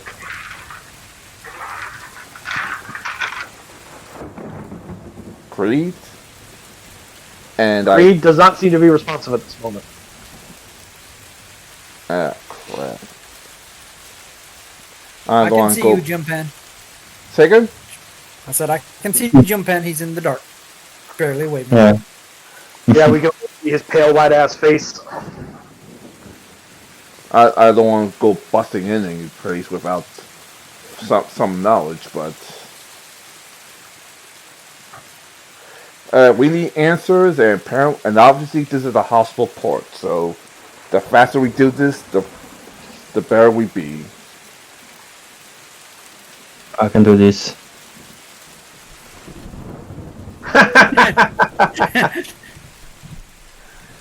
Hold on. Out of curiosity, how does the Arcanist react to, the captain suddenly growing old? All of the crew is like, Captain, why do you look like you have some gray hair? Gray hair. Ah, motherfucker. I run Yeah, back. you're very salt and pepper right now. I run back and check my barrel. That's like, Yeah, you super gray. Motherfucker. You're like the silver fox. Super athletically fit, but still fucking old. Guess. Ryota is also super fucking old and is taking a bit of a breather down in the medical room with Dr. Leibowitz. Because he's in his 70s now. Granted, he's a monk, so after a little while he'll be able to regain his composure, readapt himself to his new age. The captain's like, motherfucker. So, again, guys, what's the plan? You guys tell me what you're doing. Well, actually, check out the around on the box. You got to take a short rest. You got to take a long rest. You got to fuck off and leave. You got to go and fucking jerk off in the fucking town. What do you do? All right. After taking a short rest, we're going to check out that building, the strange building. All right. Anyone that wishes to may take a short rest and gain whatever benefits that their class or character can gain on a short rest. Drusilla will certainly gain one of her health levels after a short rest. Those of you who have had taken damage may spend hit dice, including Creed. May spend their hit dice to regain hit points. Make sure you add your Constitution modifier to each of your dice rolls if you are spending hit dice. And then may add those hit points back to your hit point pool as you see fit. At your current level, each of you should have 7 hit dice.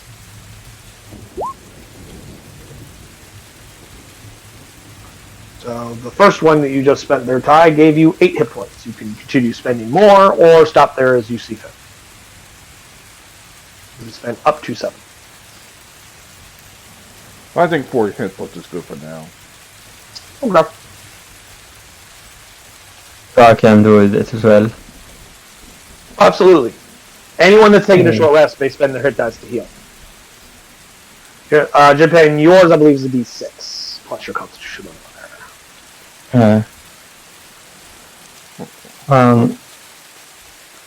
Two and 3. So you gain 14 hit points back. And 40 is 6, 8, 9, 10, 11, 12, 14.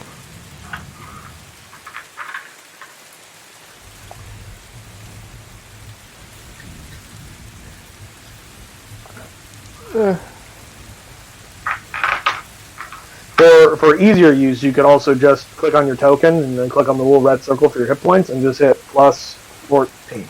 Oh, never mind, you already changed it.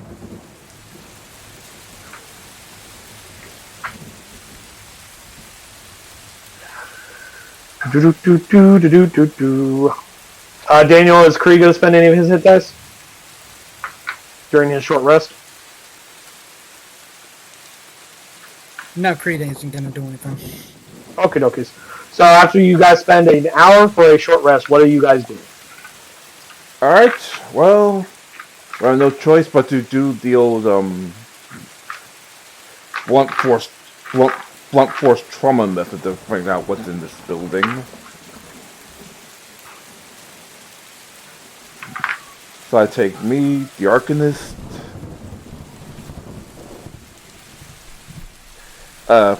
I guess Nestor should get some rest until he commutes to his new body. I mean, Ryota? Ezra wasn't down there, it was Ryota and Bosa. Oh, Ryota, never mind.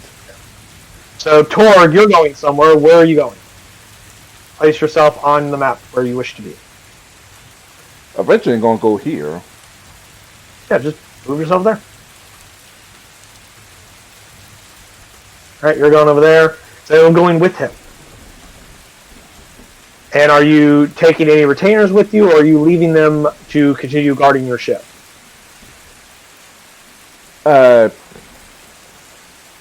Nezor and whoever retains Jinping wants to take.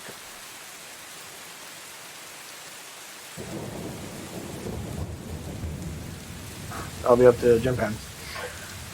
So I see Captain Tor going to the strange building, and I see Nezor accompanying him. I see Stone trailing just behind.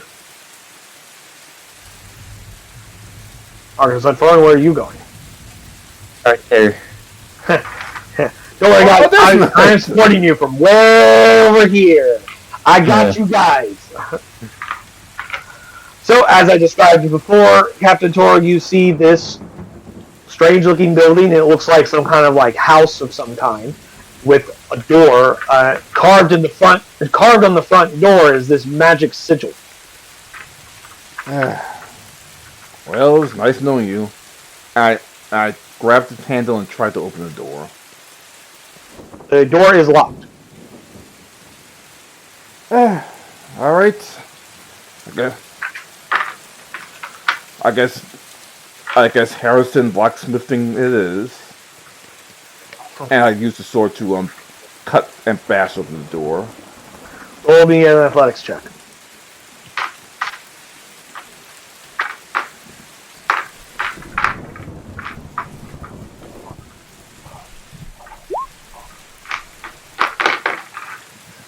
It's not a super sturdy door, so you just smash through this fucking door. And inside, let me show.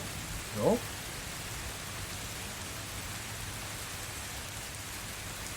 You see an old, like, gypsy-looking woman in, like, this, like, large, like, lounge kind of a chair. I can't really see it because the token's above it, but, like, you know, like this kind of a chair. And she's sitting in it, and as you just smash through the fucking door, she, like, fucking, her eye gaze immediately snaps over the door, and she reaches like this to her left to grab a sword. It's on like a weapon rack with a bunch of other weapons, and she draws the sword, and she points it at you, and she goes, "Who are you? Get out of here!" Can I shoot my pistol before she reaches for the sword? Hold on, you said you're attacking her? No, I meant not the attacking her, attacking the sword. Like, hey, don't reach the sword. She already drew the sword as you were smashing through the door. Never so mind. She's got her sword pointed towards you. So you're like over here having smashed through the door. She's like, "Who are you? Get out of here! You working with those damn hags? I will not let you take my soul today!" Wait, hide sword? Who are you? Oh, you mean those asshole freaking ghouls we have to fight our way through? Yes! This town has been corrupted by hags! Filthy night hags! Who are you? And why are you smashing in my door?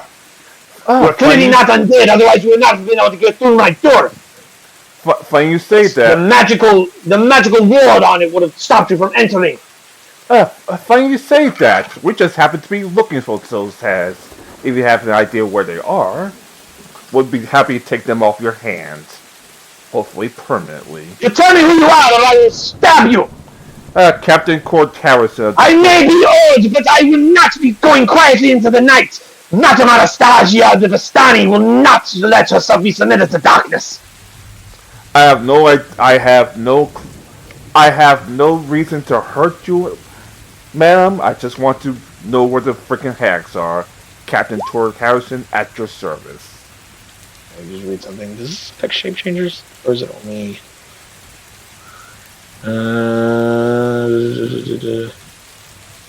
Yeah, or the creature types? There it is. Celestial, Elemental, Stay, Fiends, or... Okay, no.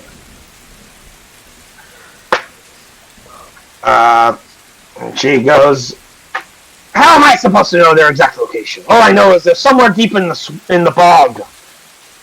The boggle? The bog. Bog. It's like a swamp with no trees. Well, tell us where the bog is and we'll be on our way. Roll me a persuasion check. And that's why Torres does not negotiate.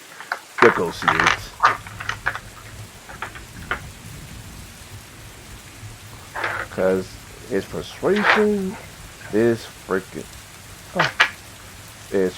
garbage.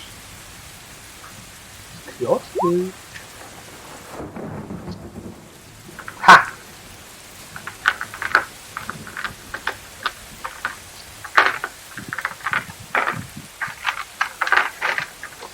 Failed.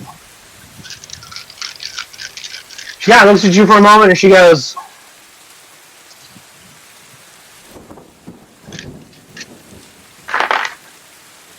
and she's holding this sword.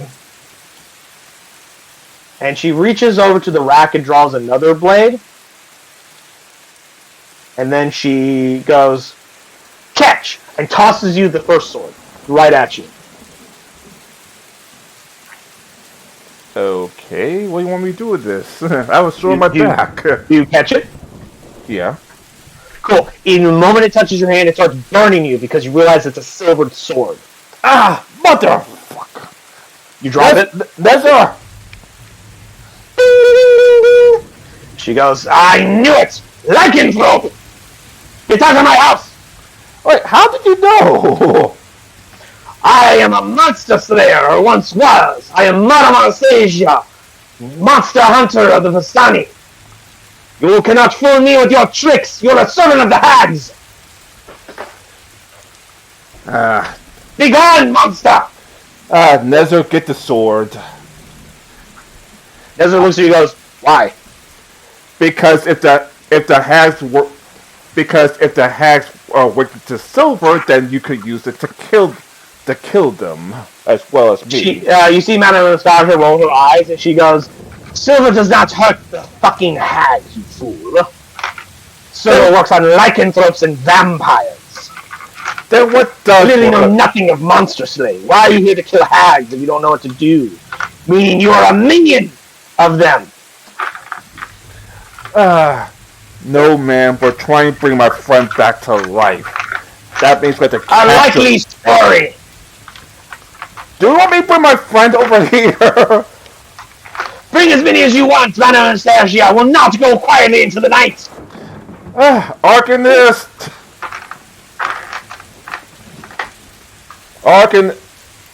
Marfarlin!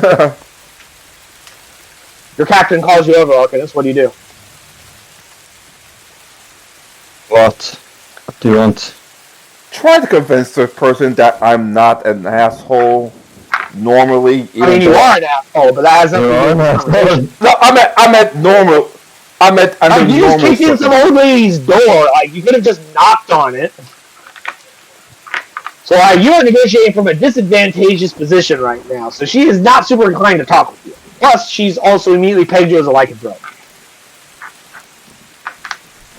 Yeah, that's why I'm trying to get other. That's why I'm trying to get other people. So, Jimpan, what does Arcanist Fallen do? Move, dog. Listen, I'm not exactly good at negotiations. The first mate handles negotiations, but the first mate is dead. So you're the acting first mate now. Handle these negotiations so we can find out where this fog is and can capture these people and bring. Yes. And I step back so he doesn't try to attack me again.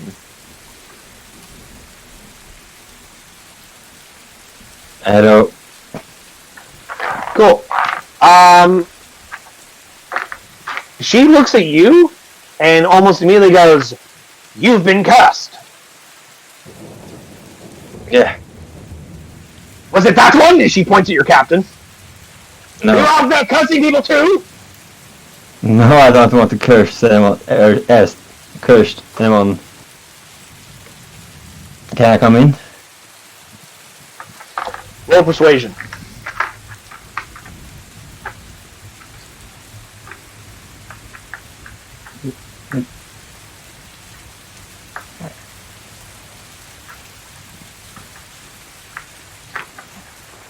That is perception. I said persuasion. Persuasion 12. Just the same as Oh. me. She like looks at you and she goes. She like gets up out of her chair. Takes her a minute. She's, this woman looks like she's in her 80s. So like she gets up out of her chair and she goes, "No funny business." As she's holding another sword in her hand, she goes, I promise. "Come here. I promise. Come here. Come here." Oops. She like got out of her chair and like stepped to there. Oops. She goes, "You've been cursed. Yes. I am a powerful abjurer. I can remove this curse from you. If you give me permission to do so." Yes. Excellent. She casts Remove Cursed. That fog you got from your madness, it's gone. Thank you. And you don't look as haggard, and your hair returns back to its vibrant red. Thank you. You're welcome. Why do you serve a captain that's a lycanthrope? What type of lycanthrope is he? Werewolf? He's a werewolf. Ah, even more dangerous. Wait till she meets the rest of the crew. Yeah. You should be careful. Werewolves are known to be very aggressive. Dangerous. He'll end up killing you one day. Technically, the captain only done so about 7 times already for my bad decisions. He's not the smartest one, but he's trying. He's doing his best at least. Is there anyone else that's been... Wait a minute. Is there anyone else on your ship that's been cast? Can you bring someone back to life? No. I'm not a cleric. I'm a wizard. I was asking. I specialize in abjuration magic. None of that brings people from the dead. I can, however, move curses. And based on the way that man is dressed, I don't think he's in his 50s. Or at least he shouldn't be. Yeah. I'm not.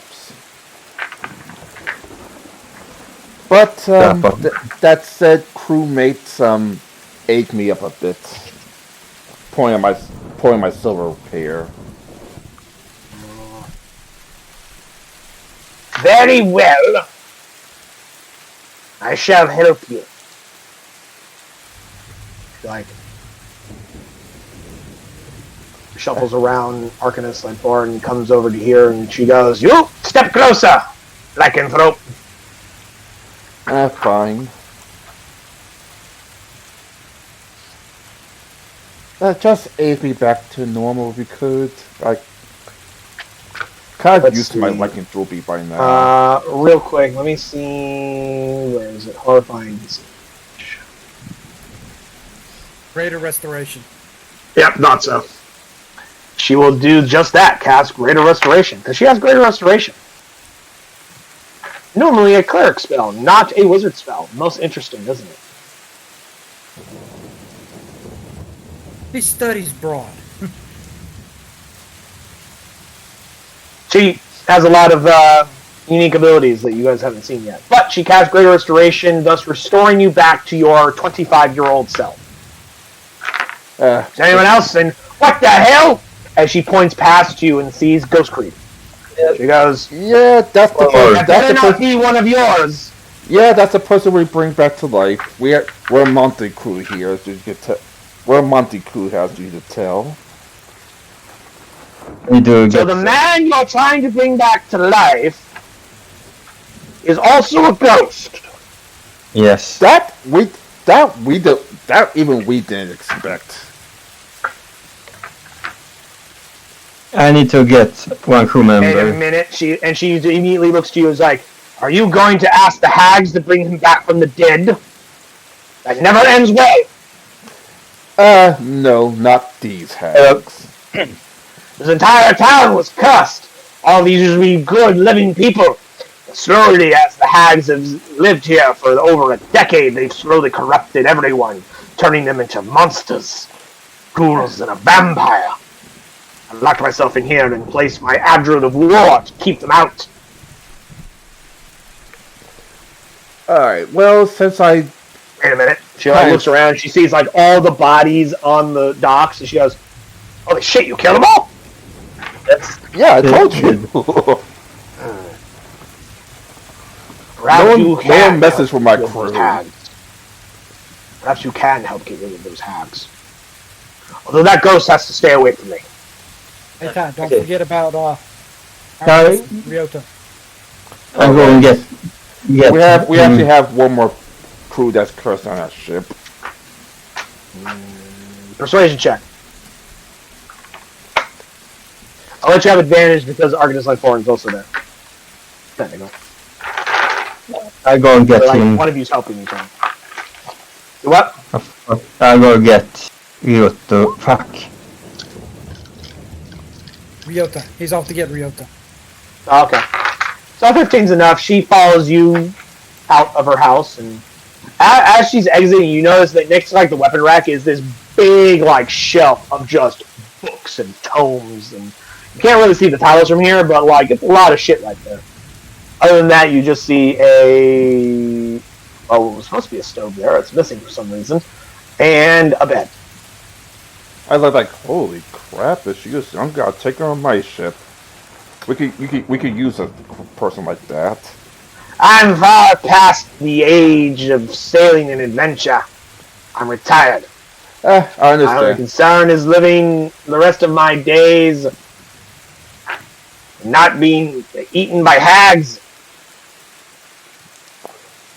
Well, seeing that this town is a ghost town anyway.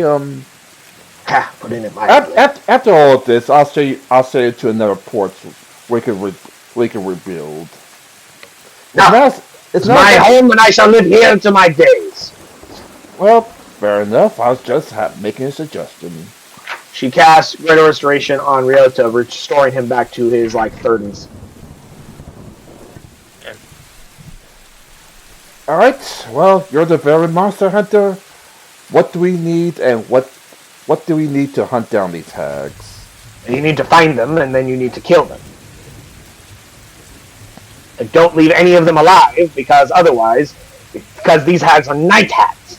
They will enter the ethereal plane and then chase you into your nightmares and cause you all sorts of torment. Fortunately, the client that's going to bring my first mate back to life has equipped me with some. Chase me into my dreams.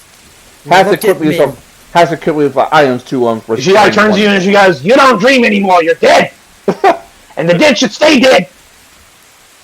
Not come back as ghosts." Fortunately, my client has given me a special pair of strength to keep that from happening for one. I assume the leader. Who are you here for? Who are you working for? If you're not here to ask the hags to bring him back from the dead, you must have somebody else doing it. Why are you here? To bring him back from the dead, and that means we have to capture one of them and preferably kill. You're going to capture one of them alive? Are you insane? You could. You could go to my entire crew and pretty much get mixed answers about my insanity. Have you not looked at us? I looked at you damn well and good, you filthy ghost. You may know someone who can bring someone back to life. Do I know? Of course not. Oh.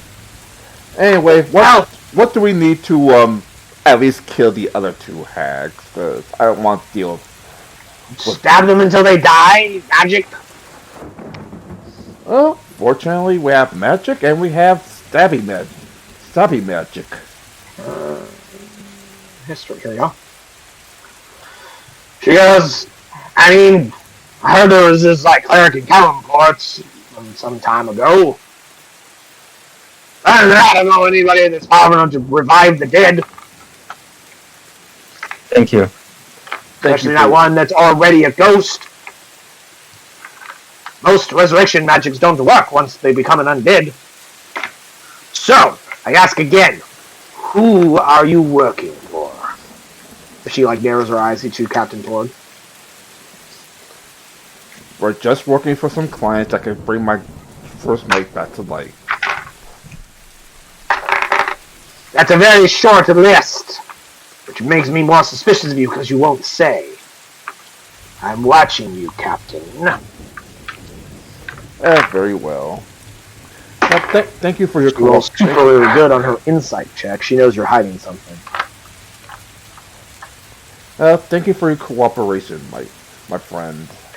just point us the way. Do you watch your ghost creed just kind of float away and just starts phasing through a bunch of different buildings and whatnot? I just facepalm if it wasn't in charge of the payroll. I'm just going to reveal all of the other areas.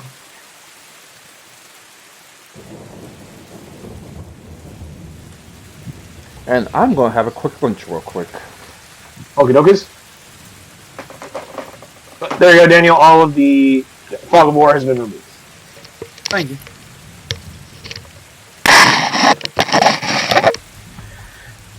Oh, Argon's like Lauren, when you go in there, the glamour that was making those look like healing potions is gone. They do not look like healing potions.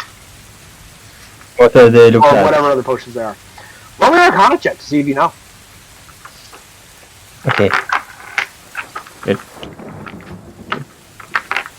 Oh, load. Arcana. 14. Cool. You take a moment to look at them. Every single potion that's in there is a cursed item called Potion of Poison. They are made to look like potions of like healing or other beneficial potions, but they are most certainly not. If you were to drink any of these, you would be immediately taking poison damage and be gaining poison. That does include the gift-wrapped water-breathing potion you purchased earlier. I guess that. Or I take some more, a couple of them. You just fucking start grabbing them. Yeah. You can also like go behind the counter and like get your money back if you want. I'll take the money back. Cool. I will roll a d8. You get 3 of them. As not all of them are actually real to begin with. Some of them, as you go to reach and grab them, they are just illusions. But of the ones you have, including the one you already had, you gain 3 additional ones. So 4 total. Potions of poison. All of the armor, weapons, cloaks, and capes are also cursed items. 14 gold back. Yeah, whatever money you paid him, you can get back easily. That also includes the vampire that you guys paid for your drinks. You can get the money back from her.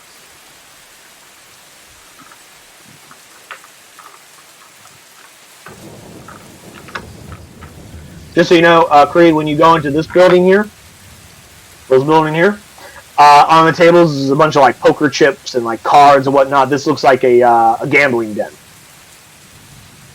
Like a gentleman's lounge gambling den type thing.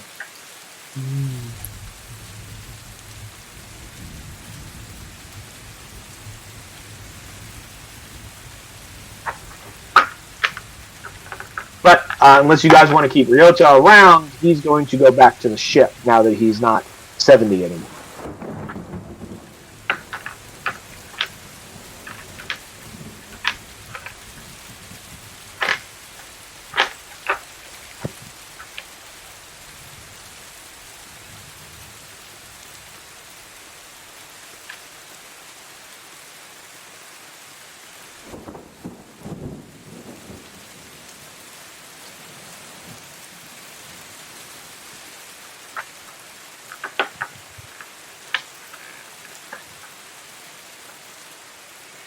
Can't remember. Are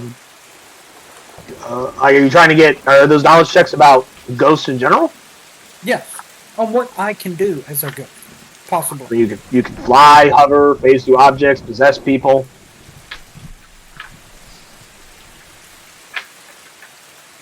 I mean, let's see, what was that Arcana?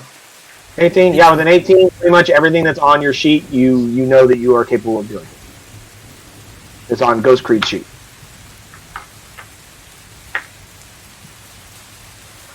But Madame Anastasia will say, you don't want to touch any of the things inside that shop. They're all cursed. All of them. Every one of them.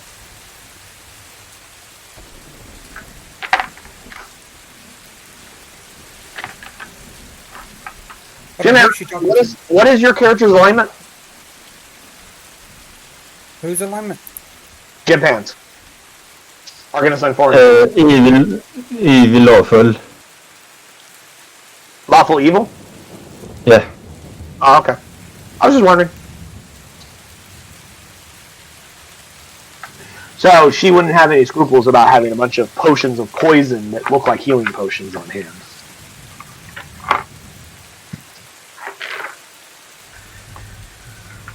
Madame Anastasia doesn't notice the fact that you grabbed those. She just knows that you went into that shop. She's like, you better be careful, there's a lot of cursed shit in there.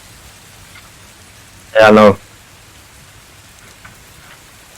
And she'll say, if you wish to find the night hags, you must venture out into the bog and try to find them. They are somewhere in the bog. Out in the bog. I believe their lair is near some kind of graveyard, but we would have to find it. I don't know its exact locations. I've never gone to them. If any of these other individuals were still alive, you could possibly ask them, because every single one of these goddamn bastards has gone to that bloody swamp, to that bloody bog, and made deals with those filthy hags. Which is why they are the way they are. She just spits on one of them. Blech.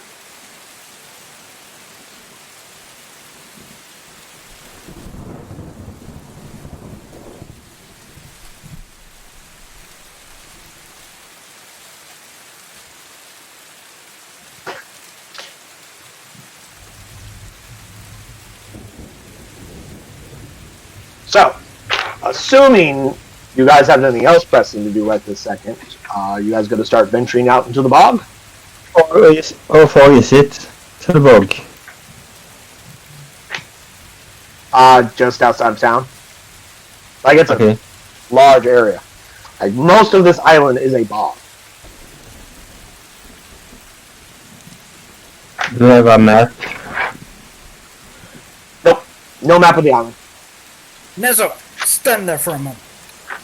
I He wish goes, to. Sir? I wish to see if I can do something.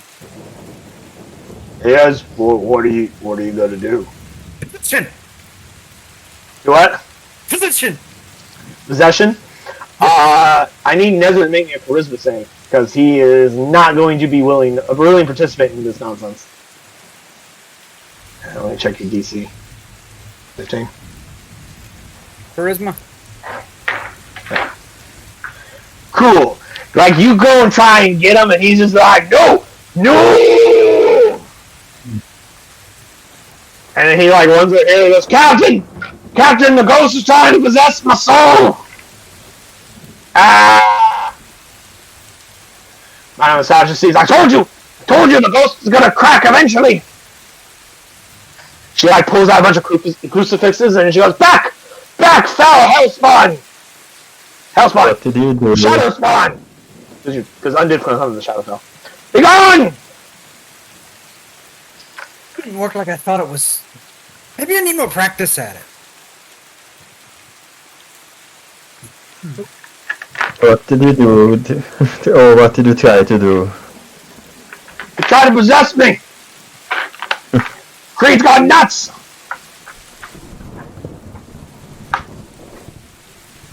Finished. Your turn. Stand there. Let me try again. Okay. Position! Has it recharged? Well, I'm assuming after a few moments I would have rolled well enough to try a recharge. Okay. Who are you trying to possess this time? Alchemist. Artisan Foreign, are you a willing participant into this possession? Yes. Cool. So, like, he just, like, into you, and he just vanishes.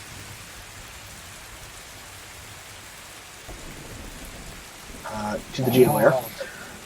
And and you can feel his presence inside your mind.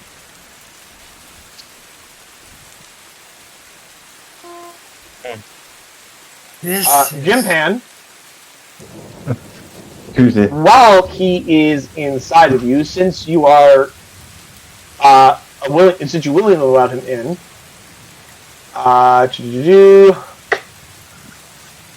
he is essentially riding inside your subconscious at the moment, or inside your consciousness. Both of you will act on your own initiatives. You both maintain your own actions. He can, like, simply possess your hands to cast various spells. In addition to the fact that, what was it? You have advantage to a bunch of different things.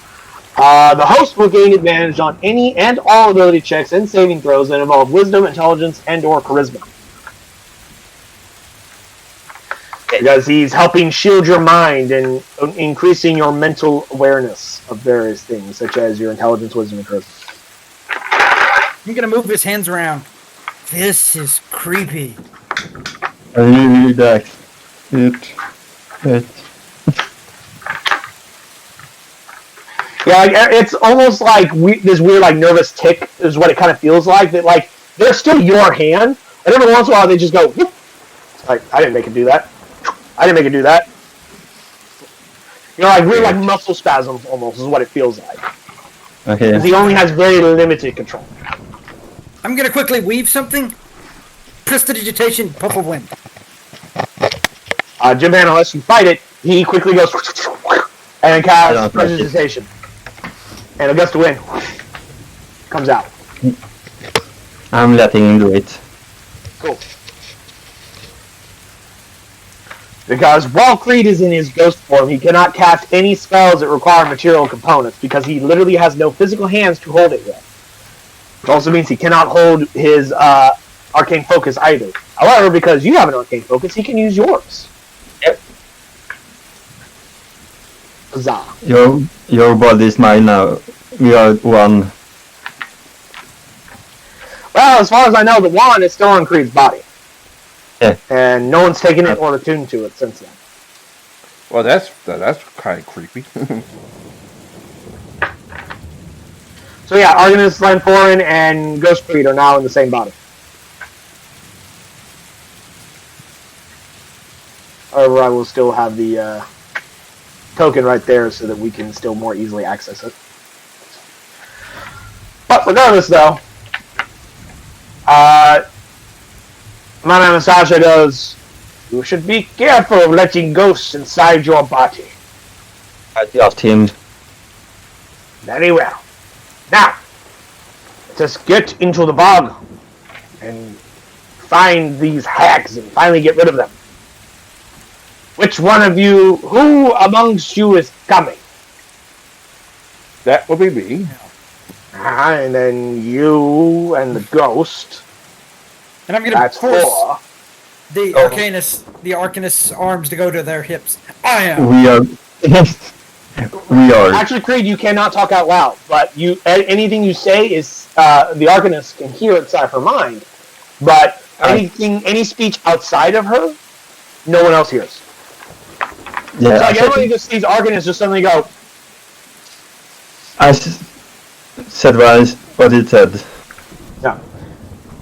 So we got Madame Anastasia, Captain Tor, Artemis and Foreign, who's carrying around Ghost Creed. Are any of your retainers coming along, or are you going to leave them to guard your ship? Guard the ship.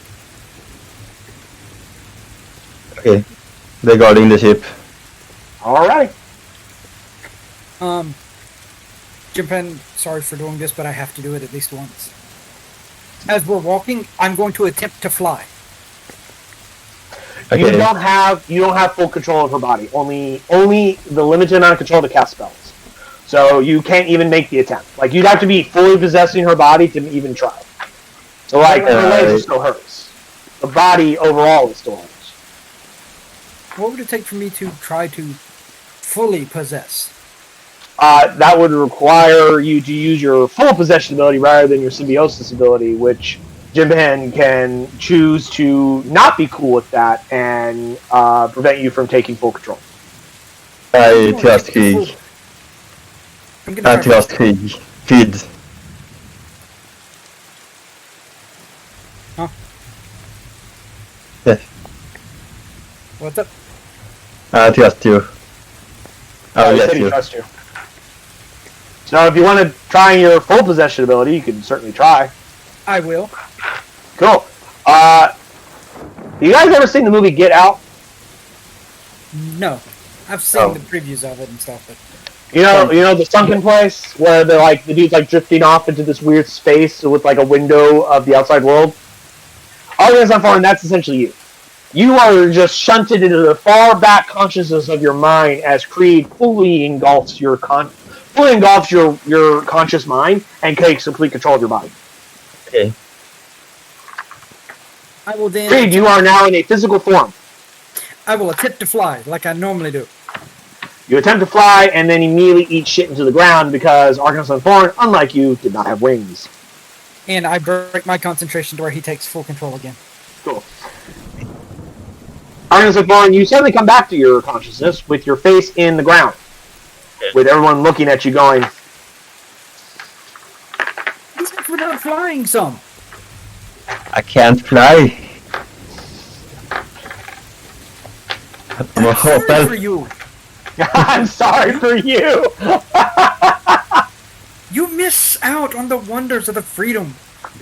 Yeah. Is I that why cannot you fly became a sailor? yet. that why Yeah, you but I became a cannot fly sailor? yet. Eventually, You I became a will be sailor able for to freedom, fly. didn't you? Yeah, Mm-hmm. I want freedom. I like freedom of movement. Well, when they get you to fly. Man, Station, this is my crew, by the way. Yeah. Say what now? I just look at Man, and see, it's like, this is my crew, by the way. These are my officers. Oh, you talking to Madame Anastasia? Yeah, I'm like, God help my He looks at him and goes, "One's a reckless fool, and the other one's a ghost." Yes, I see. That is a great problem for you. Now, because it is getting close to the end, there's only a few more things we're going to be doing before we call it a wrap for the day. First thing we're going to do is we're going to enter a skill challenge to see how well you guys are at navigating through the swamp, the bog, because it's a very foggy, misty bog. There we go. So, you will need 6 successes before 3 failures. Things that could be very useful in these circumstances could be survival, to track and navigate your way through, perception to spot better ground that isn't full of swampy water, where you won't fall into like quicksand or anything like that, because it is a bog. As a few random examples, who would like to go first? Japan, what skill would you like to employ in the skill challenge? Nature. And to find the Nature? best way to go. Yeah, nature. Oh, okay, go ahead and roll. Quick question before you roll, Jim. Oh, Will I, as an individual, get to roll skills, or am I just providing advantage to the driver? That's a real question. I would say you're technically doing both. You get your own rolls, but any rolls he makes while you're riding in her, you have advantage, as long as you're riding in her the entire time. Yes. Okay. So that's a 22. Easily passes. 1 success. Who would like to go next? I guess I'll be me. Using my survival think of my military pass to know the paths and to know where like swamps and think of my old military pass and like where swamp were and certain like nasty vines and stuff like that is. All right. Now keep in mind, swamp and bogs are 2 different things. Swamps have like trees. They're both like marshy wetlands, but swamps have trees. Bogs do not. Just a clarification.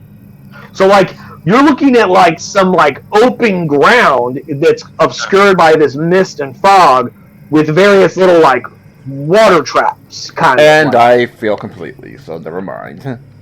Ooh. Fortunately, that is a failure. Creed, would you like to go next, or would you like Madame Anastasia to go? Because she is participating. I would like to go next, but I don't want to use a skill. I'd like to use a spell instead. What kind of spell are you using? You said there is fog. Misty that's fog, obscuring the ground. Well, it's obscuring not just the ground, but like the whole bog is like foggy and misty and whatnot. Gust of wind to see if I can blow the fog away some and see further in. Yeah. How long can you maintain gust of wind?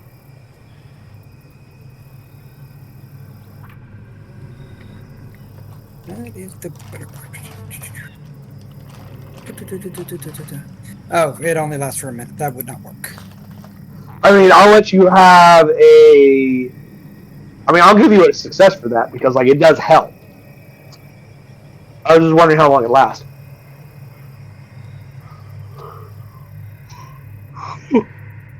over the course of the few hours or so that you guys are traveling, periodically Creed will like blow gusts of wind to like clear your path a little bit to give you guys better visibility onto the ground.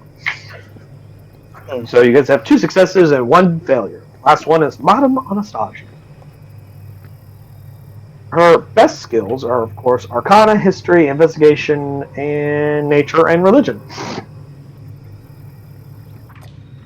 She's going to use her nature skill to see what she knows about bogs, to see how the best way to navigate through them is. She got a 19. That is another success for you, gentlemen. You're halfway through it. Who would like to go next? Back to the top of the order. So, me? Anyone. Jim, why don't you do it? I use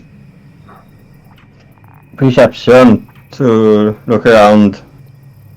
Try to avoid the quicksand. Well, Go ahead and roll that perception with advantage because you have a ghost inside of you. 22.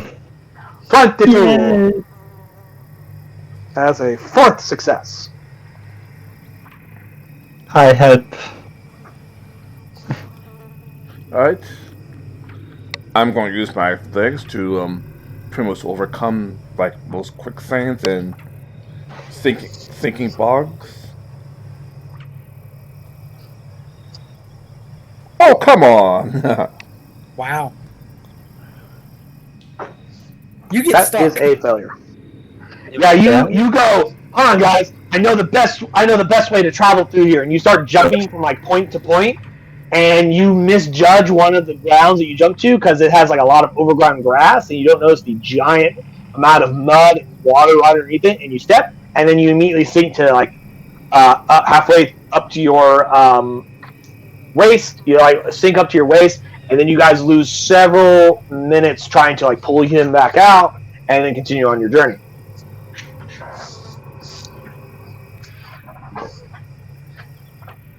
Next is Creed, if you'd like to roll something.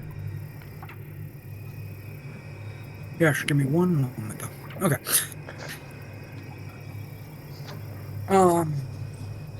I wish to use knowledge in nature.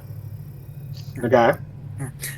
Even though it is a bog, bogs still have flow of moisture, which means that water will go one way, and that means earth and more solid stuff should be. It's bog is a type of wetland, so it has a lot of standing water. It doesn't really flow anywhere. But by knowledge, naturing, and how it does, I can guide the contours of it, mostly. Okay, I see what you're talking about. All right, trying to find areas with less mud and water and quicksand. Yes. Based on your 14. knowledge. Okay, go ahead and roll. 14.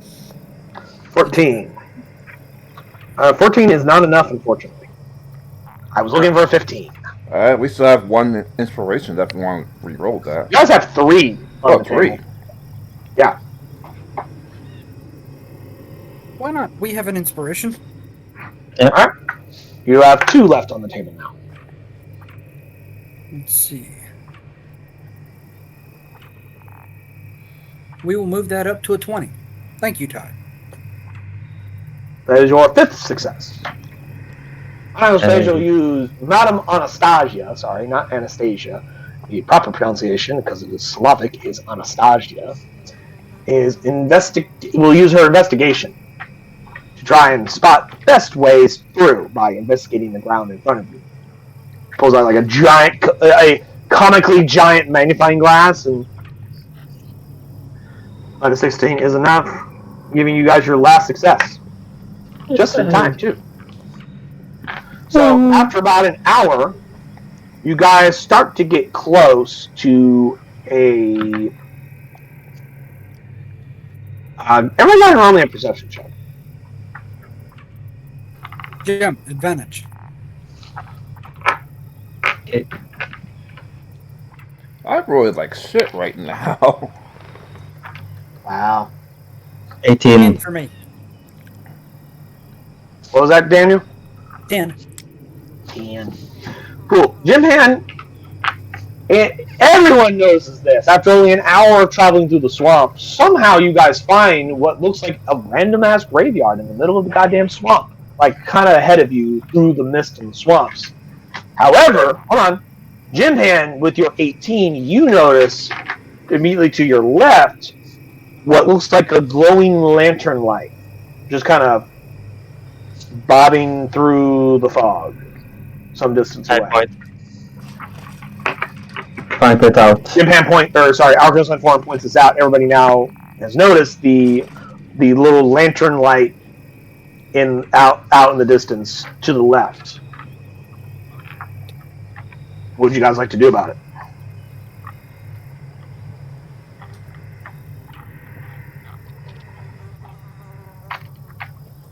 I guess slowly approach it to see what happens. Are you approaching the graveyard, or are you going towards the lantern light? Because the graveyard's ahead of you, and the lantern light's some distance off to the left of you. So which one are you going towards?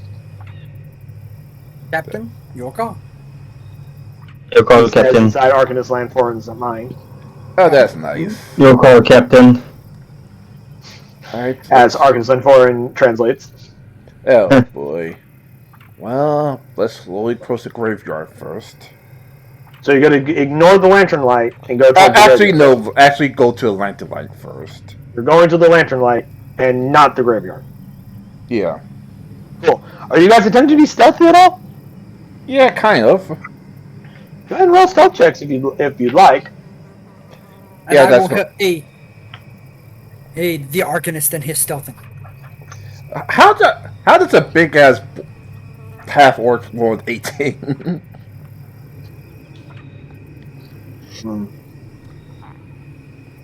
7 is pretty low. 18 is pretty good. Mama Anastasia is going to cast Pass Without Trace to give everyone a plus 10 bonus to their stealth checks. So long Don't as she I get maintains an concentration. advantage to jump in? Stealth is a dexterity ability, so it's not automatic. If you would like to use your action for the help action, yeah, you can give them advantage, I suppose. Yeah. So, like, Jim Han, as you start to try and stealth, or like Lanforin and Nyla, as you try to stealth. Watch your foot there, not there. You hear Creed go, Not there. don't step there. There's a twig right there. I don't know what there's a twig in the bog for, but don't step there. There's a rubber duck right there. Step around, it's gonna go. Yeah, I'm not stealthy. I think But that everyone within a 30-foot radius around her as she casts the spell gets a plus 10 to their stealth bonus. Which means, Ty, you have a 28, and Jim Han has also a 28. And she will attempt to be stealthy. She got a 23. You guys very stealthily sneak up on this thing. Like, what is it? I'm fucking showing you in a minute. Ah, such impatience. No, I'm whispering to Anastasia, what is it? be patient.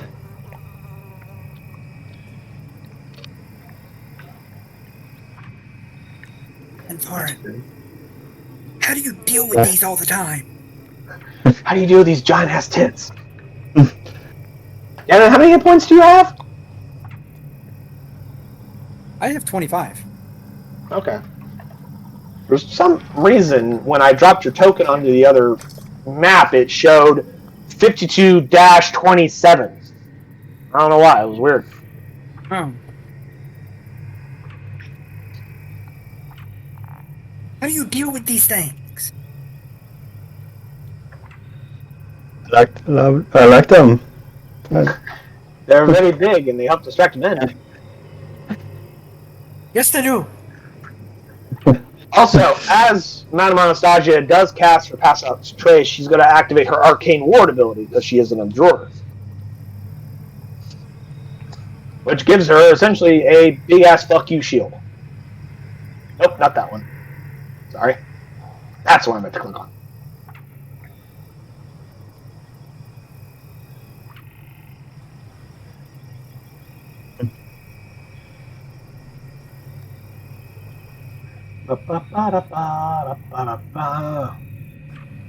There she is. which gives her an arcane ward shield of 45.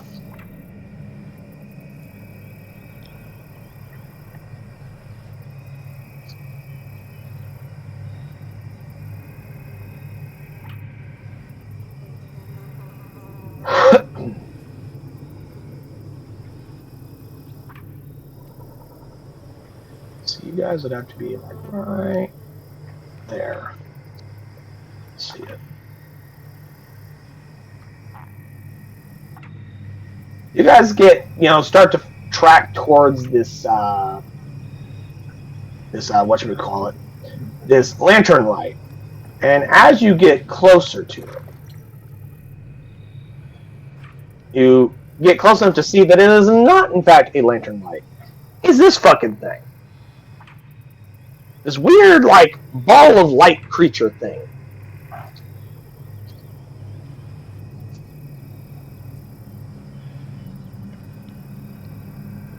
And behind you, you hear Mount Anastasia go, "Ah, shit."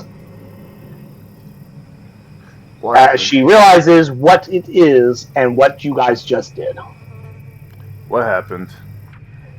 The creature is a will-o-wisp, which are little undead spirit creatures that pretend to be little balls of light off in the distance of swamps and bogs to lure people into traps. And as the trap springs, that is where we will call it a day, gentlemen. Well, that's nice.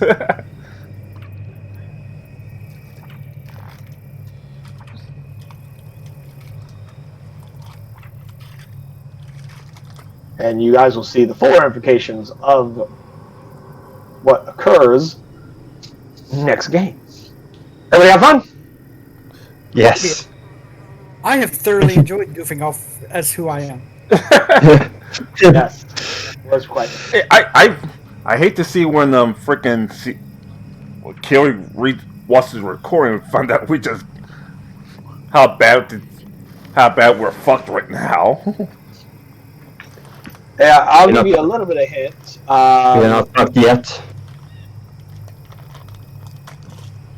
There are other will-o-wisps that come out.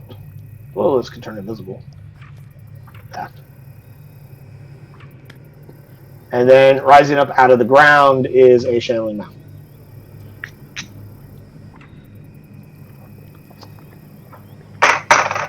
And who knows? There could be more things hidden in the bog. Any questions, Yay. comments, concerns? Yeah, yay!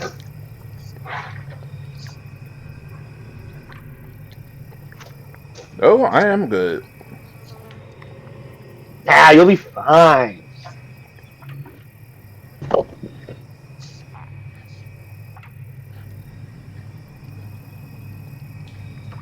Had you guys failed the skill challenge, this would have been an ambush, rather than you guys just having the option to ignore a random encounter. It's your fault, Tug. It's the captain's fault. He decided to go towards the lantern light. Yeah. Why I think I tried to sneak up on it to make sure it wasn't a trap or an ambush. But to be fair, none of you have any experience with will-o-wisps, so there's no way you guys could have known that, because none of you are from swamps or bogs or marshes where these things hang out. Because they like to lure people towards quicksand and water traps or into other monsters. In this case, the shambling mount, Mambling Sham.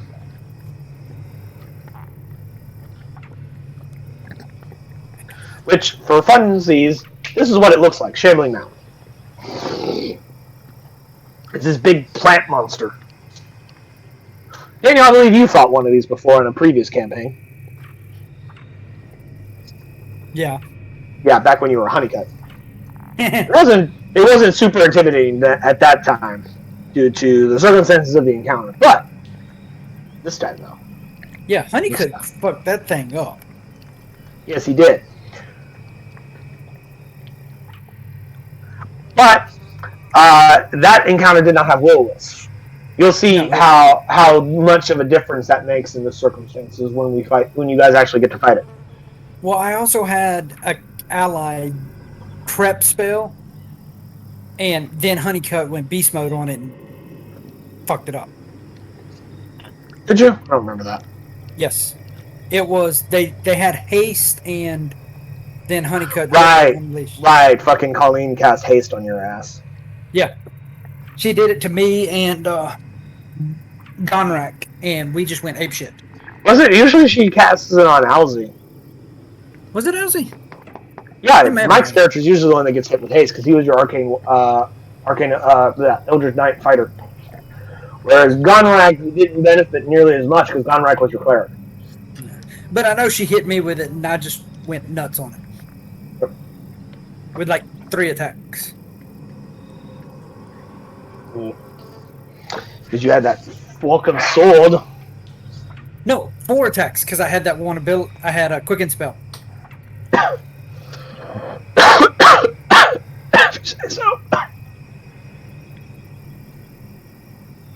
It was a long while back. But I remember the thing only lasted like 1 or 2 rounds because of me and her combo. Yeah. This one should last a little bit longer, depending on how the initiative rolls. And the overall rolling. And who knows? Maybe Dr. Ice will be able to participate next time. Yeah, when he comes over there and finds out that what Yeah, he'll come flying over the bog and just like land and be like, "Hey guys, you left me behind." Alive! Like You're alive. He just wakes up realizing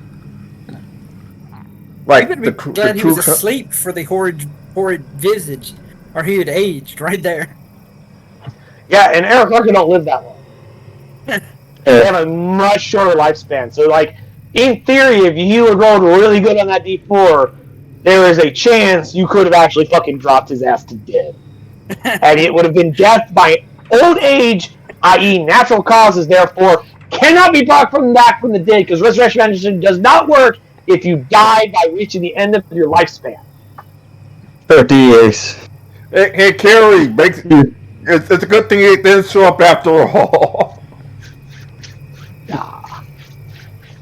So, because like I don't remember how long Eric Harker lived, but I don't believe it's super long, and I don't about 30 years.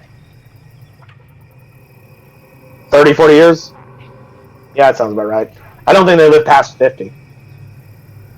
Yeah, but, that he would have been dead. Okay, yeah, Jintan says don't live longer than 30 years, yeah. And I think he's not super old, or rather, I don't think he's super young either, so like, you could have theoretically killed his ass. He matures at the age of 3, they become an adult, and 30 is when they... Generally, they're at the end of their lifespan. Yeah. Yeah. So, yeah. So assuming in theory, you have an ability that could fucking murder him. With no possible way of bringing him back, because resurrection magic does not work on someone that dies of old age. It like literally says that in every fucking spell. Raise dead, revive, raise dead, resurrection, true resurrection. Every one of them says does not work if they died of old age. Which means he has a 50% chance of death if I use that near him. I will not suffer that much if I was there. I mean, yeah, as a half elf, you live for quite a long time. Not as long as an elf, but certainly longer than a human. So you're like somewhere between the two. I jumped up and Captain Church jumped up to about real old, because what, they lived about 60 to 80 Yeah, right there. Often exceeding 180 years, yeah. So you live about like double the lifespan of most humans. Or about 50% of the lifespan of most humans. 50 to 100%. 35. So I'm young. By your lifespan standards, yes. But you are a full-grown adult due to the fact that you reach adulthood at 20. Whereas full elves, they don't reach adulthood till 100. Yeah. Hi, how old did you say you jumped up to? About 55. He jumped up to like 55 because he aged 30 years and he was only 25. Yeah, he lives up to 75, approximately. Yeah, he's fine. Yeah.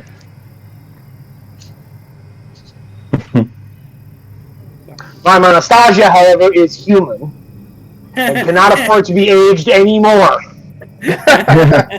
She is 80. So don't age this poor woman anymore. She's probably going to die at 100. God forbid if Dr. Wizards actually failed his check. Then we have to look for a new doctor. Well, no one's lived for a really long time. I mean, I don't believe I ever specifically picked an age, but like he looks old, but kind of all gnomes do look old at a certain point. But like gnomes can live to like 250, I think, maybe even longer. Let's see. Well, it's good to know who I can kill with this thing. Let's see. How many of you are closest to death? We're bringing back to life or dying trying next section. Let's face it, because let's really face it. If I did this every other day, I could kill most of y'all within a week. Yeah, if you did this every other day, half the crew would be dead within the first couple of days. Yep. See, Jim Han posted they can live 350 to almost 500 years. So, like, good luck aging Leibowitz old enough to kill him in more than 1 or 2 shots. No. The half the drow are the ones that would be mostly all that would be left. Pretty much anyone that has a lifespan over 100 would be a lot harder for you to take out. 2 shots would kill you. I know. Yeah, I'm a half. So I have a human lifespan. 75. Yeah, I was gonna say half-orcs actually live shorter than humans, as far as I know. Yeah. I think humans don't live much past a century. You cock out at 75 because of your orcish heritage. I believe. But I don't think full orcs live super long. I think their lifespan slightly shorter than the average human. But regardless, my headache's starting to come back. That's wearing off. Yeah, humans are a century. Half-orc is 75 years. Yeah. Tieflings are just longer than a human. Slightly longer, but not by much. No. Theirs is about the same average of a human lifespan. Arcanist, I can kill the crew and you can take over. Yeah. Oh, we You can kill take over. half the fucking crew in a few shots of that. We can take over the ship. I think that. Why should I just watch? Why just Oh, you're first main quartermaster, slowly plotting your demise, Captain. You should watch out. I was going to say, why should I just watch my back now? No, I think that I did never say that aloud. I know. I'm pointing out, like, trying to tie out of character, like, you know, your crew is plotting your murder. Let's do a quick check on everyone's alignment. Daniel? Lawful evil, I think is what the last one is. Jim Han? Total evil. They see a weakness in your power structure, and they're going to rise to the top. Ty, what's your alignment? Chaotic evil. Cool. I just find it amusing that I could do it. You could probably kill several people with one of those things. I've just got to be real careful not to do it around Dr. Ross. I can kill him. It's only if they get a 10 or less. Because they have to fail by 5 or more of your 15 DC. And it is a wisdom save, so he should be good. He has a really good wisdom save, so let me pull it up. Let me pull up the sheet. Save is 0. But you need to try hard. Let's see. Dr. Ice's wisdom save is a +6. But yeah, he can't fail it by more than 10, even if he wanted to. Yeah, he can. He can roll 1. It's a 7. 14.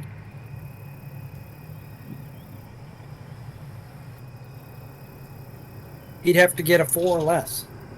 Yeah. You said 10 or more. Yeah, I said he could still fail. I said he could roll 1, which gives him a 7. Yeah, he could fail and be afraid of me. Yeah. No, it's 5 or more, and they get to do that. Yeah, yeah, he could still age. Okay. He has a 25% chance to. He has a 20% chance of being aged. And 50% chance of that aging killing him. Yes. Yeah. Because if he's If I roll a 3 or a 4, he's probably gonna go.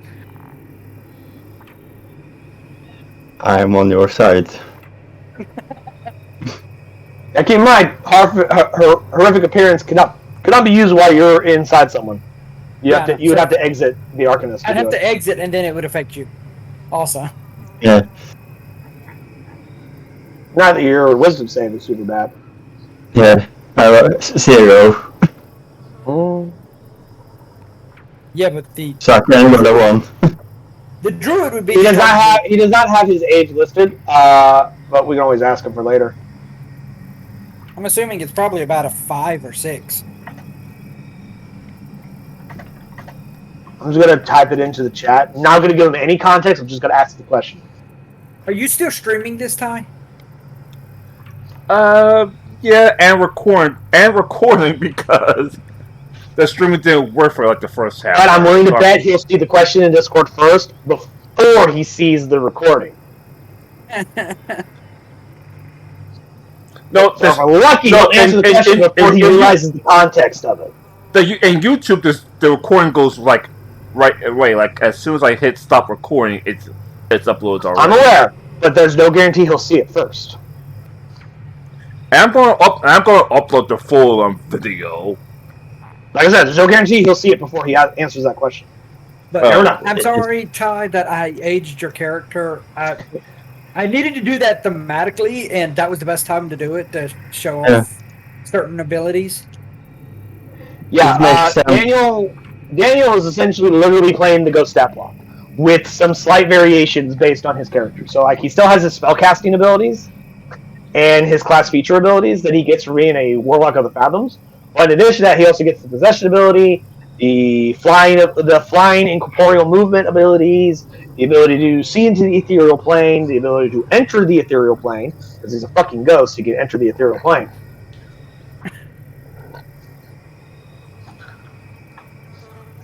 Yeah. Which, go ahead and make sure you have that spell slot you cast marked off, so that next time we play, we know you only have one spell slot. Because you are a 2-slot Warlock. Yes. And thank you for letting me use the spell. I mean, I thought it should work fine enough. I was trying to figure out if I could get control water to make the water kind of like ice and use it as platforms to walk across. I don't think control water does that. No, it does not. That's what I was. Control water does a bunch of different stuff, but it doesn't turn things to ice. No. Oh yeah, I can redirect flow, flood it, create whirlpools and shit like that. Very useful in naval combat. I know, but I was trying my best to figure out another thing I could do, just to see if I could. But it didn't work.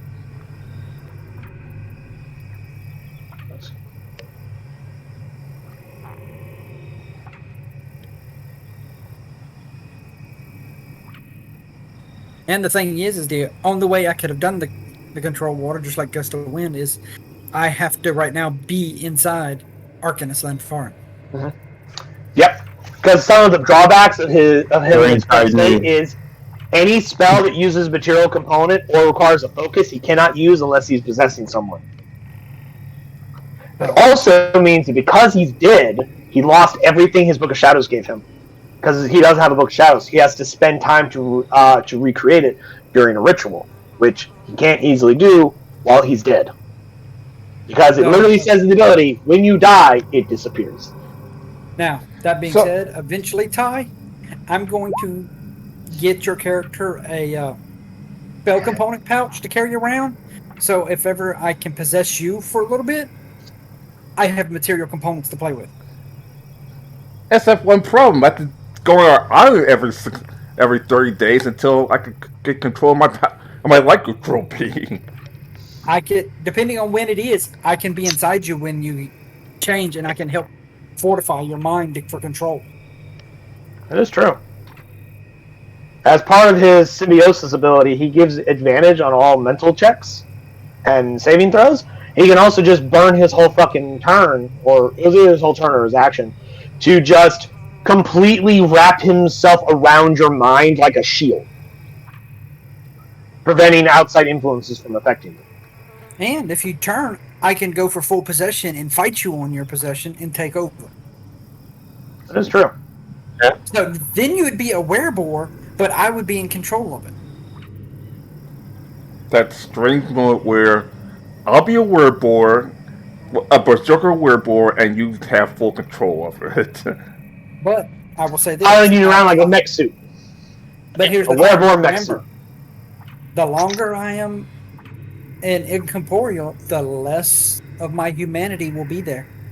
Yes, this is not a permanent thing, guys. This is a temporary thing. So Why at a think we're certain trying- point, Why think we try to bring it back to life? I was about to say, if his current state remains for too long, eventually his humanity will drain to a point to where he no longer sees you as allies, just meat sacks that he's jealous of. Because eventually, like most undead, he'll start to hate the living and want to kill you because he's jealous of the fact that he's not alive anymore.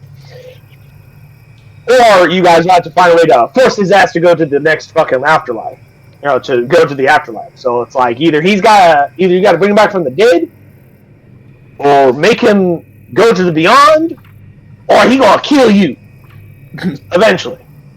Hopefully you guys won't need to worry about this for at least another couple days. Very good thing. I don't have a lot of AoE spells. That is true. Because eventually it would get to a point to where like he stops caring about collateral damage. He's not at that point yet. Dan and I have already talked about it, and if the time goes long enough, I will actually send a message going, "Hey, you don't care about friendly fire anymore," or "Hey, you really don't like this guy, and you want to take his body whether he likes it or not." Shit like that. I have 3 abilities that are AoE: the Horde Visage, the Gust of Wind, and the Lightning Bolt. Which Gust of Wind really doesn't do a whole lot. No, but it will shove people around. Hey, Jim Pan, let's try to bring it back to life as fast as humanly possible, okay? Worst case scenario, we'll just roll the dice with Kiri and the resurrection spells. True resurrection. Yeah. Here's the thing.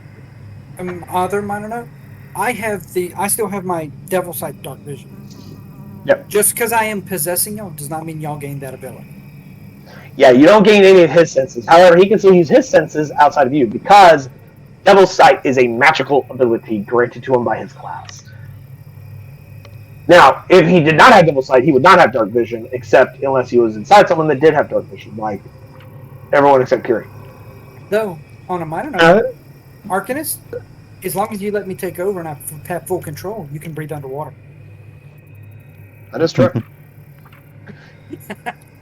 His class features apply, which includes Gift of the Sea, which gives him a swim speed and the ability to breathe underwater. But that's only if he's in full control. But that means you get to just cast spells in the background and... Well, no, if you take full control, Arcanist and Foreign is removed from the battle. There's either you ride in the back of her consciousness, or you're in full control. There's no, middle ground. Okay. Arcanist and Foreign has a weird voice inside her head, or she's not conscious anymore. Okay. Because that's specifically how the possession ability works. I added the symbiosis ability because I thought it would be fun and neat. Okay. Either on or off. Either on or off, so... Just remember, every once in a while, I'll take over you while you're underwater so I can breathe a few times, and then I'll let it go back to you, and you just hold your breath. And we'll make it work. Well, you breathe in a couple times, her lungs are going to be full of water. Yeah. So when you swap back, it'd be like... Yeah. Really, yeah. But yeah, Jim Pan, let me go ahead and pull out what the item specifications of a potion of poison is. It's a real item.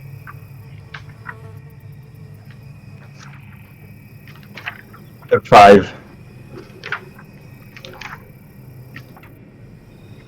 And be good to you in the Here it is. future. This concoction looks, smells, and tastes like a potion of healing or other beneficial potion.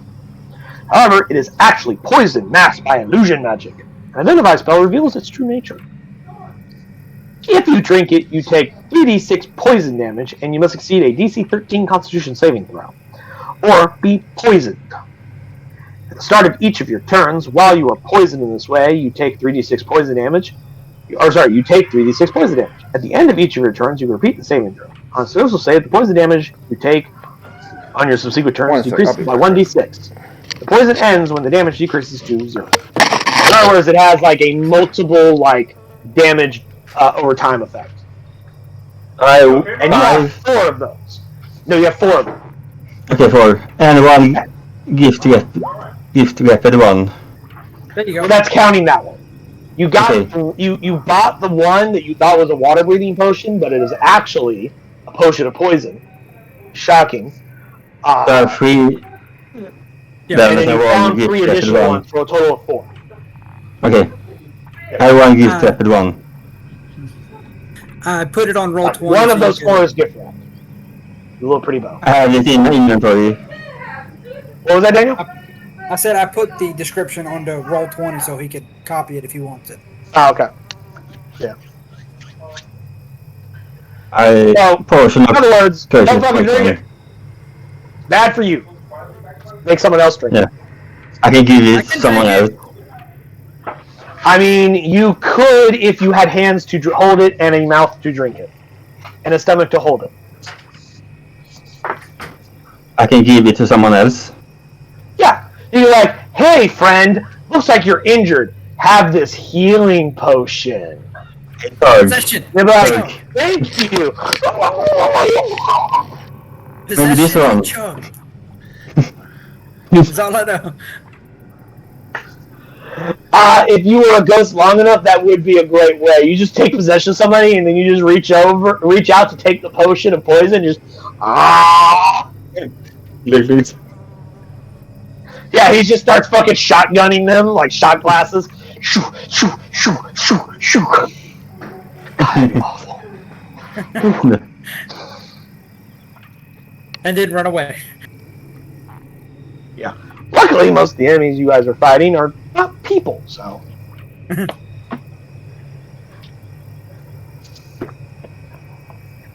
Because I believe possession specifically states that it has to be like a non-undead humanoid or something like that. I don't remember. I'd have to look at it again.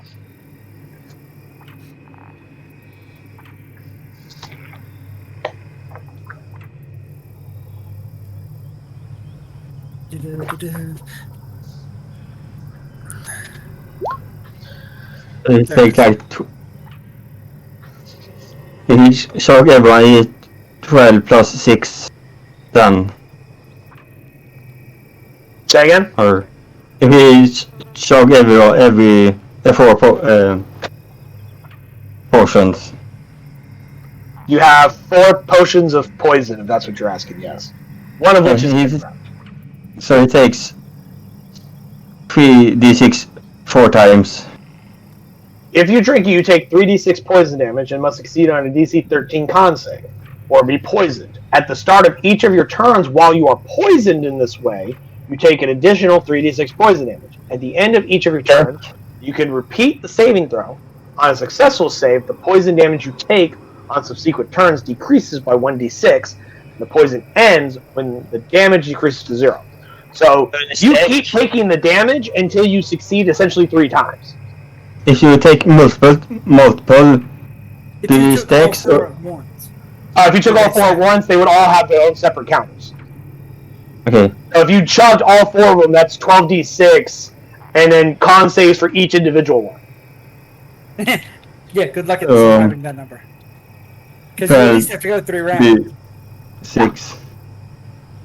And then every time you succeed on it, stuff like this.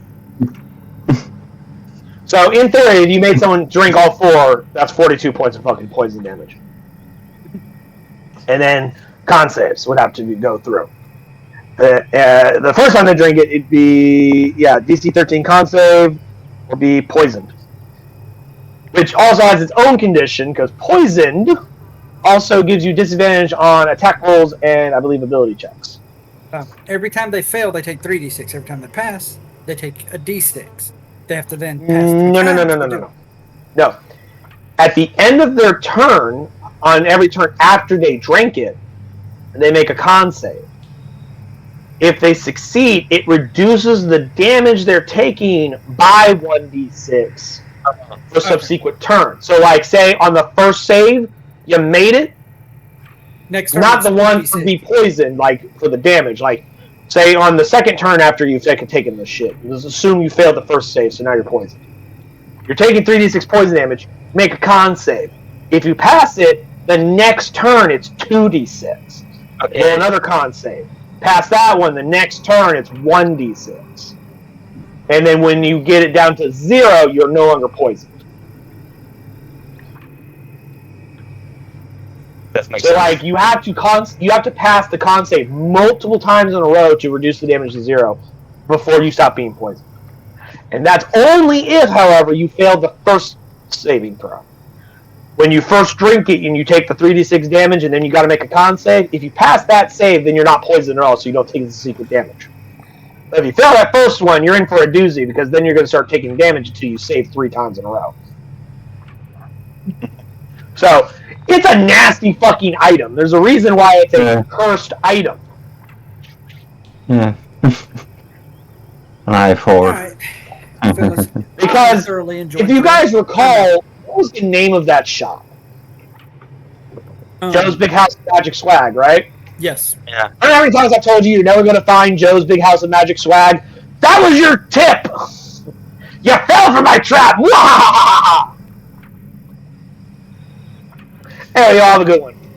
Oh boy. I'm going to go pass out somewhere because the meds are wearing off. All right, See have you a good next one. week. Bye. Oh yeah, have a good one.